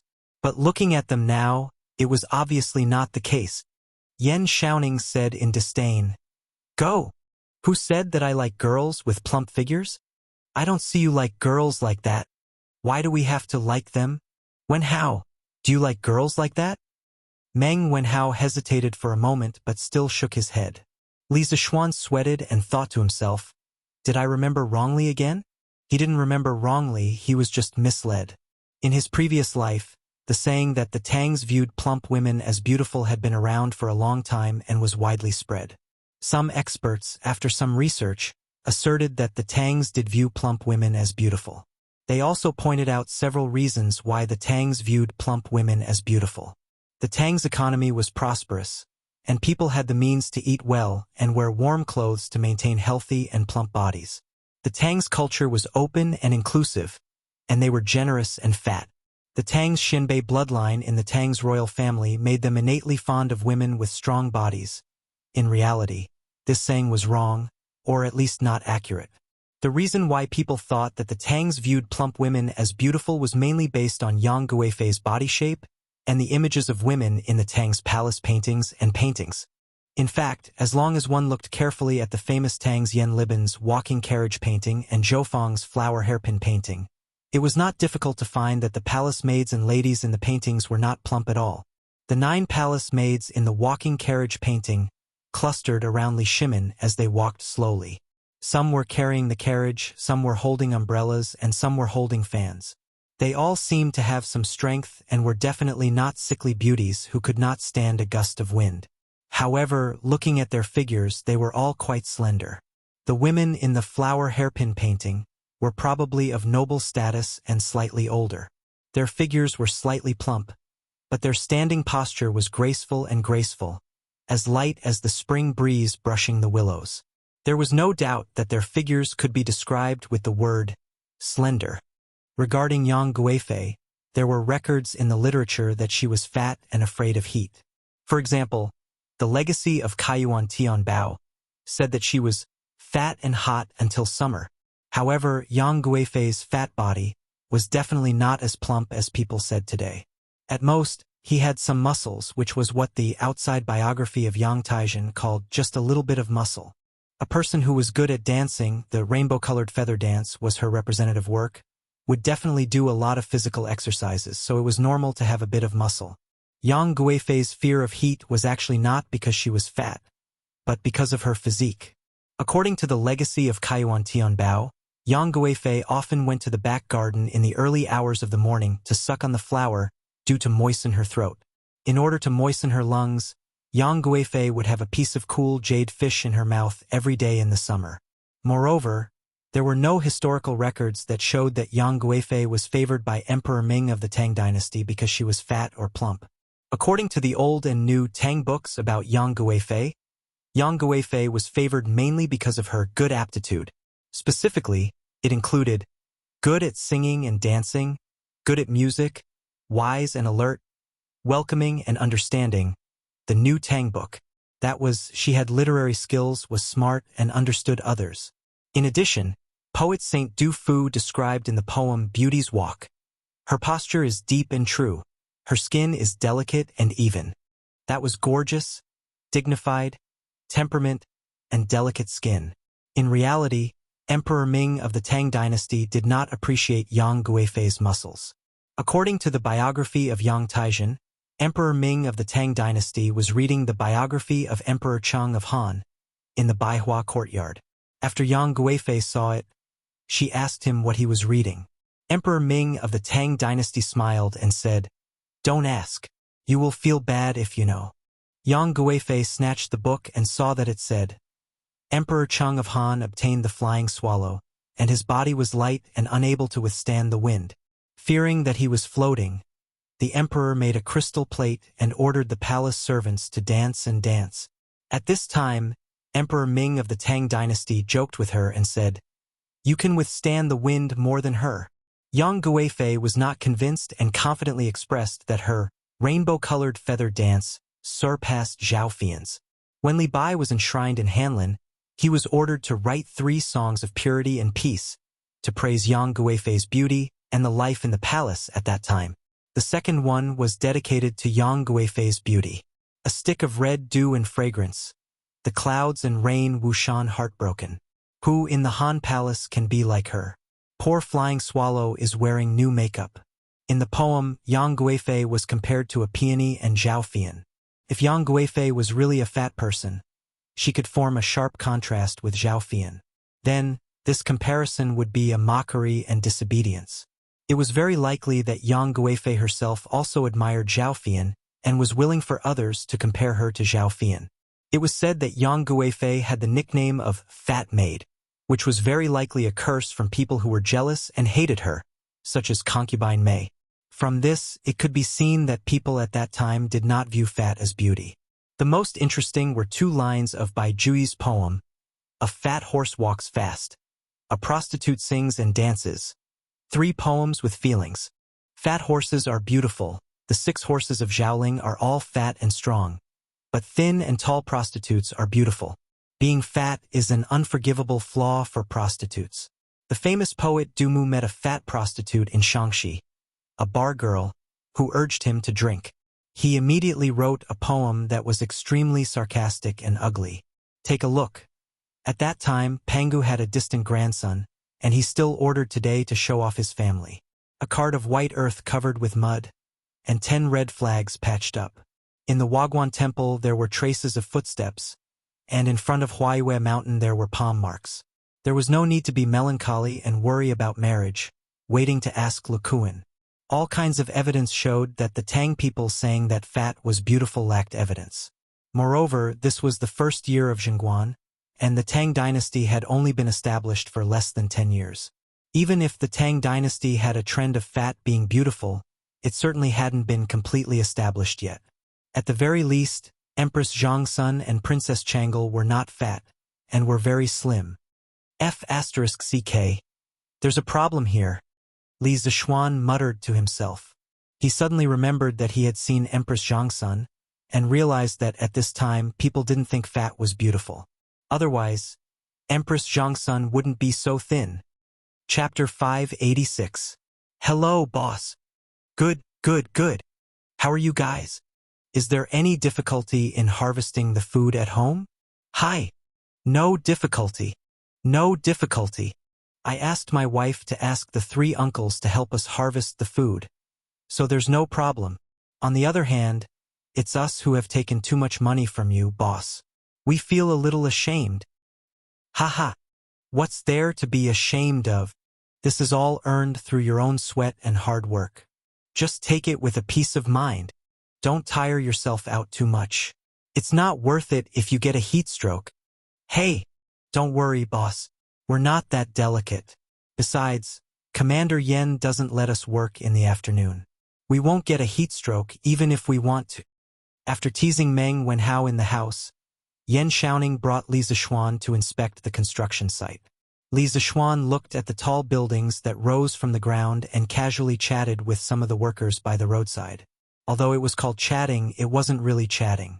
There was a lot of evidence that proved that a leader's occasional concern for his subordinates was very useful in improving the overall work efficiency.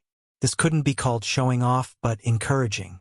Ever since Li Zixuan had brought the first crane to Yunshan, more and more people had discovered the huge advantage that machines had over humans. In response to Yen Xiaoning's strong request, the workshop had sent more than 20 cranes one after another. This was a sharp weapon that was ahead of the times. In addition to the large number of workers, it directly led to the construction speed of the academy to be greatly improved once again. Now, the situation on Yunshan was really changing day by day. Xiao Xian.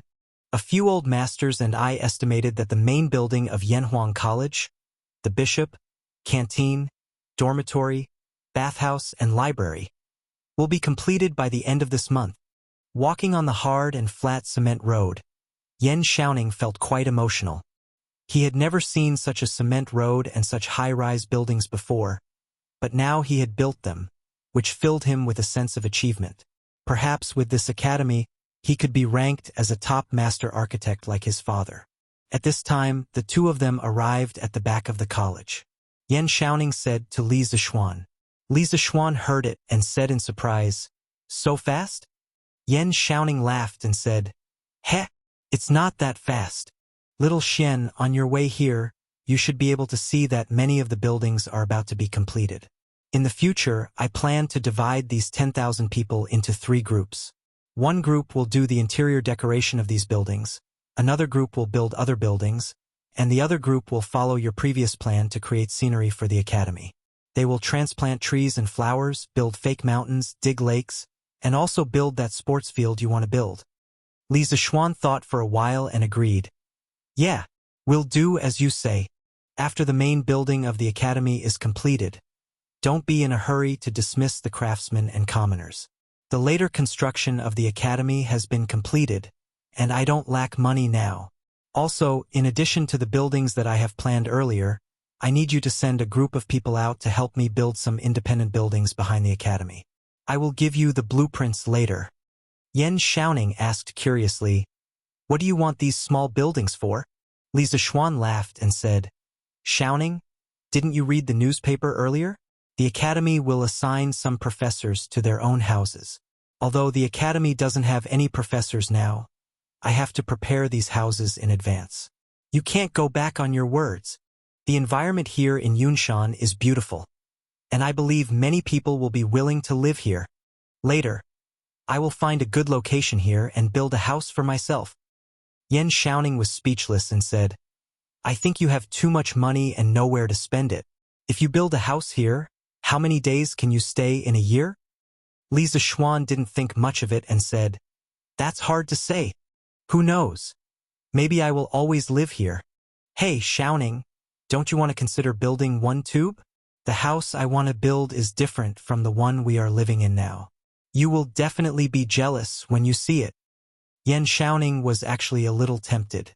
He thought for a while and said, "Cough, cough. Little Xian, look at how hard I have worked for the academy these 2 months. Aren't you going to give me a house for free?" Li Zixuan sneered and said, "Che, in your dreams. At most, I will give you a 20% discount based on the cost of the house. The rest will be from me." Yen Xiaoning said angrily, "F***CK. You are too much, aren't you? If you are like this, I will quit. You can go find whoever you want." Hey, don't. Let's talk about it. How about I give you a 40% discount? Not good. 50%? How about 50%? Hee. Then I will go back and pack my luggage. Hey, don't. Consider it my bad luck to have such a bad friend. I will give it to you for free." After some bickering, Yen Xiaoning emerged victorious and obtained a Cloud Mountain villa that had yet to be built for free. Although Li Zixuan looked angry on the surface, he wasn't angry at all in his heart. Firstly, he didn't really care about this little bit of money. Secondly, Yan Xiaoning had a share in the first batch of Cloud Mountain villas. What he said just now was just a joke. Xiaoning, how do you think the academy will solve the water problem in the future? Li Zixuan came to Yunshan today not only to inspect the progress of the academy's construction, but also to solve the academy's water problem. However, after walking around Yunshan for so long and even walking around the forest behind the academy, he still did not see a waterfall or a river. This made him a little disappointed, so he asked.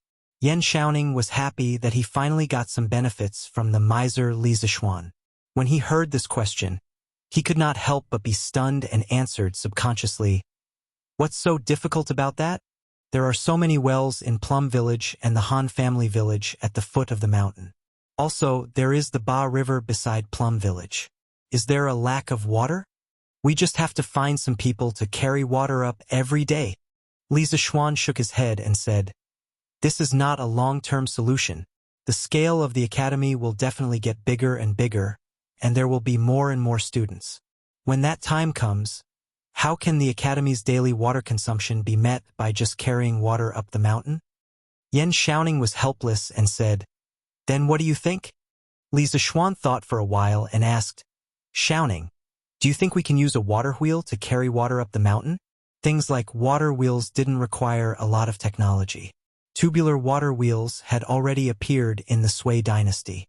Many protagonists in time travel novels who went to ancient times relied on water wheels to become famous. This was more or less inappropriate. Li Zixuan still had some knowledge of this common knowledge, so he asked directly. Chapter 587. Xiaoxian, are you talking about the water tanker? Yan Xiaoning looked at Li Zixuan on Yunshan Mountain and asked. Li Zixuan nodded. Yes, it's the water tanker. If this water tanker doesn't work, I can design a new water tanker with more power and a longer transmission distance. He had several water tanker models in his mind, but he wasn't familiar with them. He didn't know if they could be used in Yanhuang College. If it weren't for the fact that the power system wasn't easy to solve, he would definitely build his own water tanker. For him, it was easy to build a water tanker, but the difficult part was the problem of the power required for the water tanker. He still lacked the materials for an internal combustion engine, and he didn't have a stable power supply system for an electric motor. Therefore, he could only rely on the water tanker. Although Yan Xiaoning was confident in Li Zixuan's creativity, he still shook his head and said, I don't think it's possible. Yanhuang College is too far away from Ba River, and the terrain is too high. It's impossible to use a water tanker to transport water. Even if it can be transported up, it can't be too much. Even if you can make a water tanker with more power, I think it's still useless and not worth the loss. Li Zixuan rubbed his eyebrows and seemed to be a little distressed. After hesitating for a while, he gritted his teeth and said, How about this, Xiaoning? Help me find a group of well builders and ask them to find a suitable place on Yunshan Mountain and dig a few wells for me. In the early stage of the college, let's transport water from the foot of the mountain. Yan Xiaoning opened his eyes wide and said, Are you crazy? Yunshan Mountain is so high, how can you dig a well? However, Li Zixuan shook his head and disagreed. Xiaoning, you're wrong. Although Cloud Mountain is relatively high, the trees on the mountain are dense and there's plenty of rain all year round. Some places can still be dug out. When the time comes, you can find an experienced craftsman, and you should be able to find a few good spots. There's a saying that it's futile to dig a well on the mountain. Many people think that it's impossible to dig underground water because of the high terrain on the mountain. This is a misconception. In fact, there are places on the mountain where underground water can be found. Underground water didn't only exist on flat land, but also on high mountains. Sometimes, there was no water at all in places lower than the horizon.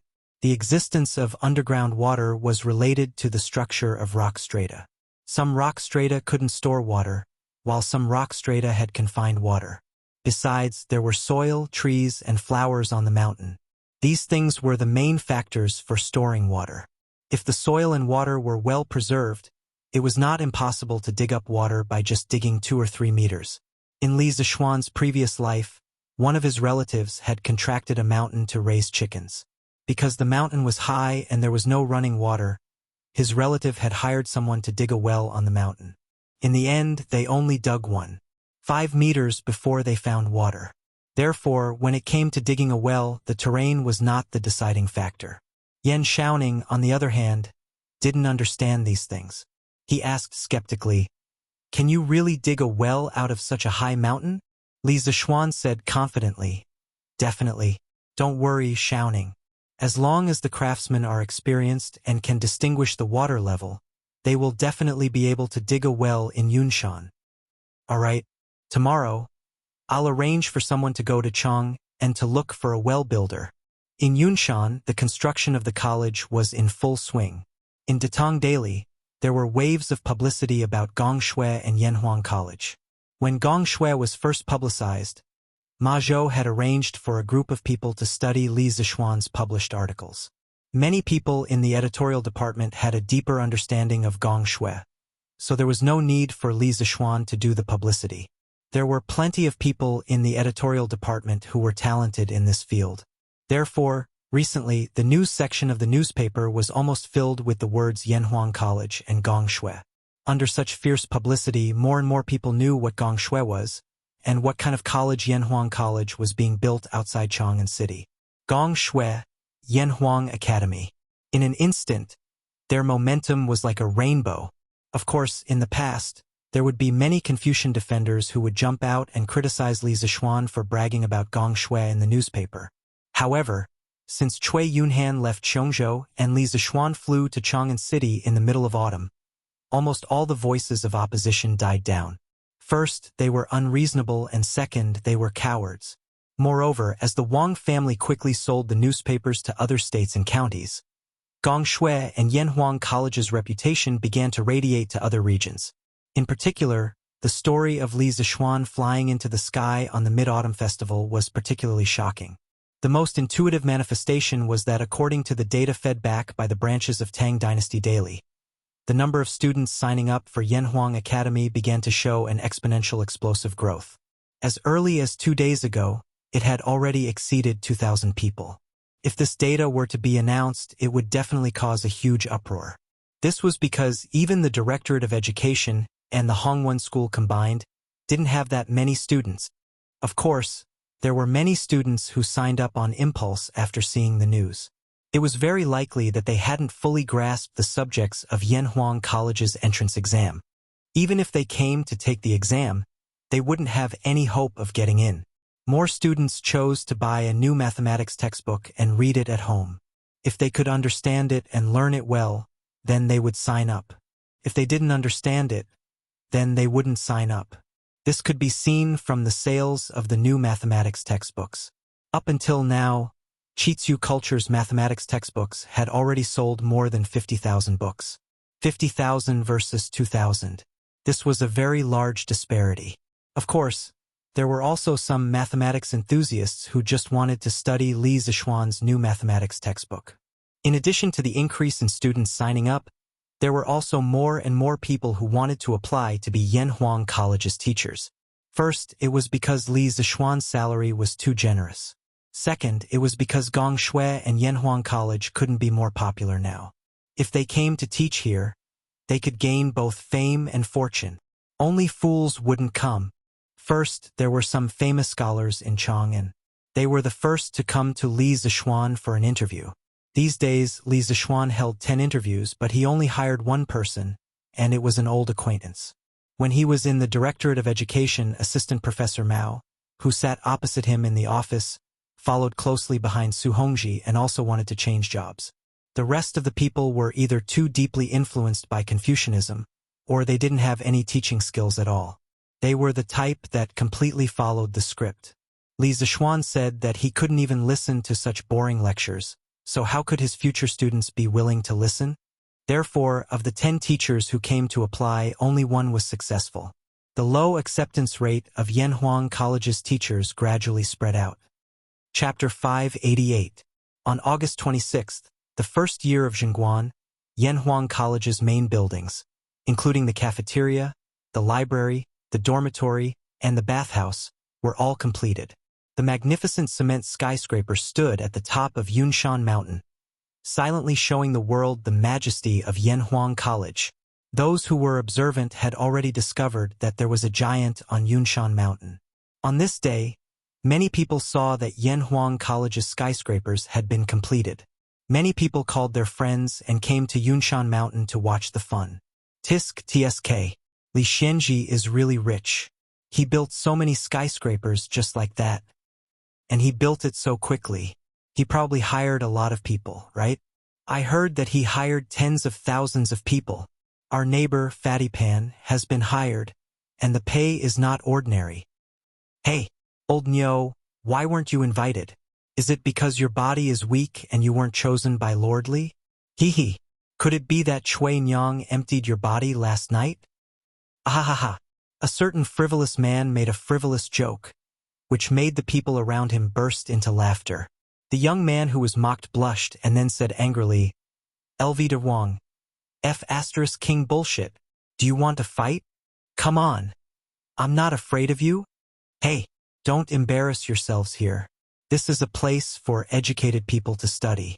How can you fight like this? That's right. This is outrageous. Hey, old Meng, look at the road on this mountain. It's completely different from the bluestone road at the foot of the mountain. It's hard and flat. I wonder what material it's made of? Oh, I heard from the Han family village that it's called cement. Cement can be used to make roads when mixed with sand and stone. And look, it's not just the road. Yanhuang College's walls are also covered with cement. They're using cement to replace glutinous rice mortar. An old man with coarse white hair, holding a walking stick and stroking his beard, slowly told the truth. Cement? What's cement? Where can I buy it? Looks like it's pretty useful. The house built with this looks quite sturdy, but I wonder how much more expensive it is than glutinous rice mortar.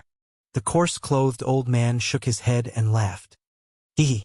Many people want to buy it, but it's not on sale yet. Why is that? Is there anything money can't buy? What's so strange about that? It was said that this cement was invented by Lord Li himself. Of course, he would use it for his own academy first. It's not like Lord Li lacks money. Oh, so that's how it is. Lord Li has really put in a lot of effort for this academy. Tsk. Yanhuang College's skyscraper looked so imposing.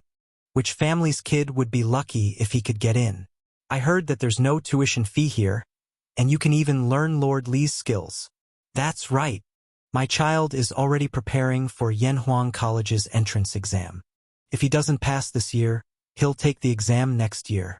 Tisk, how can your stupid son get into Yanhuang College? Why is it impossible? For the first time, Yanhuang College's image was more complete in front of the world.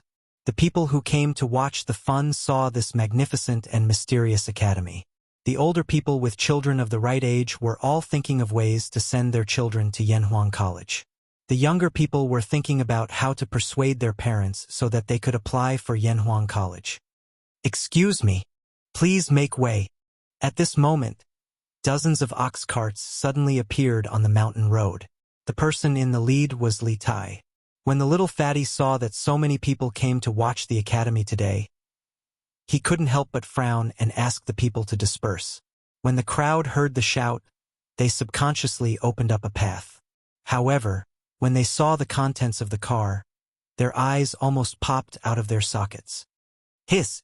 This is colored glass? This is top-notch colored glaze. Every piece is so big and beautiful. There are nearly 10 carts of colored glass. Why did Yanhuang College bring so much colored glass? Who knows? Maybe we can use it in one of the houses. Yanhuang College's architecture can't be estimated with common sense. Oh my God! How much is this? In fact, not only were the onlookers dumbfounded, but the people who followed Li Tai to the workshop to transport the colored glass were also dumbfounded. In this era, colored glass was worth as much as gold. When these people saw so much colored glass in the workshop in the morning, they were almost blinded. However, after walking for such a long time, they gradually got used to it. At this time, when they saw that there were people who were as shocked as they were at the beginning, they more or less felt a sense of superiority. Be careful. Come, bring all this colored glass to Guanghua building first. We'll have to make 2 more trips later. Li Tai commanded the convoy as he spoke in a clear voice. When the onlookers heard that, they almost fell to the ground. So this amount of colored glass wasn't enough? They still had to make 2 more trips. Today, they finally saw what it meant to be a rich person. Even gold was transported by carts. But soon, they also understood why Li Tai brought so much colored glass over. Oh my God! Look, they're using colored glass as windows. A sharp-eyed young man suddenly saw 3 craftsmen installing a piece of colored glass on a gap in the wall on the first floor of Yanhuang College's main building. He tilted his head and thought for a while, then suddenly came to his senses and couldn't help but exclaim in horror. Oh my God! Is Lord Li crazy? Even if he's rich, he can't waste it like this. What a waste of natural resources. I was just wondering why there were so many gaps in the walls of Yanhuang College's buildings. Aren't they afraid of the cold wind in winter? I didn't expect them to be used to install windows. This window is enough for a family to eat for decades. Lord Li is really a rich man. Ha. That's. If Lord Li doesn't have money, who else would have money? However, Lord Li earns money openly and honestly, so no one can say anything about it. Hey, you don't say. These houses with colored glass windows are quite beautiful. The inside of the house must be very bright. It's true. Not only are these colored glass windows beautiful, but they also let in light and block the wind. Lord Li really knows how to have fun. Sigh. I really regret not letting my child prepare for Yanhuang College's entrance exam as soon as possible. It's probably too late now. Chapter 589. Although using colored glass to make windows had never happened in the Tang dynasty, it was completely normal for a modern person like Li Zixuan. Moreover, unlike the current mainstream architectural style of courtyards, the high-rise buildings of the Yanhuang Academy contained hundreds of rooms in each building. This kind of house built with bricks and cement, if not for the glass windows, would be as dark as night even in the day. As for the expensive cost of colored glass that shocked others, it wasn't a problem for Li Zixuan at all. This was because the bright and transparent colored glass was just a pile of sand in his eyes. Gu Xiaomao. How's the well-digging craftsman that I asked you to find coming along? In the temporary office, Yan Xiaoning asked Gu Xiaomao to come in and asked. Gu Xiaomao bowed and reported to Yan Xiaoning. Commander Yan, I found many well-digging craftsmen in Chang'an City. When they heard that we were going to dig a well in the mountains, they all rejected us. They said that they wouldn't be able to dig water no matter how much money they were given. But this morning, I heard that there was a Master Liao in the south of the city who helped a temple dig a well in the mountains. So I went to his house to find him, but he was already out. I heard from his wife that he was digging a well for a village outside the city these few days. After saying that, he couldn't help but wipe the sweat off his forehead. He was really exhausted from searching everywhere for the past 2 days. Yan Xiaoning listened and frowned slightly. Since this Master Liao has experience in digging wells in the mountains, then invite him over as soon as possible. Time waits for no one. Go and tell him to put down the task on hand and we'll compensate him double for all his losses. After working with Li Zixuan for so long, Yan Xiaoning had learned to use money to solve problems that he couldn't solve. Cough, cough. Besides, he didn't have to pay for it himself. Gu Xiaomao quickly replied, Yes, Commander Yan. Then I'll go and find Master Liao now. Yan Xiaoning let out a soft and said, Okay, go. Thank you for your hard work. Gu Xiaomao scratched his head excitedly and giggled. Hee. It's not hard. It's not hard. In fact, installing glass windows in all the completed buildings was only the first step. Later, there were also tables and chairs for classrooms and cafeterias, boilers, water towers, and pipes for bathhouses, and beds for dormitories. Li Zixuan designed all these things according to the modern style. Of course, all of them were made by the workshop. This was also one of the reasons why the production of cement was only enough for Yanhuang College to use after so long. This was because in addition to cement, Li Zishuan would also assign tasks to the workshop from time to time. Today, they would produce a batch of colored glass. Tomorrow, they would produce a batch of cranes. The day after that, they would produce some strange tables and chairs. Could be said that half of Yanhuang College's work was done by the workshop. 3 days later at Yanhuang College. Commander Yen, out of the water, out of the water. Yan Xiaoning was sorting out the recent assessment results of various engineering teams in the office when he heard Gu Xiaomao rushing in from outside while shouting, "What's out of the water?" Gu Xiaomao's words were very ambiguous, and Yan Xiaoning was dumbfounded. Huff, huff, Commander Yen, it's Master Liao and the others who dug out water in the east of the college. Gu Xiaomao bent over and panted heavily. Yan Xiaoning's eyes widened. He said in disbelief, "How is that possible? It hasn't even been 3 days. How can they dig out water?" Gu Xiaomao said anxiously, "It's true. If you don't believe me, you can follow me to take a look." "Xiaomao, bring me to take a look first." Yan Xiaoning nodded. After pressing some of the information on the table with an ink slab, he followed Gu Xiaomao out of the door. Not long after, they arrived at a flat ground in the east of the college. This place was filled with dense trees and was very cool. At this time, many people had gathered to watch the show. Yan Xiaoning took a step forward and saw a deep well. However, he couldn't see if there was water in it. "Master Liao, I heard that you guys dug out water?"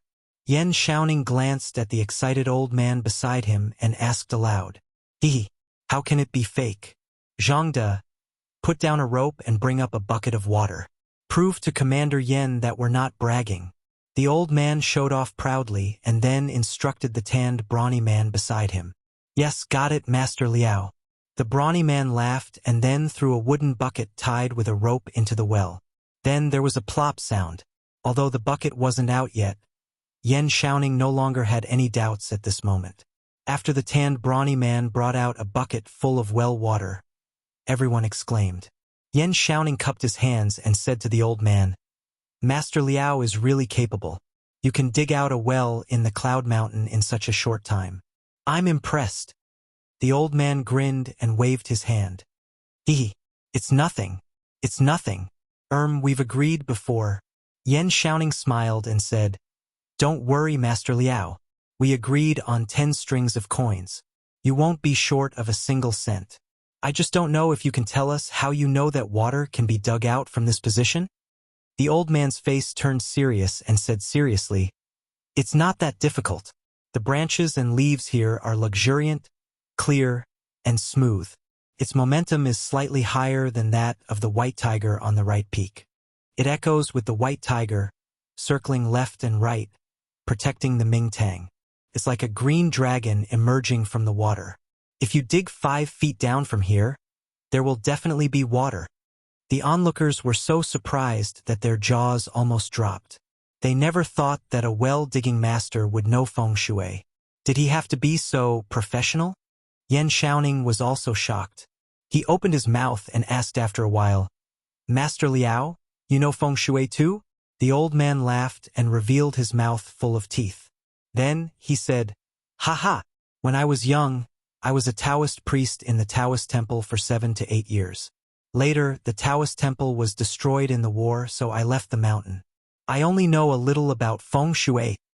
Yan Xiaoning's mouth twitched slightly. A Taoist priest actually became a well digger. No matter how he thought about it, it didn't seem reliable. But no one expected that the combination of the two would have such a miraculous effect. "Then, Master Liao, help me dig 3 more wells. The price is the same as before." Yan Xiaoning exhaled a few times and said, Yanhuang College covered a huge area. 1 well was definitely not enough. Yan Xiaoning didn't expect this old man to be so efficient at digging wells. He decided to let him dig a few more wells while he was at it. With that, the Yanhuang Academy was basically ready. All that was left was for the final push. Chapter 590. While the construction of Yanhuang College was in full swing, Li Zixuan was not idle either. In fact, he was very miserable. Sigh. This speed is not good. It's been almost half a month, and I've only written 2 textbooks. It's a bit difficult to continue at this speed. Li Mansion, West Courtyard. Study. Li Zixuan looked at the 2 textbooks, Mathematics, Volume 2, and Physics, Volume 1, on the table and sighed. If someone heard this sentence, they would definitely beat him up. One must know that compiling textbooks was a task that was done by a learned scholar. It would be good if he could compile 1 textbook in a year. But this guy had only compiled 2 in half a month, and he was still not satisfied. He wanted to go to heaven. However, Li Zixuan was not satisfied at all. The textbooks he wrote were all related subjects that he had learned in school in his previous life with abnormal mental strength. Naturally, others could not compete with him in terms of speed. But even so, Li Zixuan still felt that it was too slow because the academy would start in half a month. At first, he planned to open 4 courses for the students, but now there were still 2 textbooks that he had not written, chemistry and geography. Of course, the textbooks he wrote were not all mechanically copied. It was not that the first grade in Yanhuang College would learn what the first grade in the modern world learned. The 2 schools had different academic systems, which determined that the content of each stage of study was different. When he first wrote Mathematics, Volume 1, in Yanhuang College, the content in it already covered the first and second grade of primary school. But the students in the School of Mathematics had already learned almost half of the mathematics in Volume 1, so Li Zixuan wrote the mathematics in Volume 2. As for the 2 textbooks that were still missing, chemistry was not bad, but it would be very troublesome to teach because the chemical symbols in it were read according to the English alphabet in his previous life. But now it was the Tang Dynasty. One could imagine the scene when the time came. Students, this is the chemical formula of water molecules, H2O, H2O. Come. Remember it well. 2333333. This scene was simply too beautiful to imagine. As for the geography textbook, Li Zixuan did not know where to start, because he did not know the current territory of Tang Dynasty. How could he make it up? Not to mention half a month, even if he was given half a year, he would not be able to make it up. However, he had no choice but to set up this course. Setting aside the issue of territory, there were many concepts in geography that were very useful. For example, the concept of scale in a map, the concept of up north and down south, the concept of left, west, right, and east, the concept of latitude and longitude, contour lines, and so on. Ancient maps were not based on north and south, left, west, and right. Many ancient maps of China adopted the setting of north and south, left, east, and right.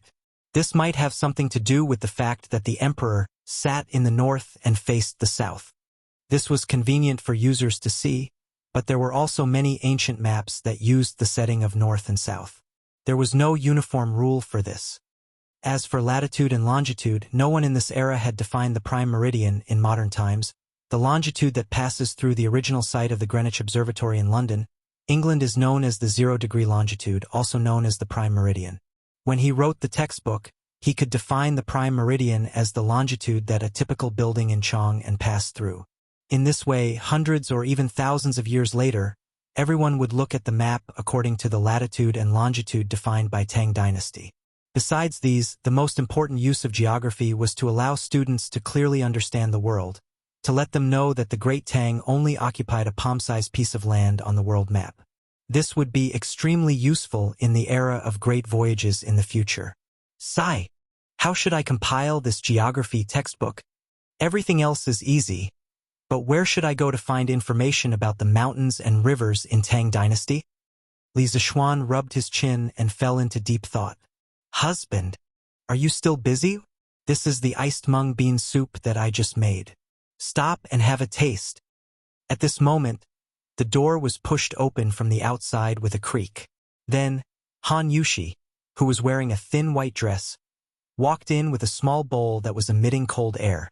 When she saw Li Zixuan lying on the table and thinking hard, she couldn't help but feel a little sorry for him. Oh, my wife is here. Li Zixuan came back to his senses, then stood up and looked at Han Yushi and said, Heh, My wife, why are you wasting your energy on such a hot day? Look at how hot you are. Let the people below do this work. Come and sit. Han Yushi smiled and put the mung bean soup on the table. Then, she said unhappily, Husband, you also know that it's a hot day now. Then why have you been locking yourself in the house every day recently? Mother and I are worried that you will get sick from being cooped up. I know that my husband is working hard on the matters of the academy, but you can't tire yourself out because of this. Li Zishuan's heart warmed. He stepped forward and grabbed Han Yushi's soft hands. He smiled and said, Wife, don't worry. Your husband has martial arts. A mere hot day can't do anything to me. You just have to take care of yourself. Han Yushi rolled her eyes and said angrily, Husband, you're lying again. Who said that people who have martial arts are not afraid of the heat? Lu Guogong, the old man, has already taken a few carts of ice cubes from our house. You still want to fool me? Cough, cough. Li Zishuan was suddenly speechless. Han Yushi was right. They practiced martial arts. Although they were not afraid of the cold, they were generally quite afraid of the heat, unless you practiced the rare Yin attribute internal strength. Han Yushi picked up the small bowl and stuffed it into Li Zishuan's hand. She said, Okay, I know that my husband is busy, but you should drink this bowl of mung bean soup first. How could Li Zishuan disagree?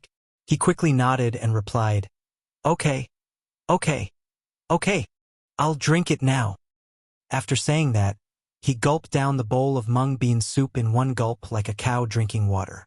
A wave of unbridled coolness instantly erupted from within him, and he couldn't help but exclaim, Refreshing? Han Yushi smiled and put away the bowl. Then, she turned around and prepared to go out. However, she paused at the door and hesitated. My husband seems to have encountered some difficulties. My ability is limited, so I'm afraid I can't help much. However, my husband can go out for a walk and relax. Don't you have so many friends? You can ask them for help. There's no need to build a cart behind closed doors. I've been relying on the help of many people since I was young. Otherwise, I wouldn't have been able to marry my husband. After hearing this, Li Zishuan was silent for a while. Suddenly, he laughed and said, I got it. Ha. Wife, you're really my lucky star. Chapter 591. Qing Ke, you stop first. What's wrong? Xiao Xian, what's the matter? You stop first. Gu Xiaomao, from now on, you'll be the leader of the 8th team of the 1st Regiment. You'll be in charge of all the missions on Qing Ke. That afternoon, Li Zishuan went straight to Yunshan. After asking a craftsman, he found Li Tai, who was teaching others how to use the crane. He cut to the chase and went straight to the point. Li Tai, on the other hand, was dumbfounded. Little Xian, what are you doing now? Why did you remove me from the team leader position for no reason? Li Zishuan couldn't be bothered to talk nonsense with this little fatty under the hot sun. He dragged him away and said, What do you mean by removing you from the team leader position? You brat! Are you addicted to playing here? Come back to Chang'an with me. Li Tai tried to break free but couldn't. He could only ask, Why are we going back to Chang'an? Did my father ask you to call me back? Li Zishuan was furious. I'm not a eunuch who delivers messages to Second Master Li. Why would I come all the way here to deliver an imperial decree for Second Master Li? He paused and said angrily, No, I'm here to promote you. How can a mere team leader be worthy of you, Qing Ke? Li Tai was overjoyed and quickly asked, Ha, that's good. That's good. Xiao Xian, are you going to promote me to a regiment commander? Sai, wait, why are you bringing me back to Chang? And if you promote me to a regiment commander? Hey, stop it. Bam. Get in. Why are you talking so much nonsense? Sanbao, start the car. Li Zishuan tossed little fatty into the carriage with one hand and jumped onto the carriage himself. He then instructed Sanbao. Luckily, Li Tai was still young. Otherwise, when he was in his 20s, he probably wouldn't even be able to enter the carriage. Luckily, Don't Touch Me was sturdy. Otherwise, with the little fatty's current weight, an ordinary carriage wouldn't be able to withstand his weight. Sigh. No, little Xian, what exactly do you want me to do? After returning to Chang and Li Zixuan directly brought Li Tai to the inner west courtyard of the mansion. Li Tai, who was following behind them, could not help but burst out in anger. Li Zixuan smiled and said, "Didn't I just tell you? I'm here to promote you. From now on, you have been promoted from the captain of the construction corps to the deputy editor of the geography teaching materials of the academy. Before school reopens, you should just stay in Chang'an City and write books." That's right. Li Zixuan's idea was to capture Li Tai and make him an able-bodied man. Although this little fatty was arrogant and a bit of a jerk, he was impeccable in terms of knowledge. The history book's evaluation of him was, Li Tai is brilliant, intelligent, and has a love for literature. He has collected thousands of books. The most important point was that Li Tai had once presided over the compilation of the famous book Jiao Diji in the original history books. The book was divided into 358 states according to the 10 paths of Jingguan. Then, with each state as a unit, it described the history, geography, names, mountains, cities, historical sites, myths, legends, and major historical events of each county. The extensive collection preserved many precious information from the geography books of the 6 dynasties, which had a deep impact on the later generations. Therefore, it was more than appropriate to get this little fatty to help write the geography teaching materials. Moreover, Li Tai had a literature center in his hands. Everyone there was a knowledgeable scholar. With these resources, it was simply half the work and twice the result. At that moment, Li Tai was puzzled and asked, "Geography? Deputy editor? I definitely can't do that." Li Zixuan smiled and said, "Geography is similar to Shangshu Yugong and the classic of mountains and seas, but there are some new concepts added in it. You just need to be responsible for completing the part about the Tang Empire. The classic of mountains and seas was written in the Preqin dynasty, and Shangshu Yugong was written in the Warring States period. This was considered the earliest famous geography book in our country. The author of Shangshu Yugong used geography as the basis for his ideal political division. He divided the world into 9 states, namely Ji, Yan, Qing, Su, Yang, Jing, Yu, Liang, and Yong. He also recorded all kinds of geographical phenomena in the country. It was a model of early regional geography research in China. It was cited in commentary on the Classic of Water, maps of Yuanhe County, and many other geographical works since the Tang and Song dynasties. Oh, so it's this. But doesn't Yanhuang College teach engineering? Why are you teaching geography now? Can't I? The college is mine. I can teach whatever I want. You, that hand is on me. If I don't want to, then I won't. Li Zixuan was already prepared for this little fatty's character. He smiled and said, "Are you sure? There are many benefits to being a compiler." "What benefits can there be?" Li Tai couldn't help but ask. Li Zixuan stretched out 3 fingers and said with a smile, "For example, in the first month of school, I'll allow you to take 3 days off. Take note, in the first month of school, I plan to let all the students undergo intensive training.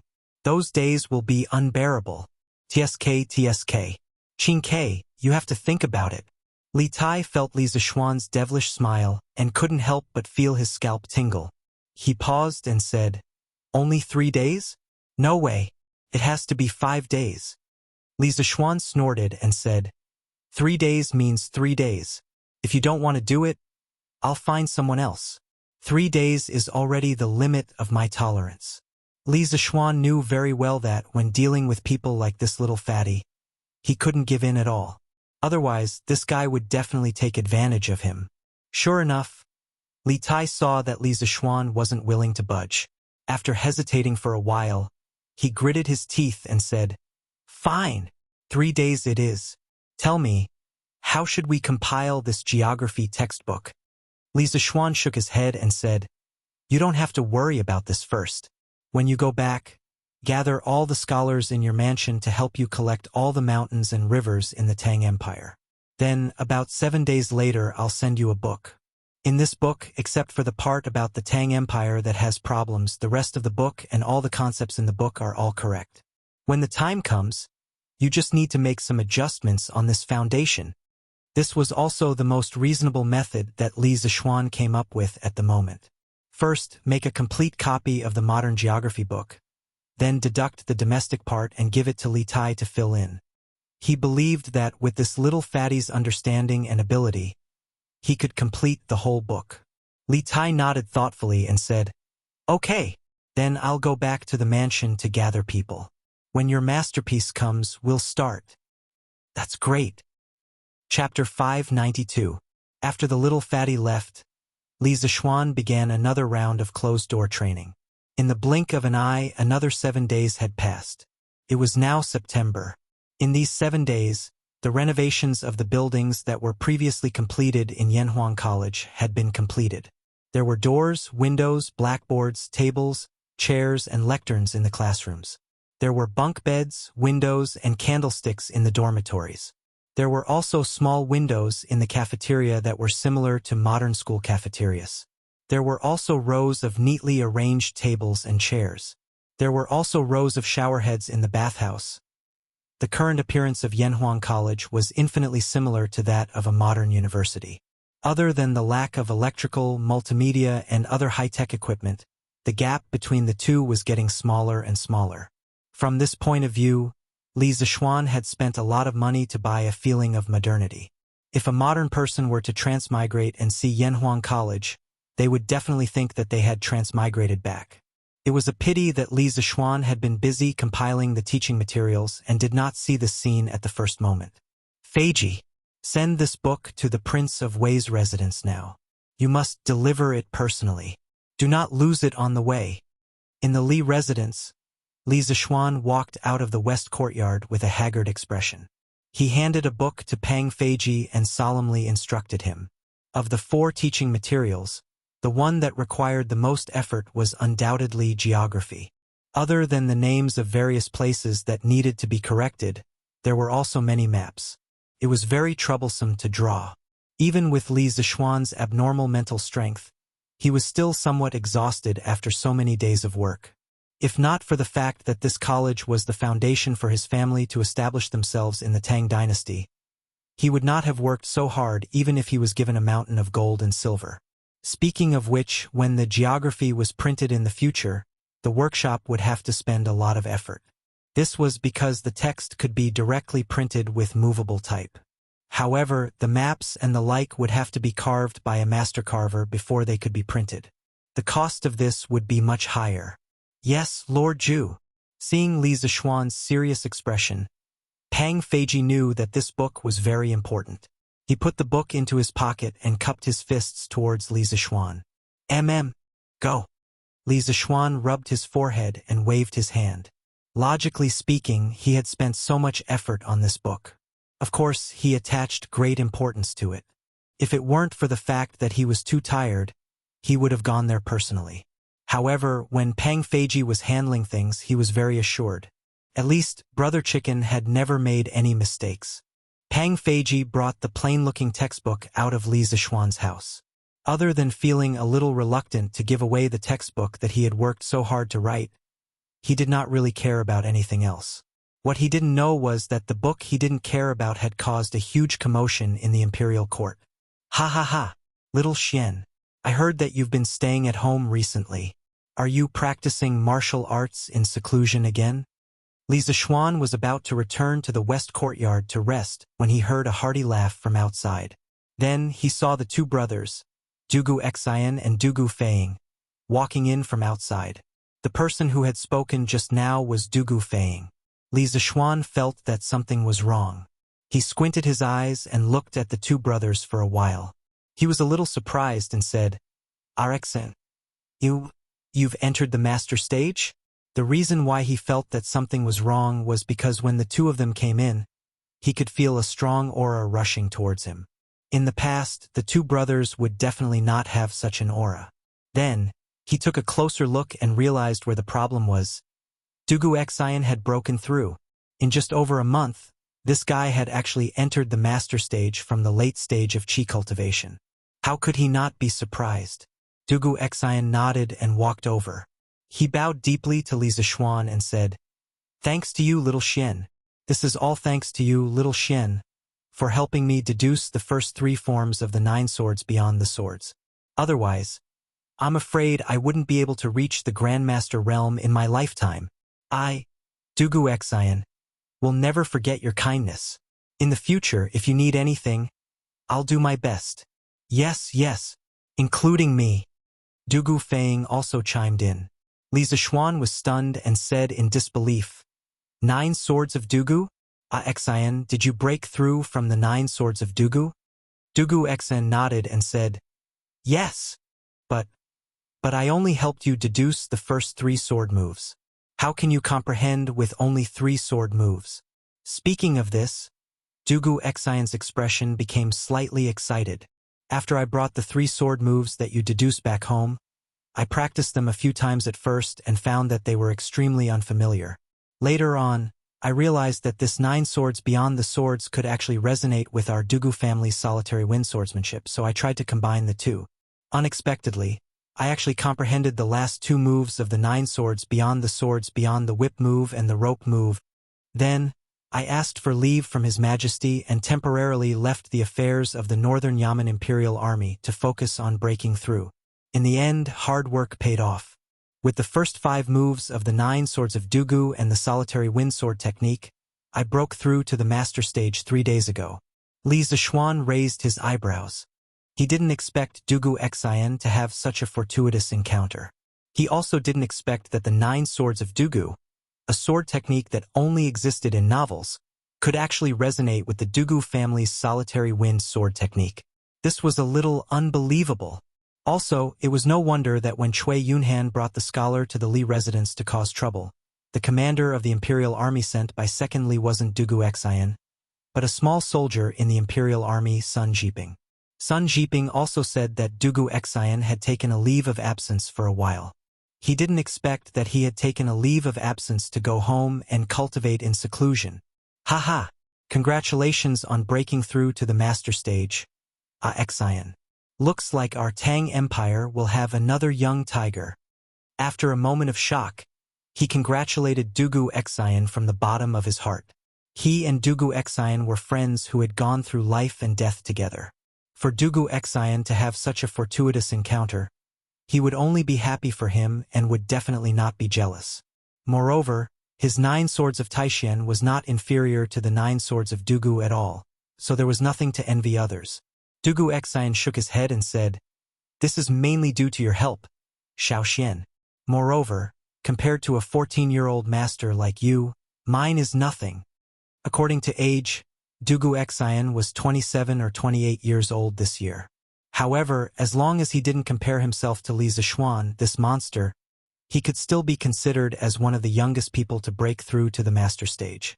Li Zishuan smiled and said, no matter what, this is something worth celebrating. When we have time in the future, let's call Choox and the others and have a good drink. Chapter 593. Little Xian, after my father found out that you were the one who gave me such a peerless sword technique like the 9 swords of Dugu, he was very grateful to you and wanted to thank you in person. He specially prepared some wine in his residence and sent us 2 brothers to invite you to his residence for a chat. I wonder if it's convenient for you? Li residence, front hall.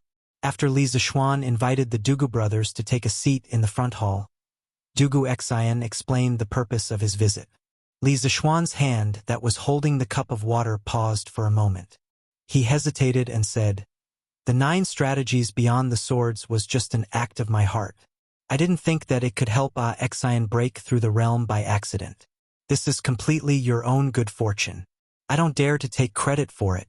I'm very happy to accept your father's invitation, but I've been busy with the Academy's teaching materials recently and can't leave. So, let's meet another day. I hope your father will forgive me for my rudeness. Whether it was in ancient times or modern times, it was very rude to refuse an elder's invitation. What's more, Li Zishuan was rejecting the head of a powerful family. If it wasn't for the fact that he really couldn't get away, he wouldn't have done this. Dugu Xian came to a sudden realization. He glanced at Li Zishuan and said, no wonder I heard that you've been cooped up in the manor recently, little Xian. So it's because of your Yanhuang College. It's okay. Your academy matters more. My father definitely won't blame you. Dugu Xian knew quite a bit about Yanhuang College. First of all, Li Zishuan had put a lot of effort into this college. Secondly, Li Zishuan also had high hopes for this college. Therefore, after hearing Li Zishuan's reason, he understood quite well. Li Zishuan smiled and said, "Thank you for your understanding. When I'm free in the future, I'll definitely pay your father a visit in person." Dugu Xian nodded and got up to leave. Suddenly, he seemed to have thought of God. He stopped in his tracks and pulled out a small booklet with a blue cover. He handed it to Li Zishuan and said, "Li Zishuan, Xiao Xian, this is our Dugu clan's solitary wind sword technique.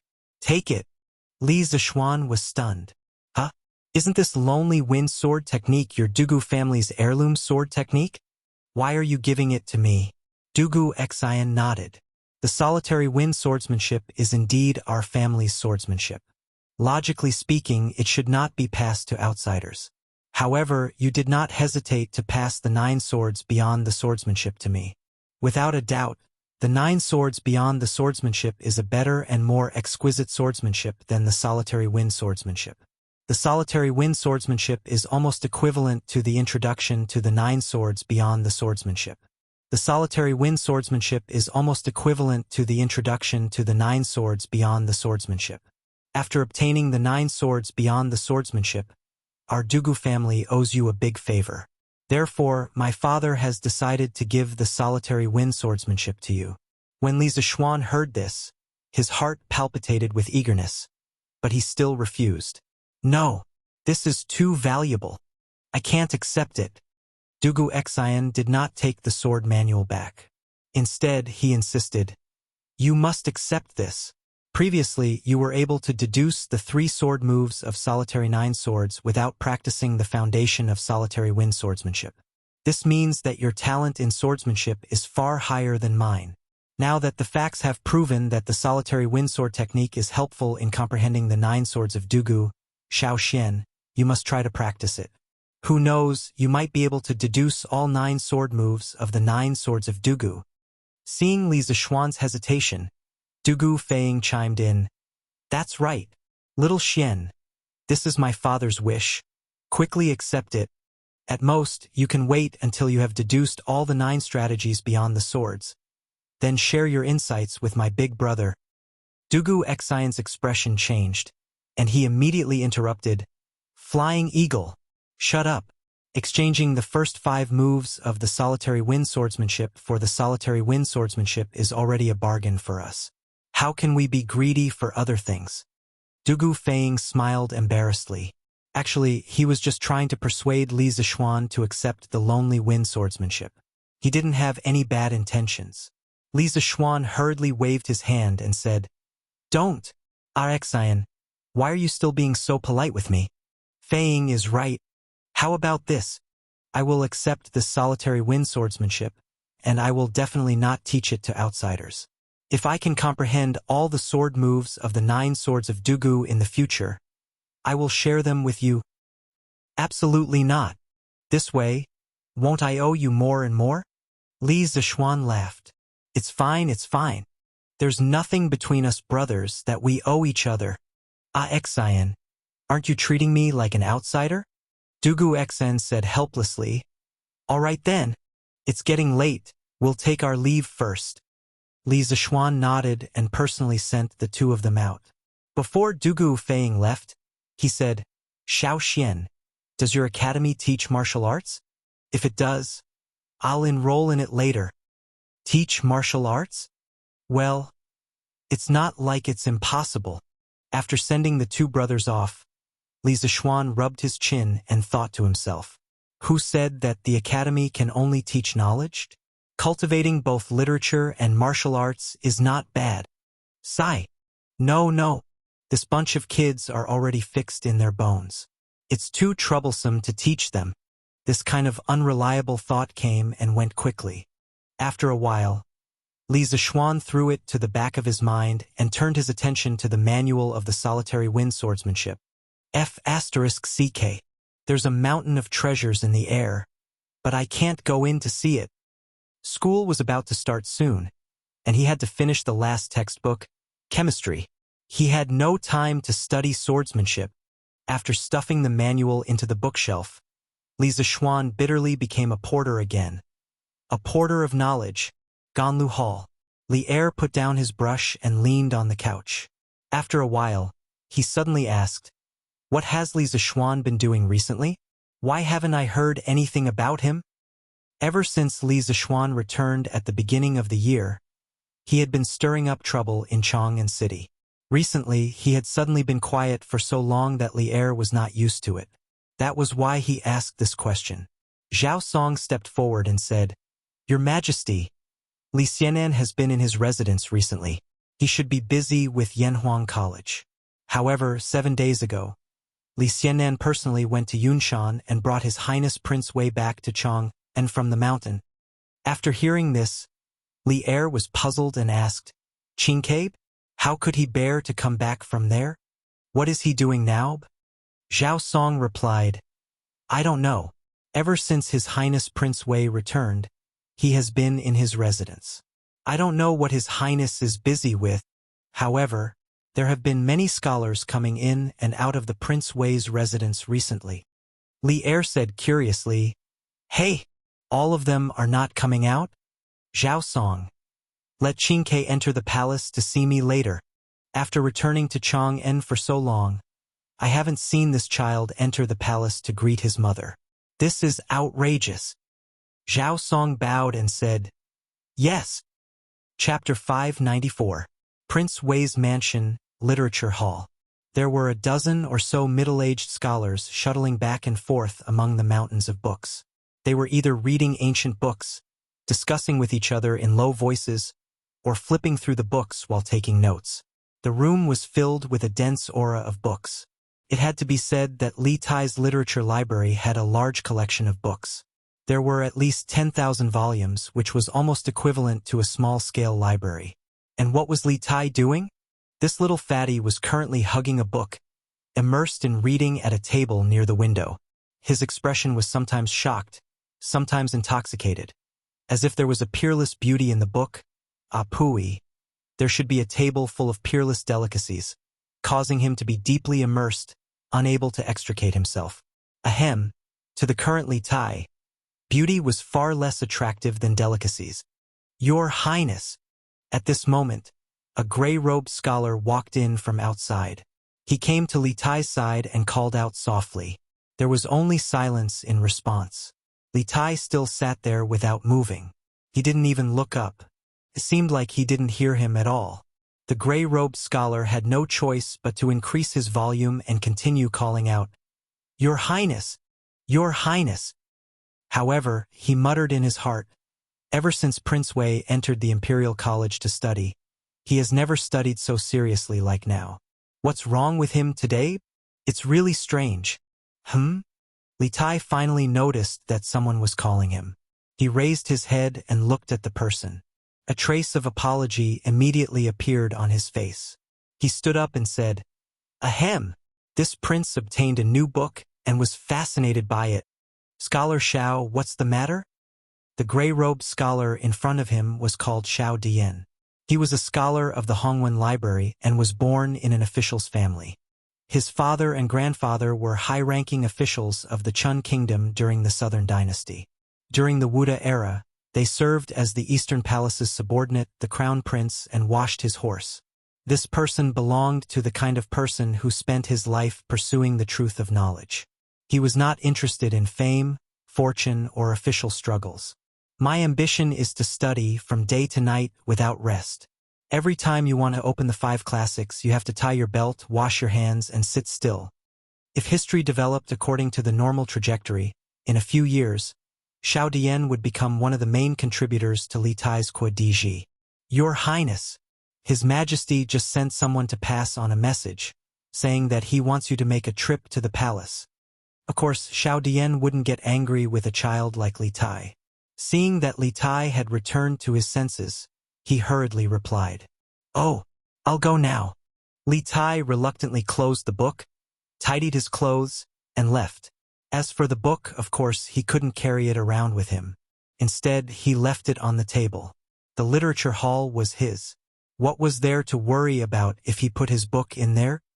What book is this? This old man has read all the books in the literature hall. Why have I never seen this book before? After Li Tai left, Xiao Dian was about to turn around and busy himself with his own matters. However, he was suddenly attracted by the book on the table that Li Tai had just closed and didn't have a single word on the cover. He stood in front of the table and muttered to himself, "This son pays his respects to father." In the Sweet Dew Hall, the rotund Li Tai walked in with small steps and bowed to Li Er. His appearance looked rather comical. No wonder Li Er had always doted on this son. "Qing Ke is here? Rise." Li Er raised his head when he heard the voice and smiled. Li Tai straightened his body and cupped his hands. "Thank you, father." Li Er smiled, then put down the memorial in his hand that he was reading halfway and asked, "I heard that you haven't been to Yunshan for the past few days. Qing Ke?" Replying to father, "That's indeed the case. Since that's the case, why are you still in a hurry these past few days? I don't see you entering the palace to pay your respects to me and your mother?" Li Er frowned and asked in a deep voice. Previously, after Li Tai went to Yunshan to help build the academy, Empress Zhongsun felt sorry for her son's tiredness from running back and forth every day. Thus, she exempted Li Tai from entering the palace to pay his respects every day. Now that Li Tai had returned from Yunshan for some unknown reason, he still hadn't entered the palace to pay his respects. This made Li Er a little unhappy. He could tolerate his son's lack of aptitude, but he couldn't tolerate them being disloyal and unfilial. Li Tai's fat face turned red. To be honest, he hadn't entered the palace to pay his respects for a long time and had forgotten about this. Of course, this was something that he couldn't say out loud. He had a legitimate reason. This is indeed this son's negligence. This son will go and pay his respects to mother later. This son has been too busy these past few days and has become muddle-headed. I hope father can forgive me. Muddle-headed from being too busy? What are you busy with? Replying to father, it's some studies that teacher has given to this son. Yanhuang College is about to start school. Teacher Li has been compiling textbooks behind closed doors for the past month. From what I heard, this son seems to be planning to open 4 courses for the new students. They are mathematics, physics, chemistry, and geography. About 7 days ago, Mr. Li brought me back from Yunshan Mountain because he wanted me to participate in the compilation of the geography teaching materials. Thus, this son has been collecting ancient books and literature with the scholars in the literature hall for reference. Li Er's face cleared up a little when he heard this. He frowned and pondered for a long time. Then, he stood up and asked, "Geography? Isn't he teaching engineering? Why is he teaching geography for no reason? Does this kid really think that he's Zhuge Kongming who knows everything from astronomy to geography?" When Li Tai heard this, he looked slightly excited and said, "Father is wise. Teacher Li really knows geography. This morning, teacher sent the first draft of the geography textbook to this son's residence. This son opened it and was deeply immersed in it. I couldn't extricate myself. I didn't even eat lunch. Latitude and longitude, contour lines, sea level, and so on. Teacher put forward some new concepts in the book. It made this son feel as if he opened up a new world. This geography textbook is definitely better than any of the classics in the past." Li Er was slightly moved. No one knew a son better than his father. Li Tai had always been arrogant. A book that could make him praise it so much must be extraordinary. Latitude and longitude, contour lines, sea level, what are all these things? Li Tai cupped his hands and said, "Father, this latitude and longitude is a set of data that teacher specified for each place on the map. It's convenient to find the location on the map. Contour lines are curves that distinguish the height of the terrain on the map. The sea level is the average height of the sea. This is used as a reference for the height of the terrain on the ground." Li Er frowned when he heard this. He didn't understand a single word that Li Tai said. Thus, he frowned and said, "Where is that geography textbook now? I want to see how magical it is." Chapter 595. The geography textbook that Li Arian wanted to read was currently being observed by several scholars. Hiss! The earth under our feet is actually spherical? How is this possible? Li Tai already knew that the earth was spherical, so he wasn't surprised at all when he saw these things. At first, Xiao Dian didn't suppress his curiosity and quietly opened the book that Li Tai left behind. When he saw the first page, he couldn't help but exclaim. This inexplicable exclamation also attracted the attention of the two scholars beside him. However, Xiao Dian couldn't care about this at this moment. He had already put all his attention into the book. He wanted to find out the truth. The first chapter of the geography textbook compiled by Li Zixuan talked about the earth and maps. After saying that the earth was spherical, Li Zixuan gave some evidence that could be given under the conditions of this era to prove that the earth was spherical. After Xiao Dian finished reading, he felt as if he had been struck by lightning. His head was buzzing. He originally wanted to refute the point of view in this book, but after reading this small chapter, he could no longer refute it. However, he found it hard to accept that the earth was spherical for a moment. Oh my God! The earth under our feet is so big. The Tang Empire only occupies such a small area. There are so many countries in the north, west, and south of the Tang Empire. 70% of the Earth's surface is ocean, and 30% is land? How is this possible? The meridian from the south to the north that passes through the Taiji Palace is called the prime meridian or the 0-degree meridian. From the 0-degree meridian to the east and west, it increases to 180 degrees. From the equator 0-degree latitude to the north and south poles, it increases to 90 degrees. It divides the Earth, and each part corresponds to a latitude and longitude. Hiss! Who wrote this book? Who proposed the longitude and latitude? Is too bold.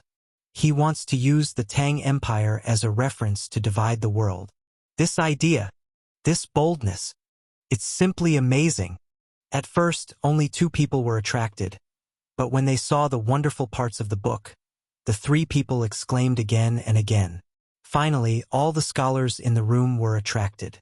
Gradually, as time went by, the people in the room were all shocked by the spirit of pointing at the sky and drawing the earth. No one had ever told them that the earth was round, no one had ever told them how big the earth was, and no one had ever told them how big the earth was or how many oceans and lands there were, and no one had ever divided the earth by latitude and longitude. Just by reading the first chapter of the book, these grand scholars felt that their worldview had been completely overturned, and they were still in a state of confusion. Scholar Xiao, His Majesty has sent someone here. He said that he wants to help Prince Wei take away the geography textbook that he was reading earlier. Just when everyone was shocked to the point of being speechless, a manservant walked in from outside and cupped his hands at Xiao Dian. Seeing that an outsider came in to escape from the Tang Empire, to escape from the Tang Empire, escape from the Tang Empire was to the Tang Empire to the Tang Empire to read the book. After all, this book was Li Tai's private book. It was against the rules for them to read it without permission. Xiao Dian's face turned red. He stood up and looked at the servant and asked, "Geography teaching material? What geography teaching material? Did His Highness say it clearly?" Although the servant felt that the atmosphere in the room was strange, he did not dare to raise any questions. He directly answered, "His Highness said that it was the book that he read earlier." Xiao Dian suddenly understood.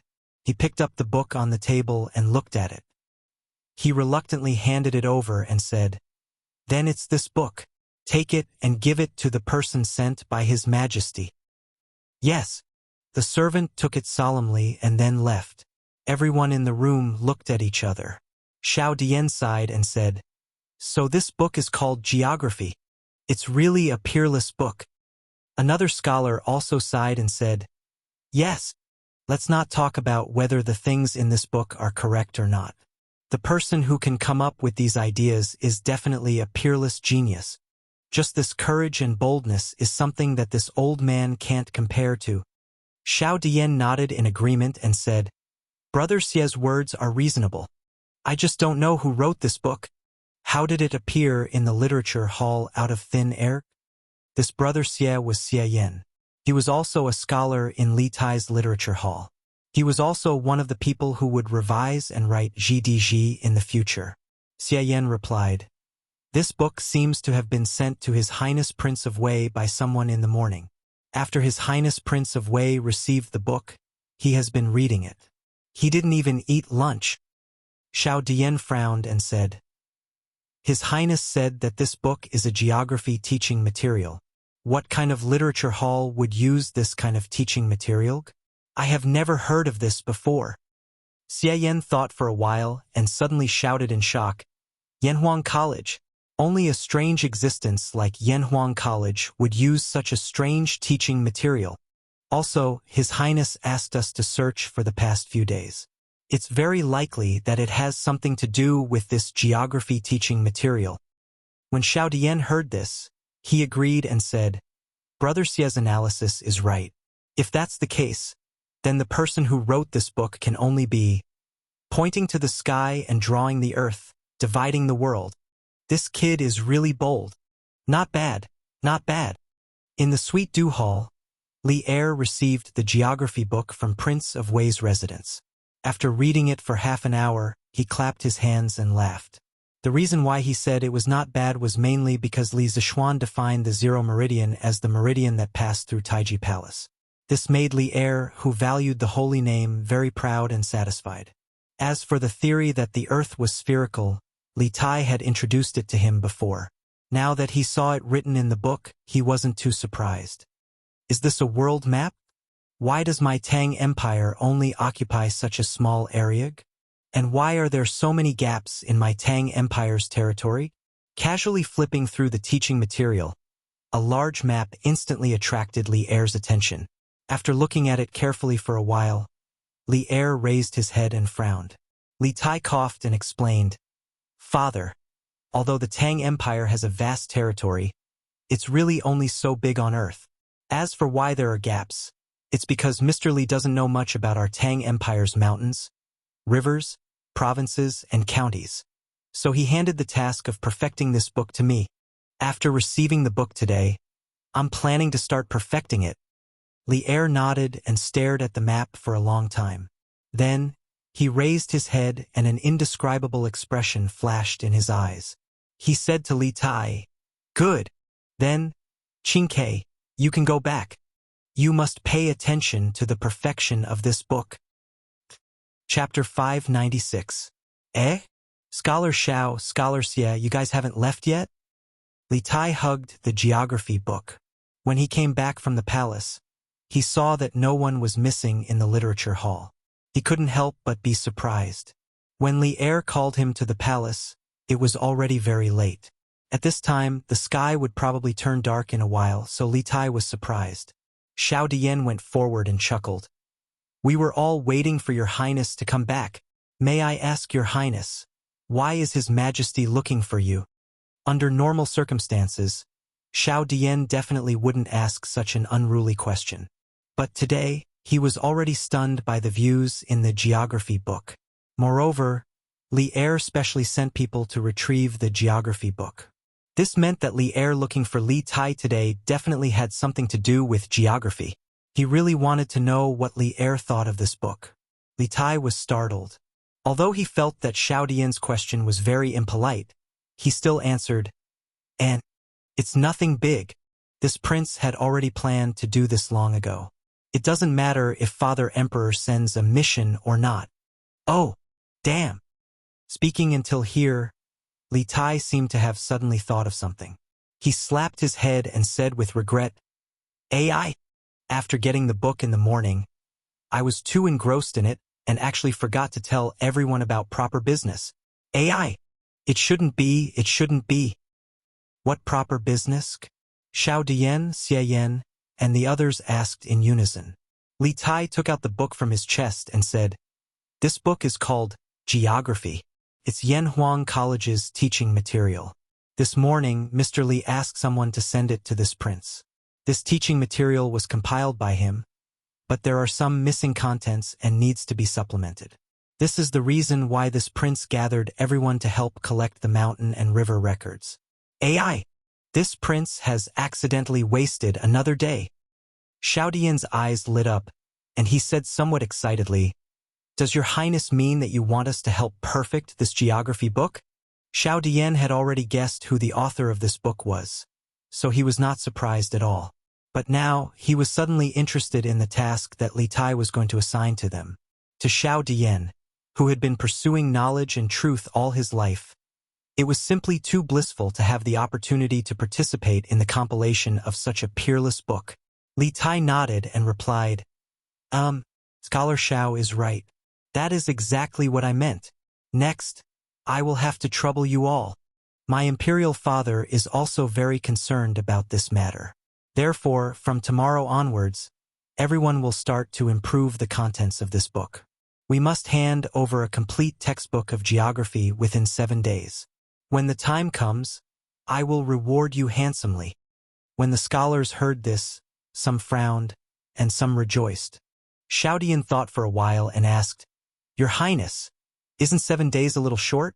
Li Tai spread his hands helplessly and said, That can't be helped. Yanhuang College will start school in half a month, so we must complete it as soon as possible. This prince will work hard with everyone in these few days. What's more, Mr. Li only spent 7 days to complete 90% of the book's contents.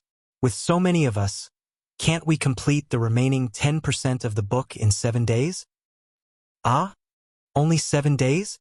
This? When Xiao Dian heard this, he couldn't help but be flabbergasted. He never would have thought that the book that overturned his worldview was actually written by a single person in just 7 days. This directly made him doubt his life. The rest of the scholars were not much better. Their eyes were even bigger than Chang Yaojin's eyes. Since ancient times, scholars despised each other. As the saying goes, there is no first place in literature, and there is no second place in martial arts. Among scholars, no one was willing to submit to anyone. But at this moment, when they heard from Li Tai about Li Zishuan's abnormal speed, who would dare to say that they were unconvinced? Your Highness, rest assured, this old man will do his best.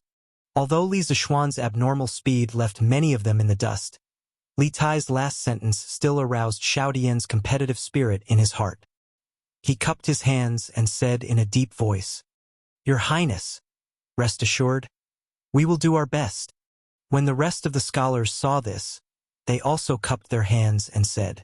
Li Tai laughed loudly and said, Ha ha, good. This prince will also do his best with everyone. Why is Erlang so energetic today? Late at night, in Empress Zhangxuan's bedroom, the candlelight was still swaying in the room. There were some faint sounds that were not suitable for children, which made the little palace maid guarding outside the door blush. For a long time it was calm. The two palace maids could not help but look at each other, and they both breathed a sigh of relief. Inside the room, Empress Zhangxun lay in Li Er's arms and said lazily. Li Er heard this and laughed. He put his head less than an inch away from Zhangxuan's face and said meaningfully, Listening to Guanin's words, it seems that she is complaining that I only come here once every day? Then I will be like today every time in the future. How about that? There were 4 great joys in life. Rain after a long drought, meeting an old friend in a foreign land, the wedding night, and being nominated for the imperial role. Although they had been husband and wife for many years, the relationship between Li Er and Empress Zhangxun belonged to the type of aged wine. The longer it was, the more mellow. Therefore, after a certain someone got married twice, he was in a very good mood. Empress Zhangxun symbolically punched Li Er's chest and said angrily, Erlang, you are not serious again. I am asking you seriously. I feel that Erlang is a little unusual today. Li Er laughed loudly and then said, Maid Guanin, you know me? Ha ha. That's right. My heart is full of fighting spirit today. Empress Zhangxun asked curiously, Oh? Why? Li Er turned sideways and hugged Empress Zhangxun completely in his arms. He patted Empress Zhangxuan's jade back and sighed deeply. After the Wei River Alliance, the whole Tang Empire is hoarding provisions and preparing the soldiers and horses. Seeing the Tang Empire's national strength gradually increasing, while I am gratified, I also can't help but feel a little lonely. I am thinking that my Tang Empire is full of talents and fierce generals. According to this trend, in less than 2 years, the Turks will be destroyed. At that time, who can be my opponent? Haha. I didn't expect that child Qin Ke to give me something today that actually untied the knot in my heart. Maid Guanyin. Guess what it is? Empress Zhongsun looked at the man beside her, who was smiling from the bottom of his heart, and suddenly felt very happy. She shook her head and said, I can't guess. Erlang, tell me. Li Er smiled and said, Haha, it is a map, a world map. I only found out today that my Tang Empire's vast territory is not even the size of a palm on the world map. I only found out today that other than the Turks, Tibetans, and Xinlua, there are so many countries and so many powerful opponents on the aristocratic families. Chapter 597. To the west of the Tang Empire, there's a country bigger than the Tang Empire called the Arab Empire. Further west, there's a big country called the Byzantine Empire. Haha, this world is really interesting. I have to ask Li Zishuan about the strength of these two countries. Speaking of the source of his excitement, Li Er couldn't help but laugh proudly. Zhang Sun wasn't stupid.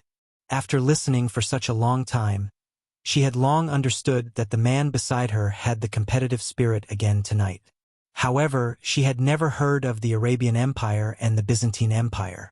Therefore, she asked softly, Erlang, is this world map accurate or not? How does that kid Xiaoxian know about those countries in the far west? Li Er was stunned and replied, The map should be accurate? That kid is preparing to use this as a teaching material for Yanhuang College in the future. How can he teach something that isn't accurate to the students? As for how he knows about those countries, that's hard to say. This kid has too many doubts, so this one won't make a difference. As long as his heart is with the Tang Empire, I'll turn a blind eye. Empress Zhongsun nodded. After a moment of silence, she suddenly said, Oh right, Erlang, speaking of Yanhuang College, I heard from my subordinates that many houses on Yunshan Mountain have been completed. In Xiaoshuan's college, the architectural style is not only strange, but also extremely luxurious. Yunshan Mountain used to be cold and cheerless, but now it has become a place where the people of Chong and flock like ducks. It suddenly became lively. I'm really curious about how many students he will be able to recruit this time. Li Er smiled slightly and said, It must be a lot. This kid is very good at creating public opinion. With the overwhelming publicity of Datong Daily, there's no place in the 358 provinces of the Tang Empire that doesn't know about the engineering school and Yanhuang College. But this college, I've only seen the sand table and haven't seen what it really looks like. When I'm free in the future, I'll accompany Maid Guanyin to take a look. Empress Zhongsun smiled sweetly and said, Okay. Li Er used his chin to press against Empress Zhongsun's forehead, slowly saying, Just geography. This brat gave Zhan such a big surprise. I heard from Qin Ke that this batch of students from Yanhuang College will be learning 4 courses. We are now looking forward to what surprises the other 3 courses will bring to us and the Great Tang. Dad, why do you have to wake me up early in the morning every day? The next morning, Duke Lu's mansion. Chang Chumo rubbed his sleepy eyes and complained to Chang Yaojin. Good morning. Early my ass. Don't you see that your schoolmates are already on their way to Yunshan? You're the only lazy one who's late every day. Chang Yaojin slapped the table and reprimanded in a bad mood. Chang Chumo pursed his lips and said nonchalantly, Isn't it the same whether we go sooner or later? Xiaoxian and I are good brothers.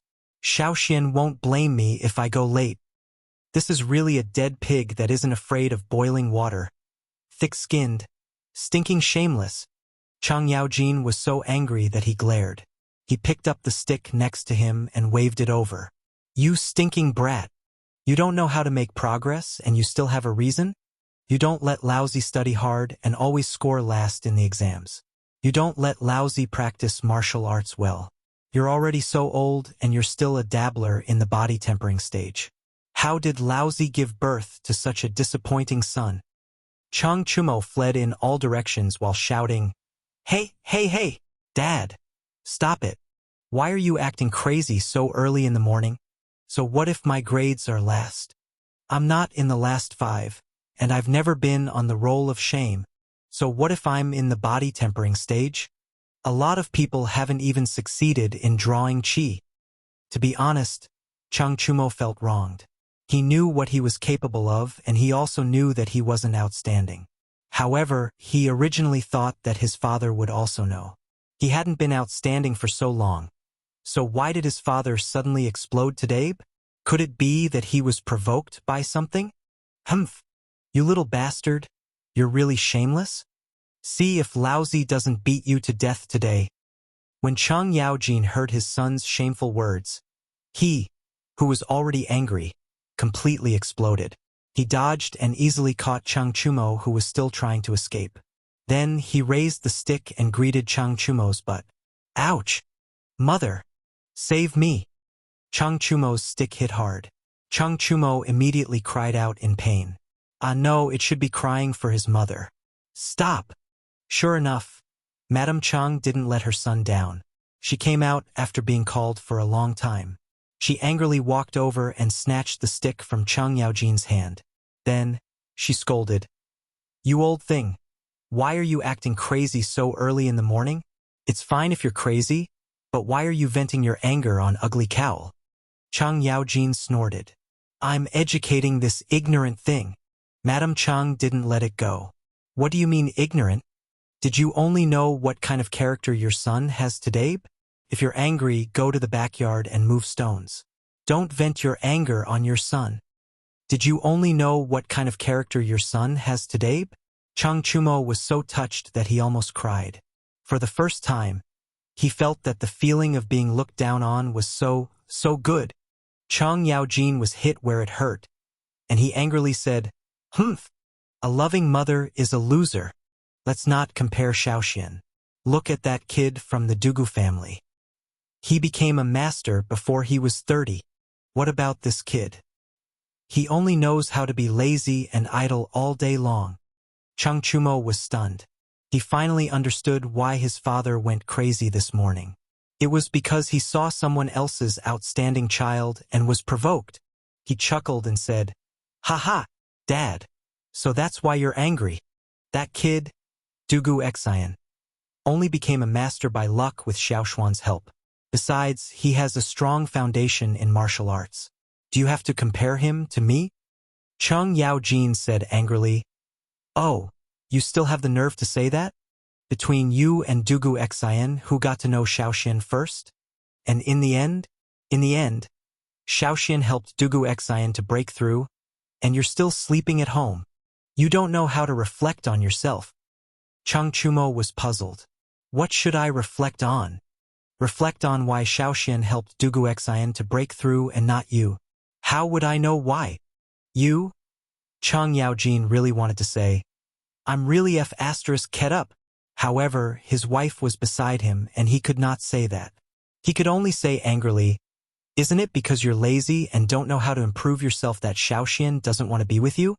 Chang Chumo pursed his lips and said, That's not it. Xiaoxian is much lazier than me. Chang Yaojin was speechless. Chapter 598. Achoo! Ah, achoo! Li Zishuan, who was engrossed in writing in the study, inexplicably sneezed twice. He was already under pressure from a bunch of chemical reactions, and at this moment he was even more depressed. Damn! Which family's little girl is thinking of me? Sigh! It's also a sin to be too outstanding. As the saying goes, when you sneeze once, someone will scold you. When you sneeze twice, someone will think of you. When you sneeze thrice, someone will think of you. And when you sneeze thrice, someone will think of you. That's why Li Zishuan shamelessly muttered to himself. Heh! Who are you thinking of? Han Yushi pushed open the door at this time and quietly came to Li Zishuan's side. Li Zishuan blushed and quickly said, Cough, cough. Do you still need to ask? Of course. I'm thinking of you. Han Yushi sneered and said, Glib tongue. It's clearly not like that. Although that was what she said, Han Yushi didn't intend to dig into it seriously. She was mostly joking. Li Zishuan smiled embarrassedly. Suddenly, He caught a glimpse of the cup of bright red juice that Han Yushi brought in. He said in surprise, "Ah, this is iced watermelon juice?" Logically speaking, there were no juicers in the Tang dynasty. Han Yushi smiled gently and said, "Ah, how did you know?" I smelled it. Was there anything more blissful than having a cup of iced watermelon juice in front of him on a hot summer day? Li Zixuan didn't bother to ask Han Yushi how she squeezed the juice at this time. He directly picked up the cup and enjoyed it while answering Han Yushi's question. Now it seemed that although writing books at home was a little tough, it felt good to have a considerate person by his side to take care of him. 6 days later. Haha, I'm finally freaking liberated. Damn it. I didn't expect being a rich second-generation heir to be so tough. On this day, Li Zixuan finally walked out of his western courtyard. His 1-month closed-door training had made the people of Chong and very lonely. Without the big news that he made every now and then, the people of Chong and felt that their lives were less interesting. Fortunately, they still had the Datong daily to pass the time. Hee, young master, have you come out of seclusion? Xiao he trotted over from a distance and said with a bright smile, That's right. What do you think? I went into seclusion for a month. Xiao he, did you miss me? Li Zixuan squinted his eyes and teased. Cough. Actually, it couldn't be said to be flirting. He had been with the 2 maidservants for so long that they couldn't be more familiar with each other. Rather than flirting, it was more like playing around. Li Zixuan would never joke about this kind of thing with an unfamiliar girl. Speaking of which, during the month of his closed-door training, not only were the people outside unable to see him, but even many people in the mansion rarely saw him. Xiao He, who spent every day in the western courtyard, could only see Li Zixuan's real body when he came out to go to the toilet every day. He. No way. Young master, aren't you afraid that young madam won't let you enter the room at night? Xiao He wasn't afraid of Li Zixuan. She stuck out her tongue and said mischievously. Li Zixuan was amused by her words. He laughed carelessly and said, Heh, my Yushi isn't such a person. On the other hand, little girl, when you get married in the future, you might become a fierce shrew. Young master, you? Xiao He was furious. She put one hand on her waist and pointed at Li Zixuan with the other. She said angrily, Young master, you're too much. Xiao He doesn't want to get married. I'm ignoring you. If the person in front of her wasn't Li Zixuan, with Xiao He's unruly temperament, she would have already verbally abused him or punched him. It was rare that the little girl could still maintain her last bit of rationality at this time. Haha, little girl, you still want to fight with me? Li Zixuan looked at Xiao He's back and muttered to himself happily. It seemed pretty good to be able to bicker with such an unruly little girl every day. Husband, you're really too much. How can a girl like Xiao He withstand your words? Han Yushi walked in from outside the courtyard and complained to Li Zixuan slightly. Li Zixuan laughed and said, Haha, it's fine, it's fine. This little girl forgets everything after a meal and a nap. Han Yushi was speechless. She looked at Xiao He's back and then turned to Li Zixuan and said, By the way, Mother just said that the villagers of the Han family manor and Plum Village have begun to urge us to collect rent. It just so happens that you've finished your work, husband, so I won't participate. Li Zixuan was stunned. Only then did he remember that he was a big landlord. Under normal circumstances, he only needed to eat at home and wait for death. However, since ancient times, when would a villager take the initiative to urge the owner to collect rent? It was really strange. Shaking his head and throwing away the messy thoughts in his mind, Li Zixuan replied, That's fine. I'll go on a trip. But wife, how's the harvest on the farm this year? With his current wealth, of course, he didn't care about the rent. The quality of the annual harvest didn't affect him much, but the impact on the villagers was too great. That was why he asked this question. Han Yushi's face darkened when she heard this. She said softly, There's little rain this year.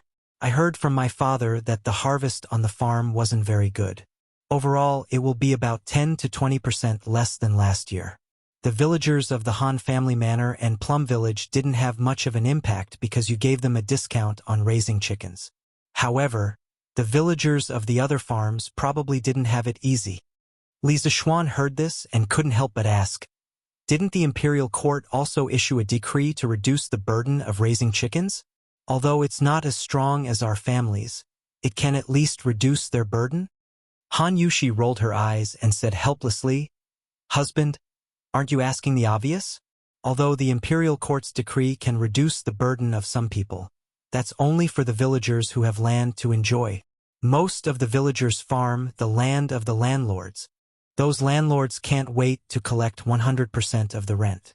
Why would they care about the lives of the villagers? The Tang dynasty implemented a system of equalization of fields. Yongye fields and oral fields were divided. Yongye fields could be inherited and didn't need to pay taxes. Oral fields had to pay taxes and had to be returned to the country when they died. Every adult could be allocated 80 mu of oral fields and 20 mu of Yongye fields. Yongye fields could be bought and sold. When the year wasn't good, many people's oral fields weren't enough to pay taxes. They had no choice but to sell their Yongye fields. The landlords collected a lot of Yongye fields, but their oral fields were only 80 mu. They only needed to pay a small amount of taxes. What about the villagers who sold their Yongye fields? Although they received a large sum of money from selling their land, they still had 80 mu of oral fields to pay taxes. When the year wasn't good, they would still have to spend a lot of money. Therefore, many people eventually went to the landlords to rent land to make up for their income. Oh, Chapter 599. The land equalization system implemented at the beginning of the Tang dynasty was one of the means to cultivate the feudal landlord's annexation power and consolidate the foundation of the feudal regime. The law itself was to protect the landlord class, so of course it would be more lenient to them. The reason for this situation was mainly because the era was different. The sharpest contradictions in society were also different, so the policies implemented were naturally different. At the beginning of the Tang dynasty, when the country was just established, there were many things waiting to be done. A lot of land was wasteland, so there was no need to worry about land. On the other hand, the ruler had to cultivate a group of feudal landlords to consolidate the regime. But later, with the development of land annexation, farmers lost a lot of land, and rent adjustment could not continue to be implemented. The government's land tax income was greatly reduced and financial difficulties. Therefore, during the Tang Dizong period, the tax system was reformed and implemented two tax systems. The biggest change was to change the tax based on the number of people to the tax based on the amount of land. This increased the country's land tax income and weakened the landlord's power. Li Zishuan sighed helplessly. AI. If you are poor, you should take care of yourself. If you are rich, you should help the world. Now I, Li Zishuan, can be considered to have a small fortune, but I am powerless to help the world. Logically speaking, he also felt that the current land tax system of the Tang dynasty was a trap. But what could he do? Although his rank was not low, he did not have much authority in the imperial court. With his strength alone, he could not change the situation at all. Han Yushi stepped forward and took the initiative to hold Li Zishuan's hand. She said, helping the world has nothing to do with one's personal wealth. No matter how rich husband is, it's impossible to support everyone in the world, right? Laozi said, instead of giving a man fish, it is better to teach a man to fish. Instead of giving others money, it is better to teach them a survival skill. In fact, husband, what you are doing now is helping the world. Yanhuang College teaches and educates people. 10 years later, or even 100 years later, people will forget how glorious and rich our family is now. But there will definitely be a lot of people who will remember that our family's Yanhuang College has cultivated a large number of talents. Although husband did not go to the battlefield to kill the enemy and expand the country's territory, what husband did is more glorious than those generals on the battlefield. This concubine feels extremely honored to have married such an outstanding person like my husband. Han Yushi's words could be said to be true. That love that came from the depths of her heart. No one doubted that it was fake. After Li Zishuan heard this, he could not help but be stunned on the spot. Right now, he felt really comfortable in his heart. Cough, cough. That's right. So comfortable. After living for 2 lifetimes, this was the first time he had a female fan, and it was a licker. How could he not feel comfortable? Also, Han Yushi almost praised him as a saint. This made him a little smug. Such a real female fan, Pink? Li Zishuan wiped his nose and said, "Cough, cough. Wife, you're praising me so much that I'm almost embarrassed. Come. Say a few more words." The words that were just about to come out of Han Yushi's mouth were immediately blocked by Li Zishuan's big turn of events. She almost choked. She was both angry and amused as she said, "I was serious just now, but you're being sarcastic again. Young master. When the husband and wife were flirting, Shi took small steps and ran in from outside. She bowed to Han Yushi and then said to Li Zishuan, "Young master, old Mr. Li Gang sent his little grandson to pass a message. He said that there's something important for you to go to his residence for a chat." "Oh?" Li Zishuan was stunned at first. Then he reacted and said to Han Yushi, "Wife, looks like I have to go and get busy again. In the afternoon, let Uncle Wang go to the manor to collect the rent. Father-in-law is there to take care of it, so there shouldn't be any problems. You just rest at home." "Sai, what's the matter, husband?" Han Yushi asked in confusion, but Li Zishuan's figure had already disappeared. This made her a little depressed. "Shi, old Mr. Li, why are you looking for my husband?" Since the main character had run away, Han Yushi could only ask Shi, the witness. Shi's face was bitter as she shook her head and said, "Young mistress, even you don't know about this. How would I know?" When Han Yushi heard that, she felt that it made sense and felt slightly depressed. At this moment, Li Zishuan ran back in a hurry and shouted as he ran, Hey, wife, hurry and help your husband to tie up my hair and change my clothes." Just as he ran out of the front yard, he realized that he was wearing the short-sleeved shirt and shorts that his wife had specially made for him. Moreover, his appearance was very bad. Because he had been staying at home to write his book, his long hair was messy. If it weren't for his handsome face, he would probably be treated as a beggar walking on the street at this moment. Han Yushi was speechless by Li Zishuan's actions. She followed Li Zishuan into the house and covered her mouth as she laughed. "Since when did my husband care so much about his appearance?" After dressing up, Li Zishuan brought Li Gang's 6 or 7-year-old grandson, Li Anren, and rushed to Tujiang Square. When he heard Shi say that Li Gang was looking for him, he immediately thought of the time when he personally visited Li Gang. Li Gang had told him that he would help him find a few respectable teachers from the academy. Among them, there were a few people who knew about mechanisms and machines. Li Zishuan had always wanted such talents. That was why he was so concerned about his appearance today. He didn't want others to look down on him because of his sloppy appearance. That would be too much of a joke. Furthermore, if he wore short-sleeved shirt and shorts over, Li Gang would probably kick him and scold him for being a disgrace. "Anren, how can your grandfather be at ease and come over alone?" Li Zishuan had his own way of coaxing children. After stuffing a few pieces of the Li family's exclusive delicacies, Li Anren instantly started calling out, Brother Xian. The speed of his betrayal was within Li Zishuan's expectations. An old grandpa and 2 big brothers came over. Grandfather couldn't leave, so he asked Anren to come over. Li Anren licked the syrup at the corner of his mouth and said in a childish voice. When Li Zishuan heard this, he couldn't help but feel happy. "Haha, good. Looks like Li Gang really found a teacher for me. A teacher from Yanhuang College is here." When he thought of this, Li Zishuan patted Li Anren's head and smiled. "Anren, let's go. Let's go see your grandfather." When he thought of the mysterious teacher that Li Gang mentioned who was proficient in machines, Li Zishuan couldn't help but feel unusually excited. Chapter 600. His family's carriage had just been pulled to the rear courtyard for a thorough cleaning this morning, so it shouldn't be dry yet. Li Gang didn't seem to be in a hurry either. From the looks of it, he should be freeloading at Li Zishuan's house for lunch. Therefore, Li Zishuan brought Li Anren with him and rushed to Crooked River Square on foot. For nearly a month, they had not strolled outside like now. Li Zishuan looked at the people coming and going around. He felt that Chang'an City seemed to be more lively than before, but this was only a guess in his heart. He was not sure. "Hey, little brother, please wait." At this moment, a young man carrying a bookcase, who looked like a scholar going to the capital to take the exam, walked over quickly and greeted Li Zishuan. Li Zishuan looked around.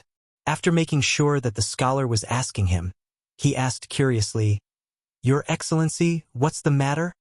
The scholar smiled shyly, then cupped his hands and said, "I heard that Yanhuang College is spreading the knowledge of making mortals soar in the sky, and on the 18th of this month, they are recruiting students. Therefore, I came all the way from Bingzhou to see this grand event. I am ashamed to say that I have just arrived in Chang, and am not familiar with the place. I have passed by several inns, but there are no vacant rooms. I don't know if there are any other inns where I can stay. I hope this little brother can give me some guidance." Li Zishuan was stunned. It turned out that the person in front of him had come all the way from Taiyuan to take the exam of Yanhuang College. Thinking about it, today was the 8th of September, and Yanhuang College's entrance exam would begin in 10 days. No wonder there were so many people in Chang'an City. Most of them should be candidates from other places.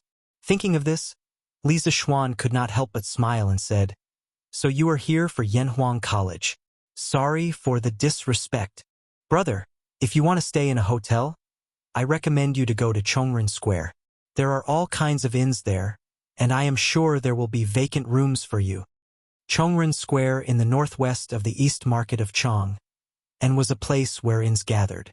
To the west of this square was the Imperial City, where the government was located. It was very convenient to go there for the examination. To the southeast was the East Market, where it was convenient to go shopping. To the south was the Peace Square, where it was convenient to talk to the prostitutes. Because of these advantages, this square became the residence of scholars from other places who came to Chang'an for the selection of officials and the imperial examination. The service industry, such as restaurants that were attached to it, were also very prosperous. It was noisy day and night, and the lights were endless. It was just like the nightlife center of Chang'an. Of course, the cost of living in a bustling place was naturally incomparable to other places. Li Zishuan also saw that the young scholar in front of him was dressed exquisitely and had a good temperament. He reckoned that his family background was not bad, so he recommended him to Chongren Lane. Now that so many examinees had gathered in Chang'an, those cheap inns were almost full. Only high-end inns could satisfy the needs of this man in front of him. The young scholar asked, "Where is this Chongren Square? Little brother, please enlighten me." Li Zishuan felt his teeth ache. He thought that this scholar's speech was a little troublesome. He pointed to the north and said, "Brother, follow this road to the north. After passing through 4 residential squares, you will see Chongren Lane." The scholar's face lit up. He hurriedly cupped his hands and thanked, "Little brother, thank you for your advice. I am Di Jishuan. If fate allows us to meet again in the future, I will definitely invite you to drink and chat." Di Jishuan? Li Zishuan's heart skipped a beat. In his previous life, when he read Young Di Renjia, there was 4 heroes of capital city. One of them was Di Jishuan, Di Renjia's father. However, he had been here for so long and was still a native of Chang'an. He had never heard of the 4 heroes of capital city. It was obvious that the stories in the novel were all fabricated. However, he did not expect to meet the future divine minister of Tang, Di Renjia's father. He really had the halo of a main character. "Brother Di, you are too polite. I believe that we will meet again in the future." "Brother Di, don't you have any relatives in Chang'an? Why do you want to stay in an inn?" Li Zishuan smiled faintly and asked with deep meaning. If he remembered correctly, Di Renjia's grandfather, Di Jishuan's father, should be an official in the imperial court.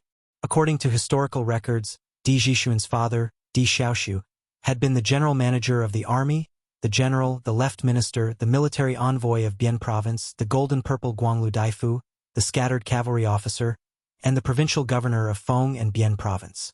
Later on, he was conferred the title of Liningnan and had a prominent position in the early Tang dynasty. Di Jixuan was Di Xiaoshu's fifth son. He was a man of great talent. Since his father was a high-ranking official in the imperial court and his family was wealthy, Di Jixuan had received a good education from a young age. According to the normal course of history, Di Jixuan would have taken the imperial examination in the 4th year of Jingguan and become an official. In the same year, he would have given birth to Di Renjia, the divine minister of Tang. At this time, Di Jixuan's face turned red. He cupped his hands and said, "I do have relatives working in Chang. However, I don't want to cause any trouble when I come to take the examination of Yanhuang College. So, it was also because Di Jixuan saw that Li Zixuan was dressed in luxurious clothes and had an extraordinary temperament that he explained that he was definitely not the son of an ordinary family. After all, they were in Chang'an, a city where officials were as numerous as dogs. Although his father was an official, he did not want to make enemies for his father." Li Zixuan chuckled when he heard that and hurriedly waved his hand. "Ha ha! I know. Brother Di, you don't have to say any more. Let's go to Chongren Square." From Di Jixuan's words, he guessed that Di Xiaoshu didn't bring all his family members to Chang. And when he was an official, he also hoped that Di Jixuan would take the imperial examination and become an official. Di Jixuan was young and frivolous. He was attracted by the large number of reports about Yanhuang Academy in the newspaper. However, because of Di Xiaoshu's opinion, he could only secretly come to Chang and to take the examination. This was a rebellious young man who left the Li family without permission. Di Jixuan breathed a sigh of relief and said, "Ha ha! Then I will take my leave. Thank you very much, little brother." Li Zixuan smiled and cupped his hands in return. He said, "Brother Di, I wish you all the best in the examination and have a good time in Chang. If you are free in the next few days, you can go to Yunshan Mountain in the eastern suburbs of Chang and then take a look at Yanhuang College. Brother Di will not be disappointed." Di Jixuan's eyes flashed. He nodded and said, "I will go and take a look." After that, the two of them cupped their hands and said goodbye. Li Zixuan took Li Anren and continued to rush to Crooked River Square. Looking at the crowded Chang'an, he muttered to himself, "It's the golden autumn of September. Talents from all over the world are gathering. I wonder how many students will pass the examination this time." Chapter 601. According to the statistics of the various branches of the Tang Dynasty Daily, there were a total of 3,800 students who applied for the Yanhuang Academy. Even if they used the 50% reference rate, there would still be more than 1,900 students who came to take the exam. This number was more than the number of examinees who came to Chang every year. The imperial exam of the Tang Dynasty was held in January or February every year. Generally, registration would start in November of the previous year. The exam location was at the southern courtyard of the Ministry of Rites of the Shangshu province. The examiner was the assistant minister of the Ministry of Rites. Generally, the number of examinees who came to Chang'an for the exam every year was around 1,000. At its peak, it could reach 2,000 examinees. However, Li Zixuan's academy was able to attract 4,000 examinees. One had to say that his publicity work was really on point. In many people's eyes, Yanhuang College's entrance exam was second only to the imperial exam. After all, the imperial exam had a limited number of examinees. Mingjing could not exceed 100 examinees. Jinshi could not exceed 30 examinees. Yanhuang College didn't seem to have any restrictions as long as one could pass the exam. After entering Yanhuang College, one could use the Yanhuang College's mathematics to participate in the imperial exam. If one failed, one could use engineering to earn money to support his family and become a rich man. Or one could invent a divine artifact. Like Li Zixuan, one could directly become a baron from a commoner and reach the pinnacle of life. Of course, there were fewer people who took the imperial exam than the Yanhuang College's entrance exam. Another reason was the threshold. The threshold for the imperial exam was obviously much higher than the threshold for Yanhuang College. The examinees who took the imperial exam came from two sources. The examinees who took the imperial exam came from Shengtu and Shanggong. There were many subjects in the imperial exam. According to the examinees' conditions and the content of the exam, they were divided into Shouzai, Mingjing, Jinshi, Ming-Fa, Mingjing, etc. Shengtu were the examinees who passed the entrance exam of the Imperial College, Hongwen Institute, Chongwen Institute, and various institutes. Xianggong, on the other hand, was a person who had passed the capital and state examinations. They were also known as high scholars. They had to be recommended by someone. The examinees who came to the capital for the imperial examinations had to find a backer, hoping to be recognized by others. Therefore, it wasn't until the Kaiyuan age that the number of examinees participating in the imperial examination finally broke through the 2,000 mark. This number was far less than the number of examinees in the Song dynasty. In the 5th year of Jinzong Xianping of the Northern Song dynasty, there were more than 44,000 examinees in the imperial capital. In comparison, the threshold for Yanhuang College's entrance exam was much lower. As long as one had a basic understanding of the 4 books and 5 classics, and then delved into new mathematics, it was very likely that one would be admitted. There was no need to go to the top of the school, give gifts, or give red packets, and so on. Naturally, the number of people applying for the exam was much higher. After walking for about half an hour, Li Zixuan finally arrived at Tujiang Square with Li Anren. "Haha, you're finally here. How rude of you to make us 2 old bones wait for a junior like you for so long." When they arrived at the Li family's house, Li Gang heard someone knocking on the door and came to open it. When he saw Li Zixuan, he couldn't help but laugh. Li Zixuan hurriedly clasped his hands and apologized. "I was delayed by something on the way here. Please don't blame me for it." After saying that, he saw 3 men in brown linen clothes following behind Li Gang. One of them was slightly older, estimated to be in his 40s or 50s. His hair was faintly silver, and his face was serious. His skin was slightly dark, and there were many wrinkles at the corners of his eyes. He was tall and gave off a strong impression. However, why did this person look like a laborer and not a teacher? Why did Li Gang invite him over? Could it be that he guessed wrong? The other 2 people were slightly younger, but they were a little thin, and belonged to the kind of people who were only skin and bones. At first glance, it was obvious that they were malnourished and often suffered hardships. However, the aura of these 2 young people was actually at the early stage of qi refining. This really surprised Li Zixuan. "Sir, who are these people?" Li Zixuan looked at the 3 of them and asked Li Gang. Although these 3 people didn't look like teachers from their appearance, Li Zixuan still had to ask out of politeness and respect. Moreover, he wasn't a person who cared about appearance. For men, as long as they didn't look scary and were capable, he didn't care about whether they were handsome or not. Cough cough, when it came to women, he still paid a little attention to appearance. "Haha, let's talk inside." Li Gang laughed and led them into the front hall. When they entered the room, they felt a trace of coolness. Li Zixuan smiled slightly. This was the ice that Li Gang had asked his subordinates to send to Li Gang's house every day after Li Gang agreed to work at Yanhuang College. It could be considered an exclusive benefit from the college. After they sat down, Li Gang raised his hand and laughed. "Haha, little Xian, let me introduce you. This is the 45th generation of the Mo family, Mr. Mo Huai. These 2 are the younger generation of Mr. Mo's family. They are Mo Zhong and Mo Yun. Brother Mo, this is Li Zixuan that this old man told you about. Don't be fooled by his young age. His ability is not small at all." After Li Gang finished speaking, Li Zixuan's eyes widened in shock. There was a huge wave in his heart. The Mo family's giant, this top school or top organization that originated from the Warring States period, its leader actually looked like this, and sat in front of him? The Mo family's giant. In the legend of Qin, the Mo family's giant, the 6-fingered black warrior, wore a black cloak and held an ink plum that looked like a sword but not an attack. He had black eyebrows without a sharp edge and was all-powerful. Even the 5 elders of the Yinyang school could not take him down. There was also the 3rd generation of the Mo family's giant, the mysterious Yan Dan. What kind of existence was that? Why did the Mo family's giant in front of him look so unsophisticated? Even if he was a low-level version of the 6-fingered black warrior, he would not be so low-level?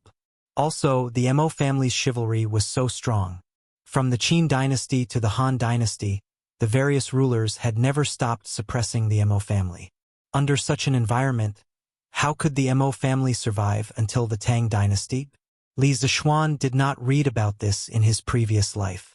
His understanding of the Mo family was still limited to the anime of the legend of Qing dynasty. As for the status of the Mo family in the Tang dynasty, he had no idea at all. Greetings to Mr. Mo and the two brothers Mo. With a stomach full of questions, Li Zishuan cupped his hands and greeted the three of them. I'm just a villager in the mountains. I can't accept the courtesy of Mr. Li. Mo Huai's cheeks moved slightly as he said with a solemn expression. There was no trace of a smile on his wrinkled old face. Li Zishuan's mouth twitched. This old man was not someone who was easy to get along with. That's right, he was the giant of the Mo family. How could he become a teacher so easily? Looks like my mission today is not easy. Heh. This is the first collision of modern and ancient scientific knowledge, right? Let's see who's stronger and who's weaker. Li Zishuan thought maliciously in his heart. His principle in life was that if others were not convinced, then he would torture them until they were convinced.